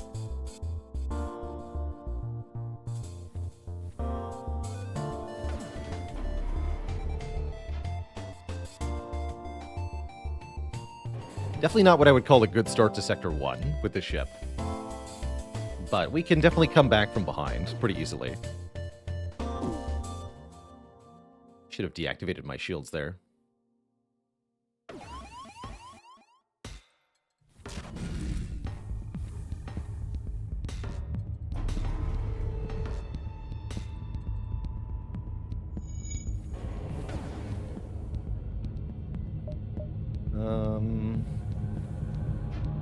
Good.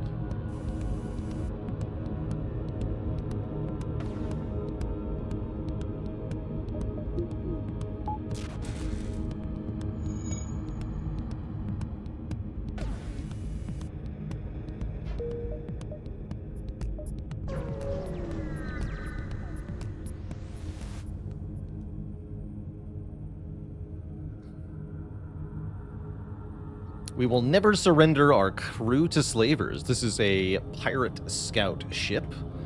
They've got some weapons or whatever. But we're just going to go ahead and board their ship and beat them up. Shouldn't be too hard. Although I've learned my lesson, we're going to take a very brief peek into their sensor room here. Let's see what they've got. 1 rock and 1 human. We should be able to beat that. In fact, let's break their weapons here.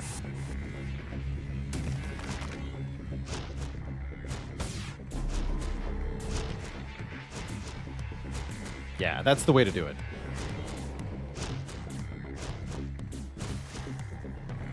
Do this. Oh, they both came in at the same time? That's fine then.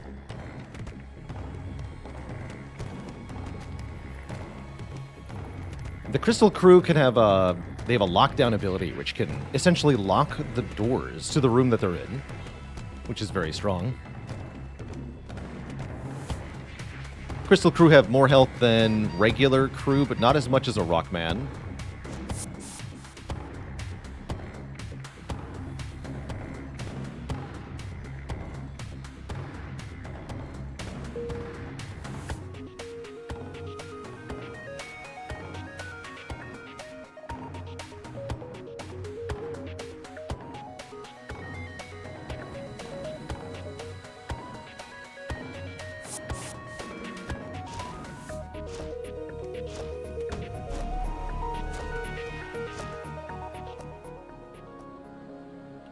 It appears the slaves did not survive the fighting.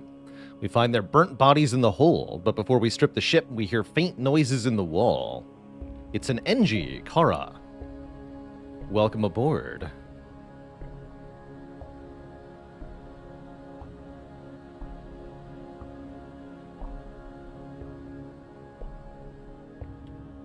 Free crew and a bunch of scrap makes up for the low rolls we've had so far.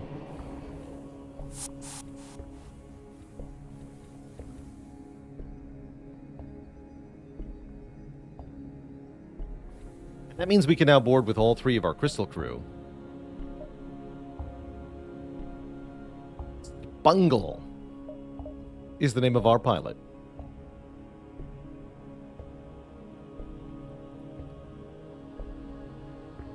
Welcome aboard, Spungle.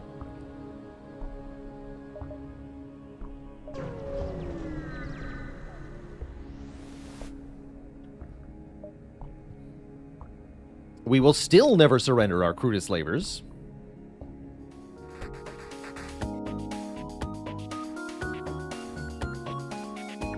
Looks like an easy win for us.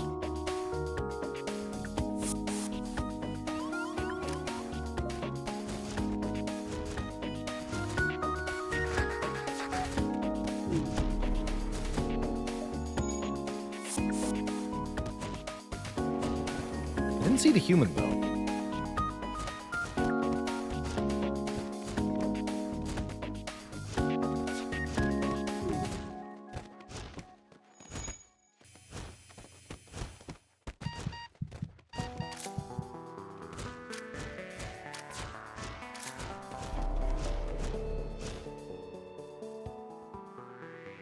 And then we get the exact same text for the exact same outcome. This time, Vivamord the human and 21 scrap. Okay, well, that was an amazing two jumps then. Very good. And we already have a full crew of boarders. JW, thanks for the Prime sub in the 11 months. And Siege Rabbit with 13. Thank you both.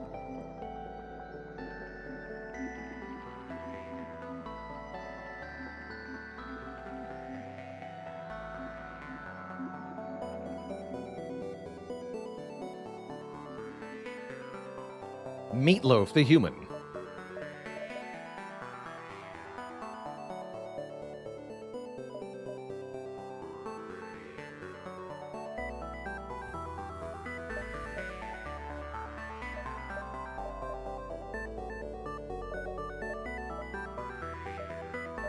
Probably I'll get Shields 2 next. Who will make it? Vote now.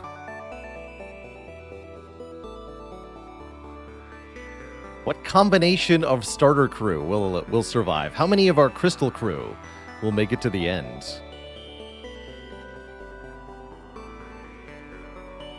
Good luck to a shot.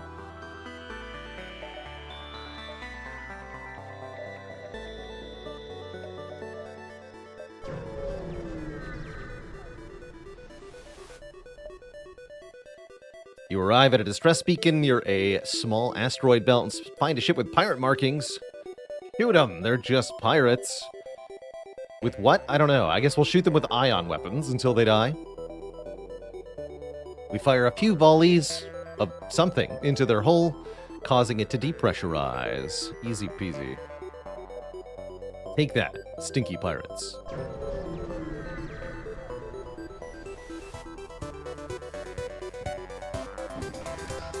And we've got a rebel ship. This one's easy enough. We just board with 4 crew into the big shield room. There's no way they can win against this.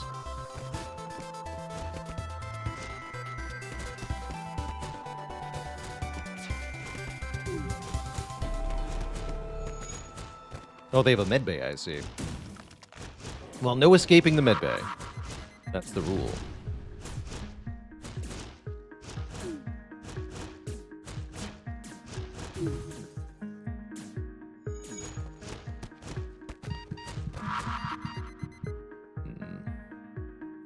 Hold on.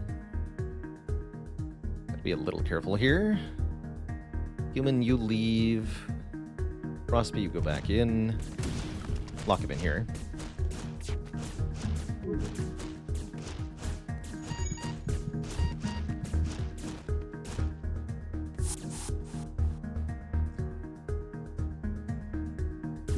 didn't quite work.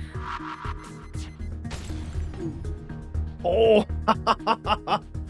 Well, anyone who voted all three, I guess you're already wrong. Ow. Good bomb shot. Brutal. Gone like a fart in the wind. Ooh, even more brutal. Really underestimated that small bomb launcher. Uh-oh.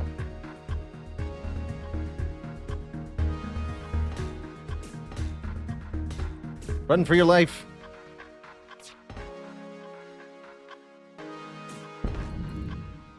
No. What? I clicked it. Good. All right, life was saved. Fix the shields.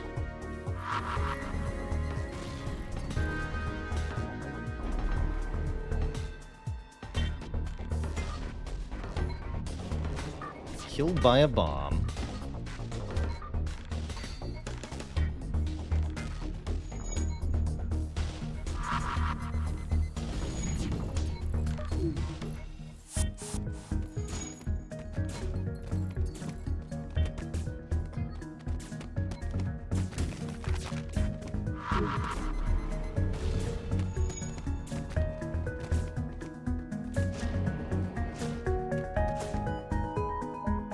No more life. Excuse me. No more life signs remain on the ship. We strip it of useful materials. Excelente. Excelente. We must avenge Fart. Definitely didn't play that perfectly. I think I did some unnecessary risk, and with a bit of better use of Crystal Lockdown, we wouldn't have needed to lose anyone there. Oh well, so it goes sometimes. So it goes. I'm so Cody. Thanks for the Prime sub in 26 months. Pay you in fuel and scrap. You got it, buddy.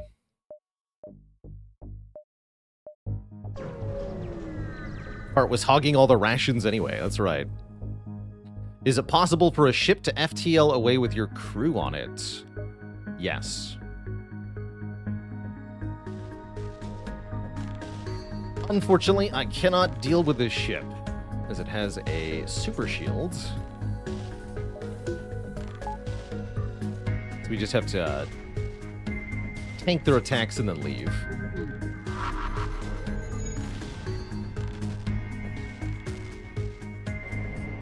If we had the charge ion enabled, we could disable this thing, and we should maybe consider upgrading the weapons in the near future to allow that. But currently we can't.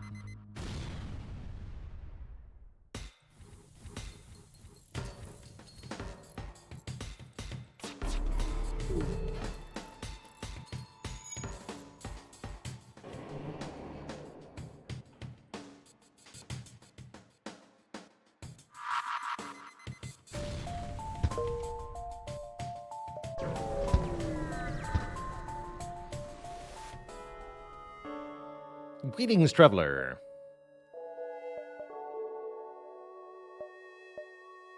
Defense drone's pretty good. We could swap out for Clone Bay, maybe? Yeah, we could swap out for Clone Bay. That might be worth doing so we don't lose any more people. Or so that we're less likely to lose more people.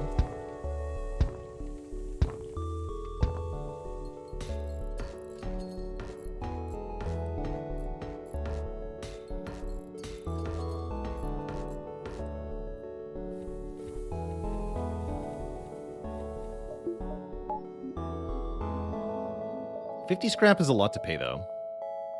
Definitely sell that.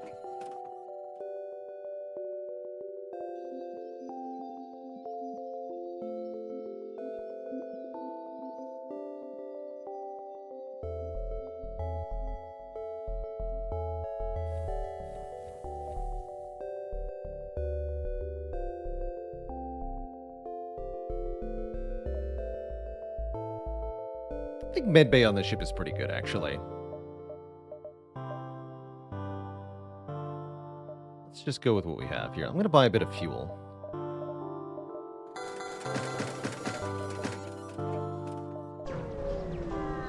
Since we spent some earlier. No missiles I can sell. Overall, not a bad Sector 1. Losing one of the crew was not a good move. But what can you do? You can avoid nebulas is what you can do. Highly recommend. When you're boarding ship, to not go to nebulas unnecessarily.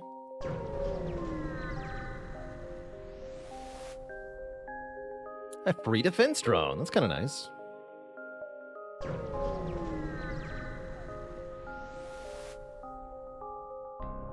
Can you help us get to a nearby station where they can patch us up? You got it. Isn't there another quest? Yeah, there's 2 here. See if we can get to both of those. They're not too far apart. Well, they're kind of... not a direct route, let's say that.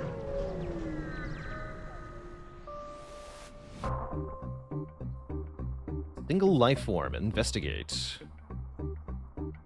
Madman. We can bring him back to our ship, in which case he could kill someone, or we can leave him to his ravings. Had we taken the clone bay, this would be worth it, but I don't think it is.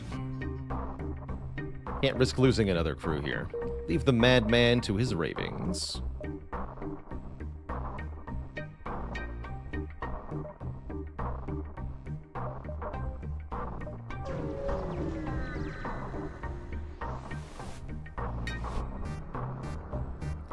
Racist traders are here.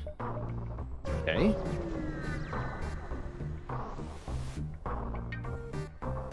You arrive and detect signs of battle, but we have to stay out of it. Lots of dead jumps here, but we got to our quest. Like some fights I can win. Detect a rebel scout assaulting a compound on a nearby moon. Fight the rebel and rescue the space dock is the goal here. All right, let's try to correctly use our crystal lockdown to prevent enemies from fleeing to their medbay.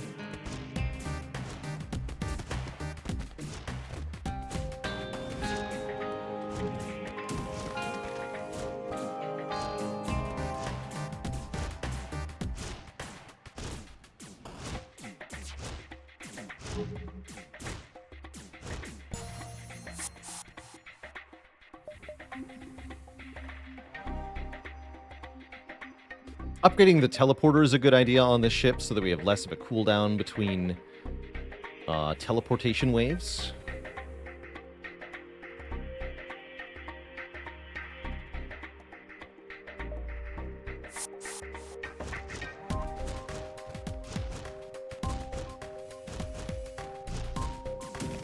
Oops. Not quite fast enough. Almost.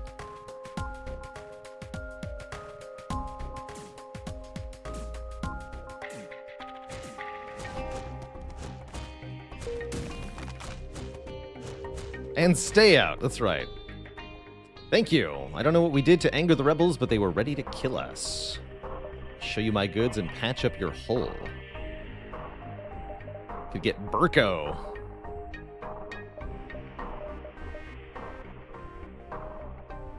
Yeah, why don't we sell a defense drone and get Burko? Burko the Rock Man. So we have a rock border. Sprinkle Star, thanks for 5 months. Bad sleep schedule means more Baylor. You could also sell the drone, get mind control. That's pretty good too, actually. We would not be able to afford hacking, as we would be... We could afford hacking if we sell the weapon, but I don't think we want to do that. Mind control requires working sensors. Is that correct? I believe so. Or if you board the enemy ship, you can use your crew line of sight to initiate mind control in nebula sectors. So we can still use mind control in that way. That's not a bad idea. Let's get mind control. This is our final systems slot, just to be clear. So if we get mind control, we can't get hacking or drone control and vice versa. But I think mind control is a good one. So let's do it. Let's do it. No. Please come back aboard. Thank you. Let's heal up, everybody. Who needs to beat drones anyway? That's right. I played Hades? Oh yeah, we played a lot of Hades. Here on the stream. It's another store, huh? This is a dead end? Ugh. Might not be worth doing that quest. Yeah, I might not do that. Let's jump here and here. How much is weapons 2? 35 scrap, which I probably should prioritize. You find a slug cruiser and rock ship at a standoff, both weapons armed and ready to fight. What's wrong? The slug captain explains they upgraded the rock ship's reactor and now the thick boulder heads are refusing to pay for the work done. The rock captain says the slime balls did a poor job that is not worth the agreed upon price. I can pay off the rock debt, except no I can't, or demand the rock ship pay the price, which we'll do. The leave option gains nothing, I don't think, ever, so let's demand the rocks pay the price, because I'm certainly not volunteering my money. Oh. Didn't realize that was an option. A massive explosion emanates from the rock ship, shattering your hull. Seems like that reactor upgrade was poorly done after all, and the slugs take the opportunity to jump away. I've never seen this outcome. That's kind of cool. Yeah, I've never seen that.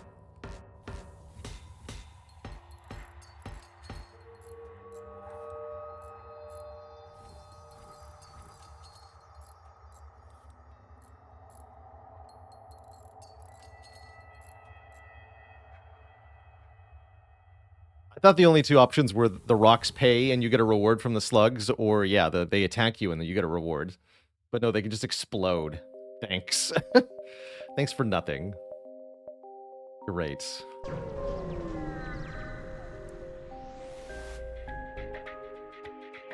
A rookie rock cargo ship has taken its orders too literally. They're in an asteroid field. They're gonna die. Let's just check the inside real quick. Just 2 rocks. We'll take them on one at a time.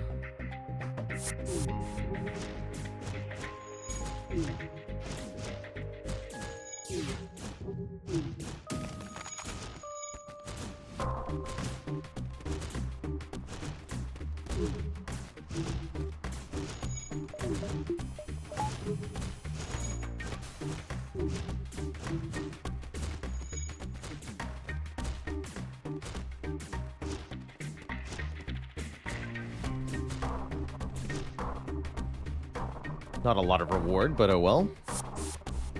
At least we got something.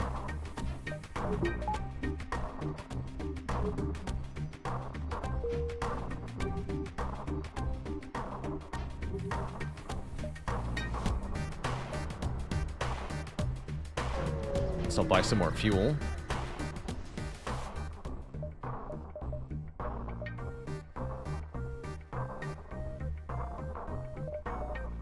Ball bomb's kind of cool.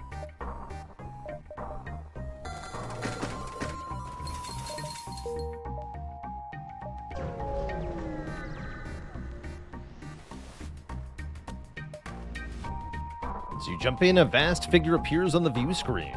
The Rock Man.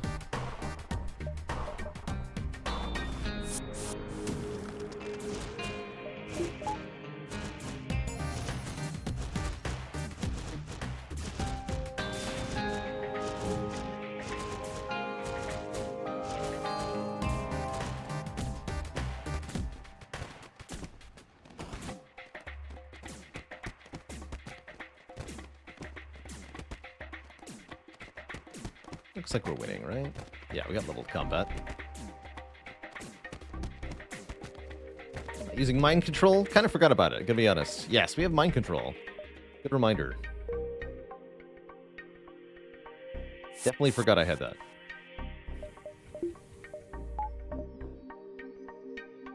Not quite enough power to go around anyway.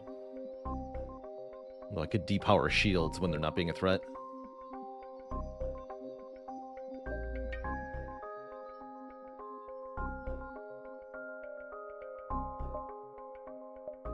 Alright, we gotta leave. Not a very good Sector 2. And yeah, the classic juggle the oxygen move is always available. Oh, here we go. 2 missiles, 2 drones that I'm not using for more reactor power. There we go. Thank you. Makes it a little bit of a better sector. Abandoned sector.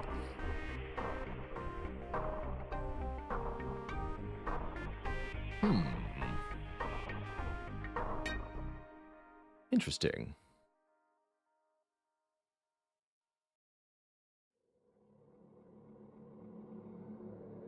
Sounds difficult. Lanius are bad for a boarding ship. However, consider 2 things that make it maybe not a good idea, but possible. Thing 1 is that Crystal Crew take half suffocation damage. And thing 2 is that we have mind control. Given that it's only Sector 3, we're not going to encounter too many Lanius on board the enemy ships. I think we can do it. The Nebula doesn't seem like a good idea with 7 fuel. And abandoned sectors do give higher scrap rewards. So I'm wondering if the risk is worth the payoff here. Let's see. If we had 3 crystals, this would be a lot better, but we don't. That said, one of my priority upgrades here is going to be the teleporter to level 2, so that we can get the lowered cooldown, because we're definitely going to need to be able to pull our crew out of risky situations. If only I had a clone bay, this would be easier. Crystals can survive with a tier 1 teleporter, that's correct, as they have effectively 250 health for suffocation. But of course, if they're getting attacked, that's not going to be good enough, so we are going to need to level the teleporter too. We'll see. This might not work all that well. Or we could fight a pirate. Pirates are cool.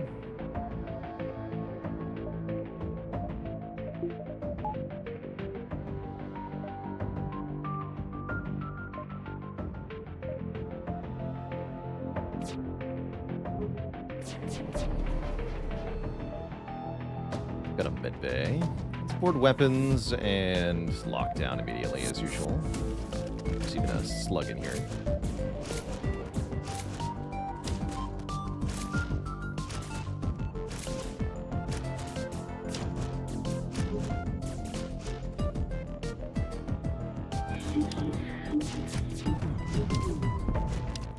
That's not too bad. That's kind of bad. Break the weapons.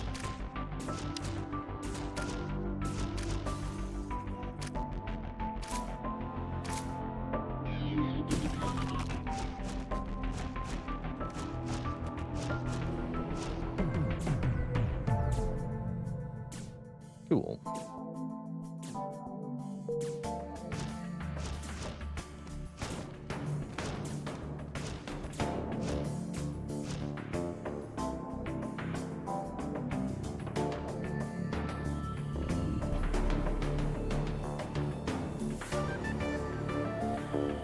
Yeah, when I tried to use mind control on the enemy room here, there was a slug and a mantis, and it said resist on the slug.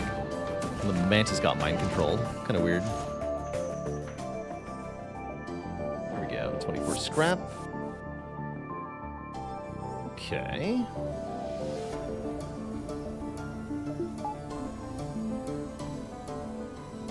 That's enough to upgrade the teleporter. Let's do that right now. Before we run into Lanius. Why not chase them? Because they run into a med bay, which heals them, and enemy crew in a med bay are going to win a fight one-on-one usually.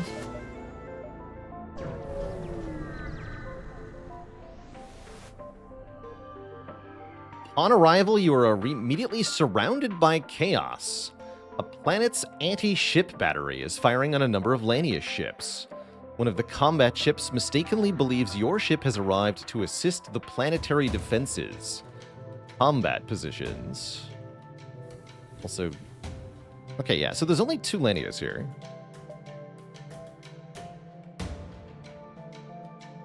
We have the upgraded teleporter. Okay, let's try to get a crew kill here. I think we can pull it off.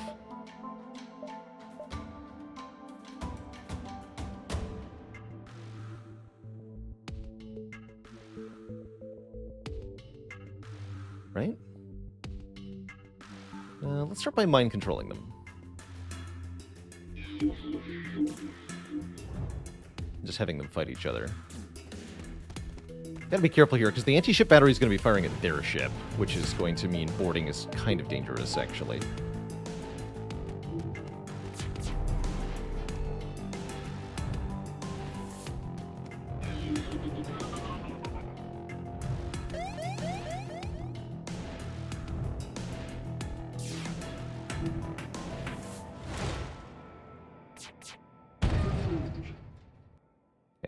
Breached a hole in their ship. Are we good to go now? I think we're good to go now.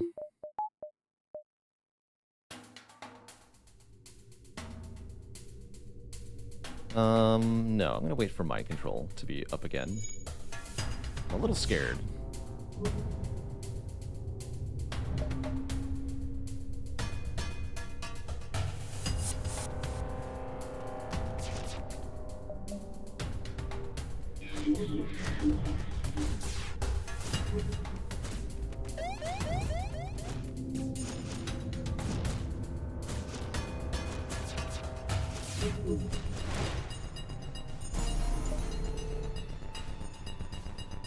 I'm gonna get off this thing before the room I'm in gets hit by an anti-ship battery shot.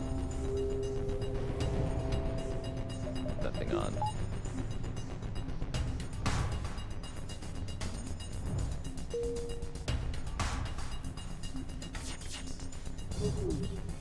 Okay, we're good, right? No, we're not good. Okay. I'll just let it die, actually. That's too close to timing for comfort. Int82, thanks for 17 months of support. I'm pretty sure we can kill it before this hits, but I'm not going to risk it, because we could lose both our crew members and lose the whole run. So I'll just let it die.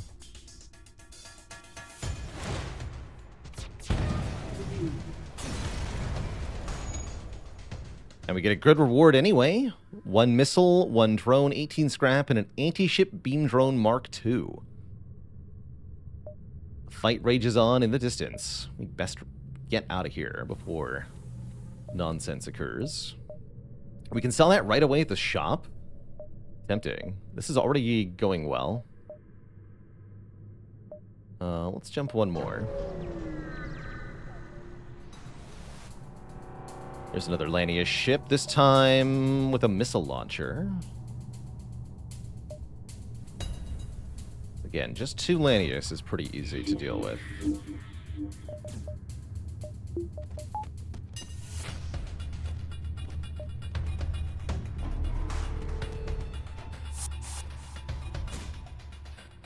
Shoot.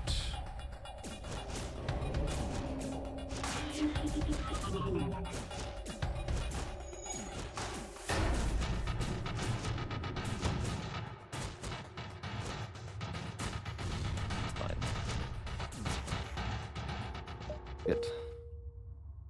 The doors, I think, prevent us from crossing, but we should have instant teleport cooldown or very short teleport cooldown at this time. Let's get Gao first.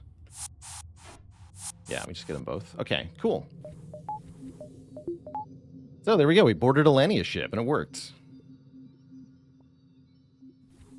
Just keep doing that. We get lots of scrap.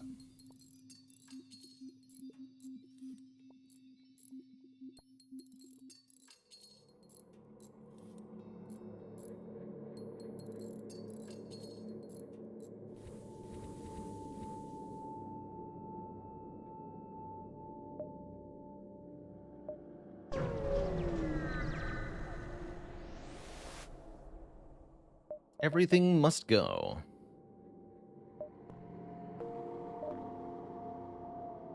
Sell that for 30. Catch up the hole. Buy a little bit more fuel. And then do we want any of this? I don't think so. Don't think so. Let's improve mind control. And engines and power.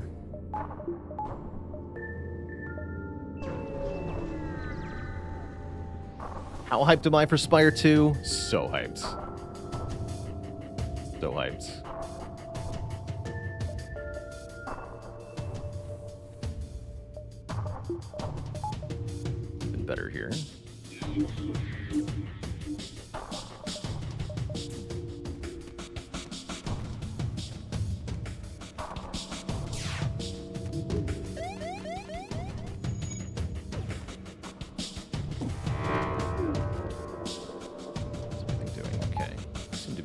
Fine. Shoot. Woo!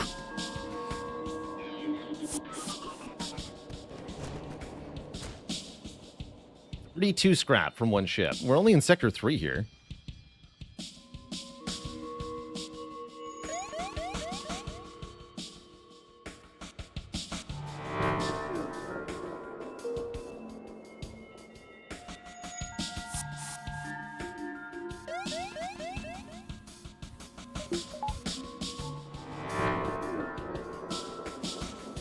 I don't expect Spire 2 to be, like, the best, greatest thing ever on day one of early access, just to be clear.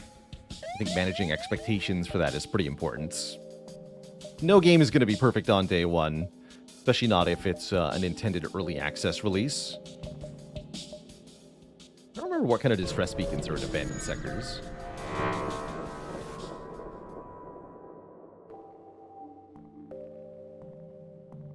Signal blinks out. You notice a small fleet of scavenger ships absorbing debris from a large battle nearby. Okay, it's nothing. No wonder I don't remember it.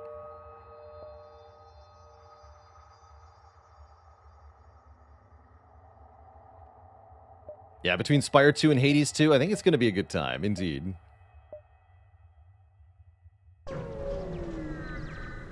Empty distress beacons. Stay out of this fight and we'll make it worth your while, they say, hoisting a giant freaking missile launcher. I got cloaking, though. We're fine. I'll be a hero. I will be a hero.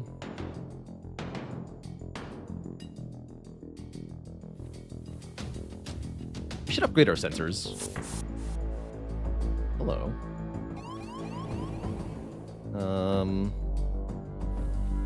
What do we got here? Oh, there's just one human over there? Cool. Just send one crystal to deal with it.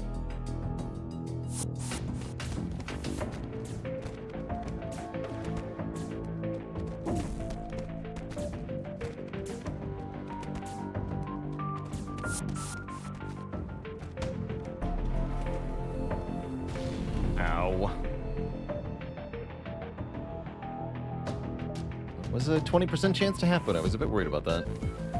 Hopefully the NG doesn't burn to death while stunned. Okay, no, you're good.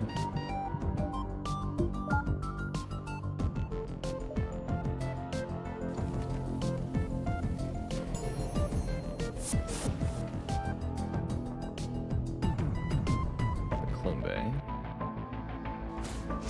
There's the Rock Man.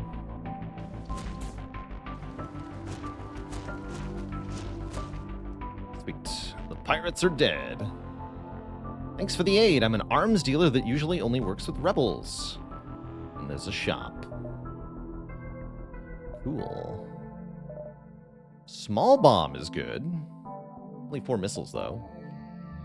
I think I'll just fix my hull. Could buy the mantis, but I don't really want to spend the scrap on that.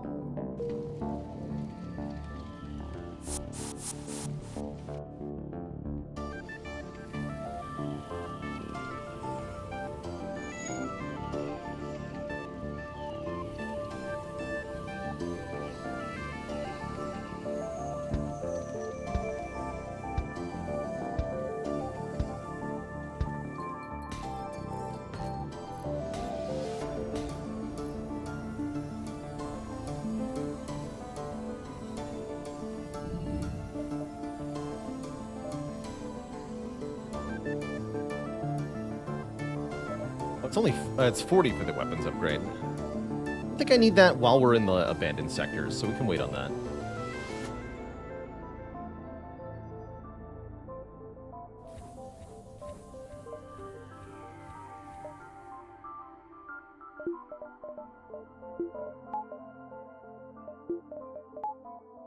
Looks like I need more power.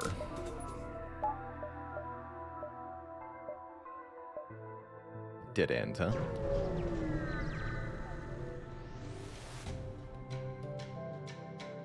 Okay.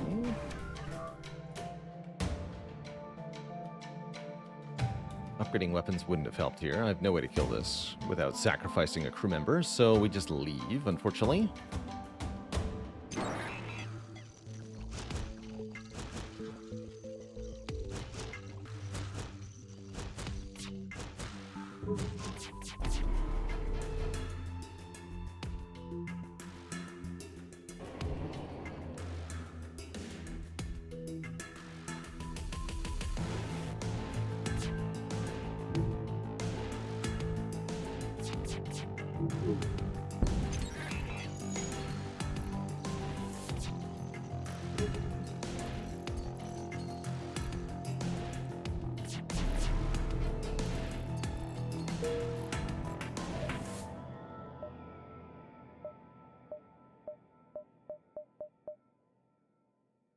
Okay, that connects. So we can go here, here, here, here, here. Okay. Not too bad. Lanius Transport. They've been studying the Lanius' ability to reshape metal. They haven't the foggiest idea how it works, but you give them stuff, they give you stuff. Unfortunately, I have no stuff to give, so I get no stuff. Also, we can't jump here because I'm a fool. Oh well. Odds indicate this was the location of a small skirmish, but no signs of debris. All right, we managed to board a few Lanius ships. Overall, wouldn't call it a very good sector, though. Seems to be a theme in this run. Lots of dead jumps everywhere we go.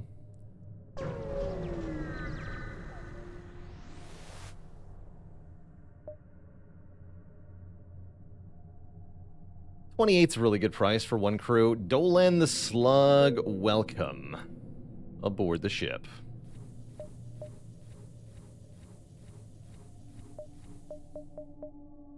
Welcome, welcome.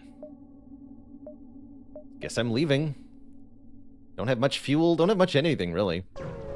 We do have crew. Combat Slug, that's right. Yeah, and we keep running into shops when I can't can't use them. There's shops everywhere. Although I might have to buy more fuel at that shop. So, that's a relatively spooky rock ship.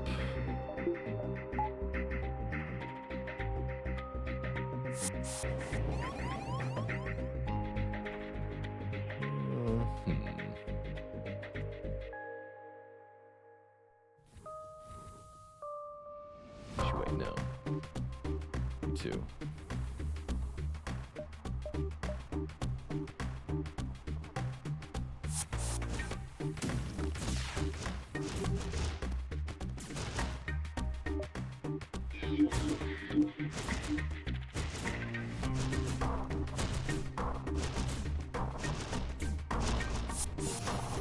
Nice. Prevented the missile launcher from ever firing. Very important.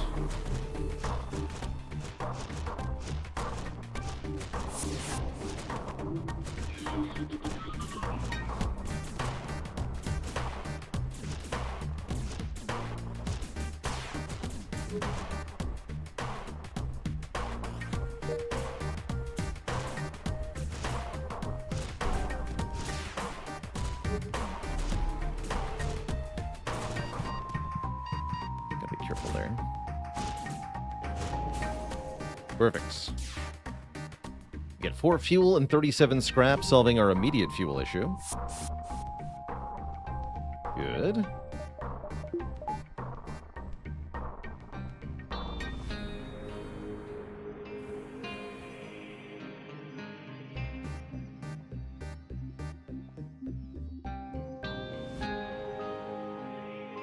We don't need to upgrade sensors. Oh, you're right, because we have a slug. So that slug was actually only 3 scrap. Even better. The discount slug right there. Alright, what's this distress beacon?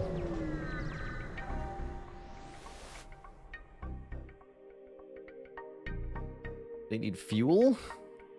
I can get back to the shop with 2 fuel, right? Let's do it. They give us a sector scan. No, I can't get back to the shop with 2 oh no. I've made a terrible mistake. We know where the fights are, and we know where the asteroid fields and suns are. That's good to know. Looks like a bad bad layout again, though. Spooky. Oh, actually, no, I can get back to the shop, but only if I jump through here. Which actually might be worth it, just for the guarantee that I don't end up out of fuel. I'm gonna do that. Yeah, I'm gonna do that. Let's not run out.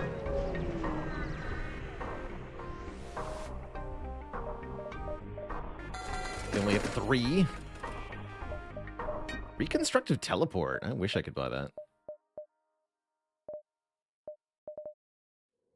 No luck.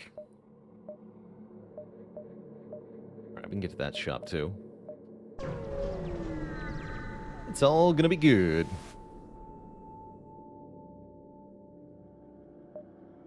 Fight.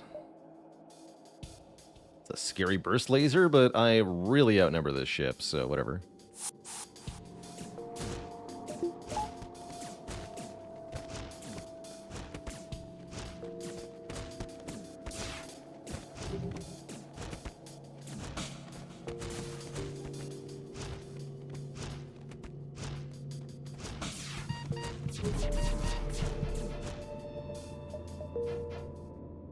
Lots more scrap. Yeah, teleporting healing your crew to full is very convenient for a ship like this. Nice with Clone Bay, too.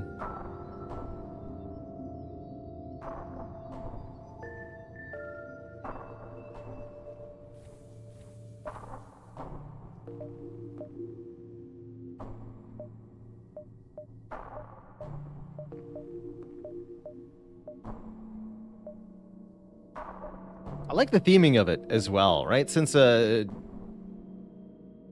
Star Trek-style teleporter is essentially a suicide box, you might as well bring them back in pristine condition, right? There's no reason to recreate the wounds on them.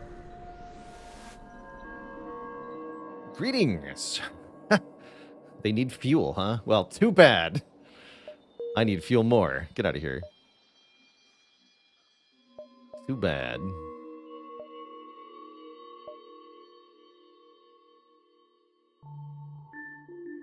I'll go to the asteroid field, but not the sun. I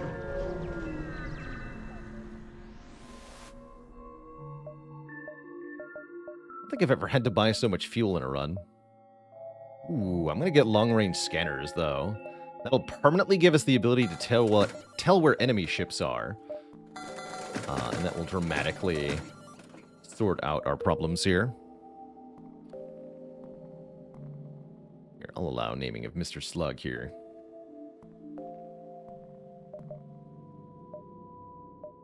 Yeah, screw that sun beacon.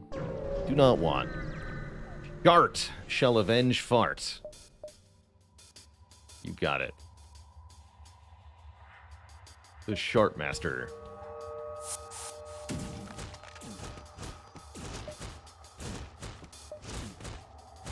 Help us out.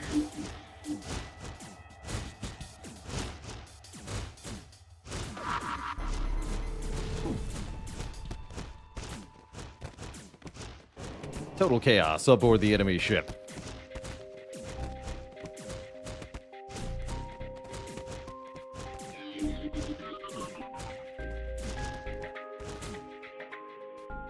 $31 more scrap. This has been a pretty good sector so far.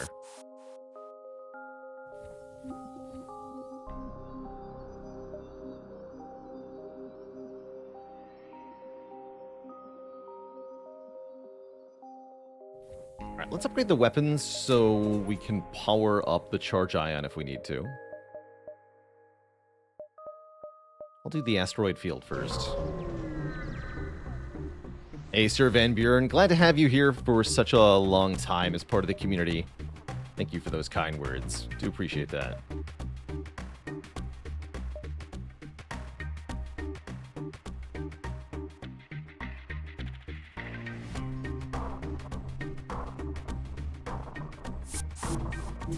Got 2 missile launchers, so let's do lockdown plus mind control the Rockman here. Because those missile launchers are very spooky.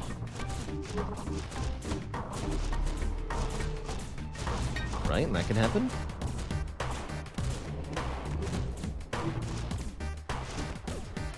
Coming at us with more. Slightly concerning. At least the big one's gone.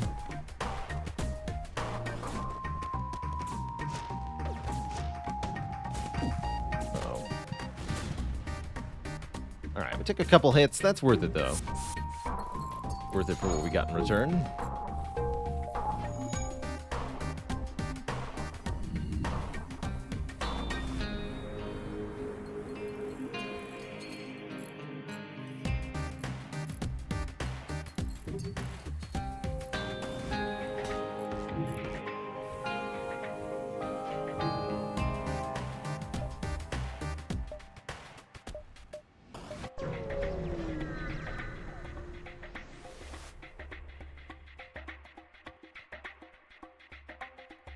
A rock ship docked with a damaged Mantis fighter. The ship moves in to attack. And we register teleporter symbols from the disabled ship. They're using Mantis tech to board us. So we get 2 Rockmen boarding into our cockpits and a bunch of other stuff. You know what? Let's make that a 2-on-1 in the cockpit, and I'll board with everybody.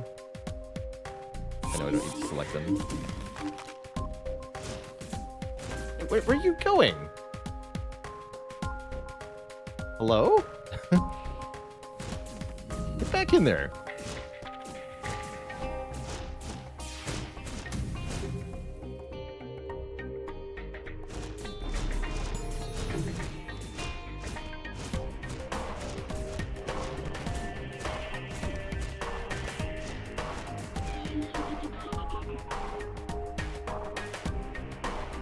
Time to run.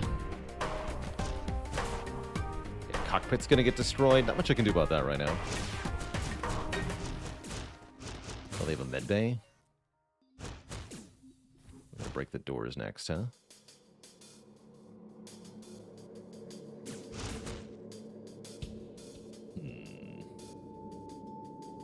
Okay, let's do a bit more damage and then retreat. No. Retreat now.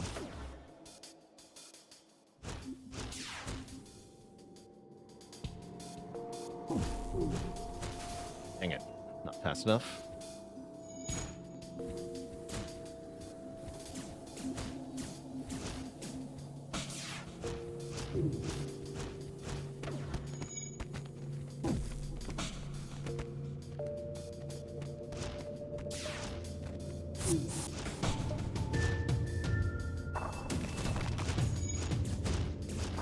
No one gets in or out.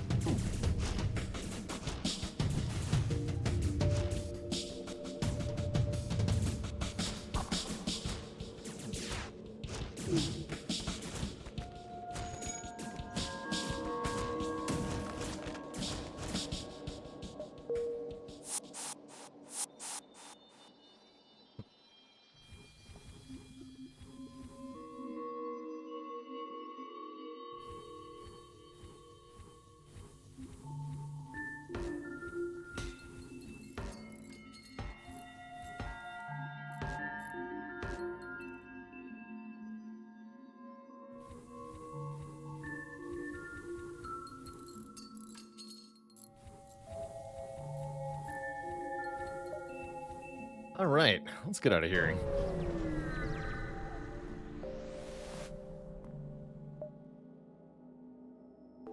Welcome to Uncle Joe's Fix-It Shop. Need a tune-up? We'll upgrade your O2 for only 19 scrap. I'll take the deal. I think that's a 6 scrap discount, which is fine by me. We want that O2 upgraded for the flagship fight eventually. Slug Home Nebula or Zoltan Homeworlds are our options. Actually, I like Zoltan Homeworlds right now. We have long-range scanners, and we have a charge ion to take down Zoltan shields, so Zoltan ships are not a problem. Let's go here. I'd love to find the Envoy quest and get a Zoltan shield ourselves, which I believe is marked by a enemy ship detected symbol. The quest we're looking for. These are not that. That's just shops. Can you mind control through Super Shield? No. Not without a Zoltan Shield bypass. It's back. I can sell the Charge Ion to get it. Not worth it. No, not worth it. Bummer. Here we go. Try this one first. Sorry, sir, nothing personal, but we're under orders. That's so.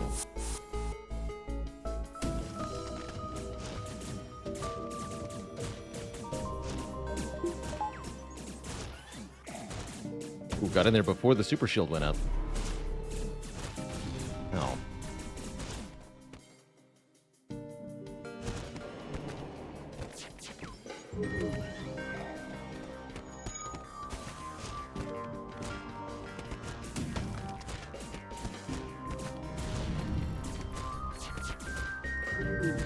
Got them all. 46 scrap and 6 fuel. Nice.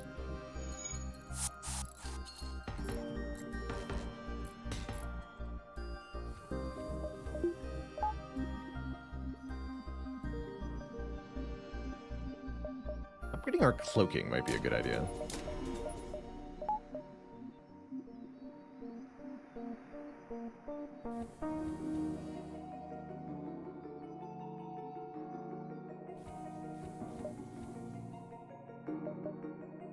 Pulsar. Do not go to a freaking Pulsar under any circumstances. I'd love to go through these, but we have a different priority at the moment. By attempting to access these closed mining fields, you are in violation of the Natural Mineral Protection Act. Your weaponry will be confiscated. Also, there's 4 Zoltan here, so we gotta be really careful about boarding everybody into the same room.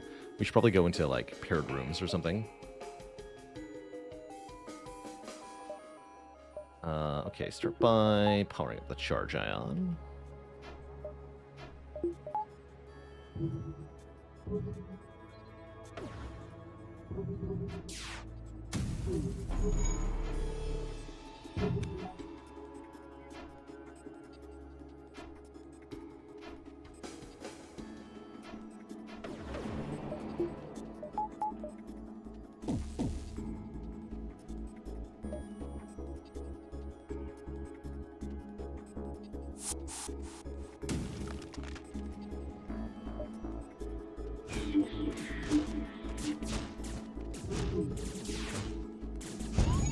Oof. Spicy. A retreat, huh? That's scary.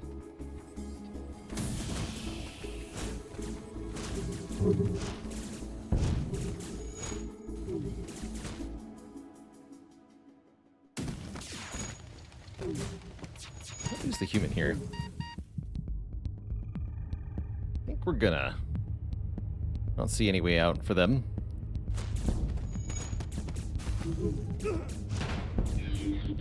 Also, we might lose our ship, too, it looks like. Part seems a bit spooky. It's a good idea. Break the weapons.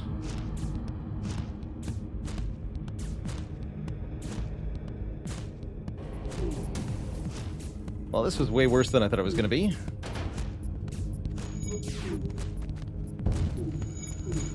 Damn it.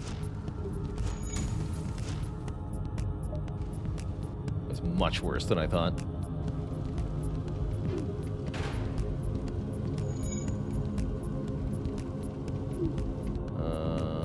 Okay, we gotta fix some stuff. Oh no.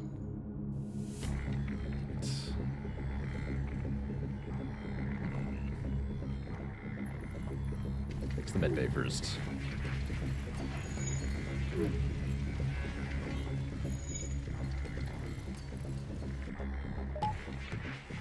Outlet's going down, that's fine.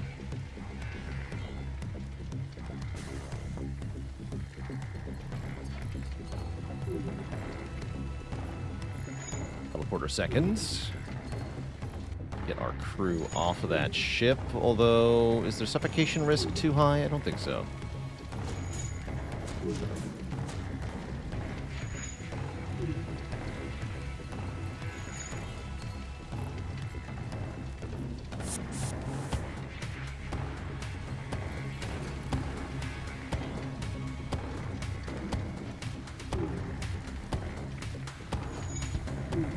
doesn't matter, actually. Just fix this.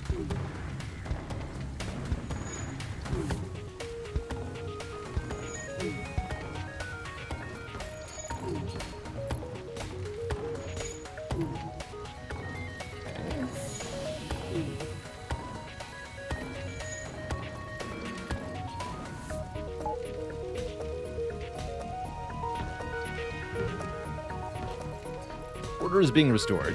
Please stand by.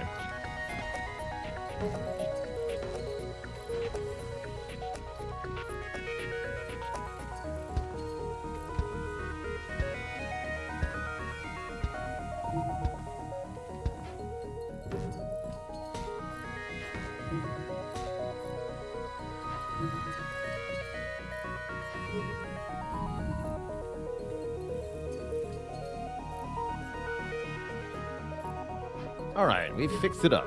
We did lose our human, though. We gotta rename our slug to Sharp as soon as I can. We're not allowed to, actually, right now.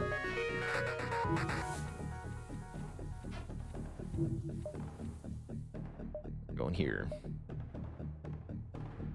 Out of the frying pan, potentially into the fire here.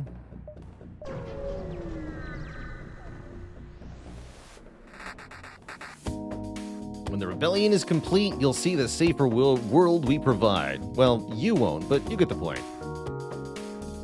Do I? What's your point?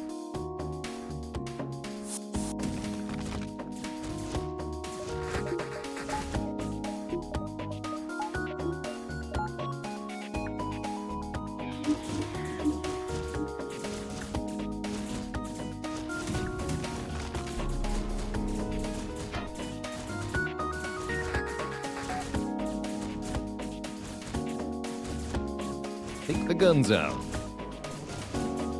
That's step one.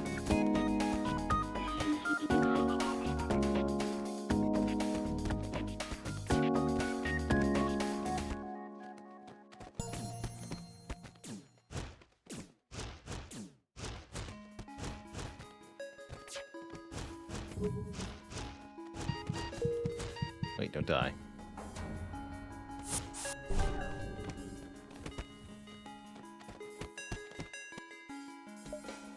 Help me fight stuff. Oh, coming back too fast. Hold on. Mistakes were made. Mistakes were definitely made.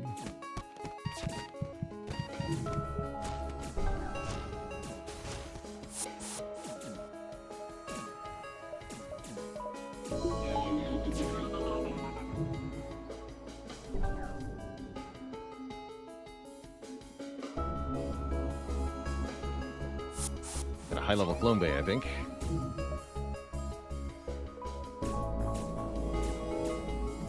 This will help, though.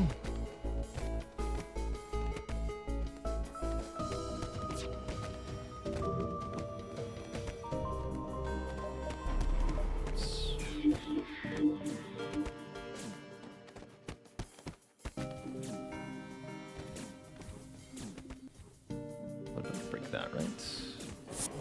Perfect. Want them at low health.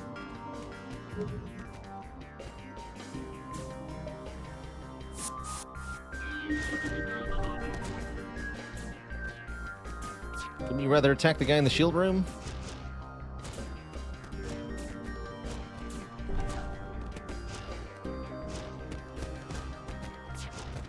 You know you would.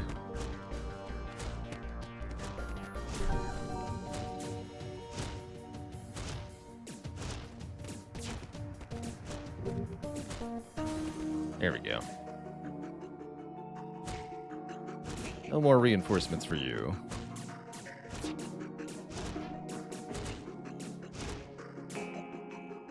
Excellent. Okay, now we're finally allowed to rename the slug.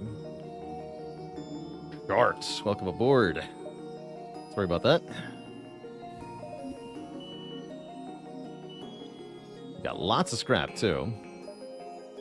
Yet to find what we're looking for, though. Curious. Very curious. Doesn't it have to be in one of these two beacons, or is it possible that it doesn't spawn? A quest event. Because it can't be in a nebula. It can't be anywhere up here.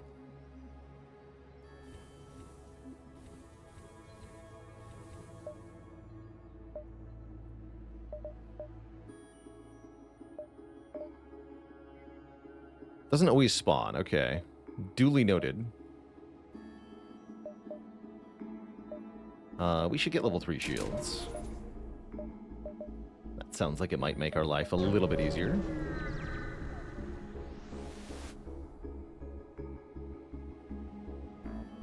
I can try to rescue survivors. This risks our hull, but we could get a new crew member. I want a new crew member. Get 22 scrap.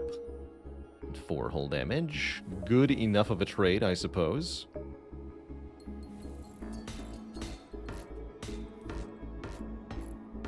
It's a non-combat node, really?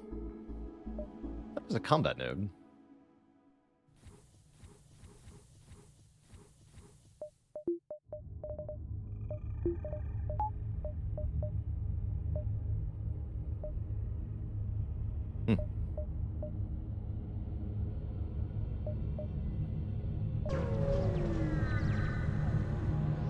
So I might have avoided it, actually. Oh, geez, that's spooky.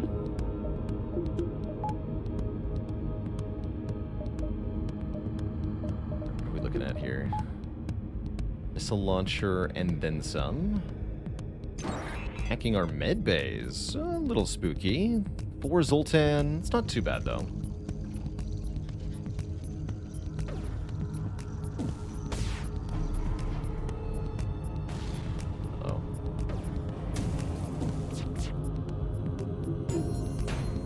Good.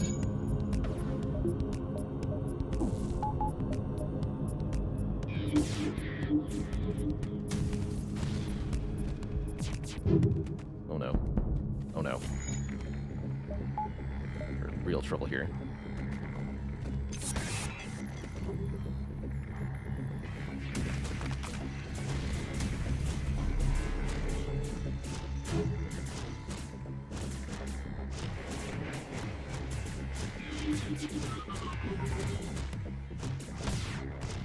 No. Dang it. GG. We run out of hull and win the encounter at the same time. One last explosion marks our fate. Guess I shouldn't have tried to rescue the survivors. GG. Do believe this was the wrong location to go to. Whoop. That's not quite what I meant to do, but that is going to be the end of stream.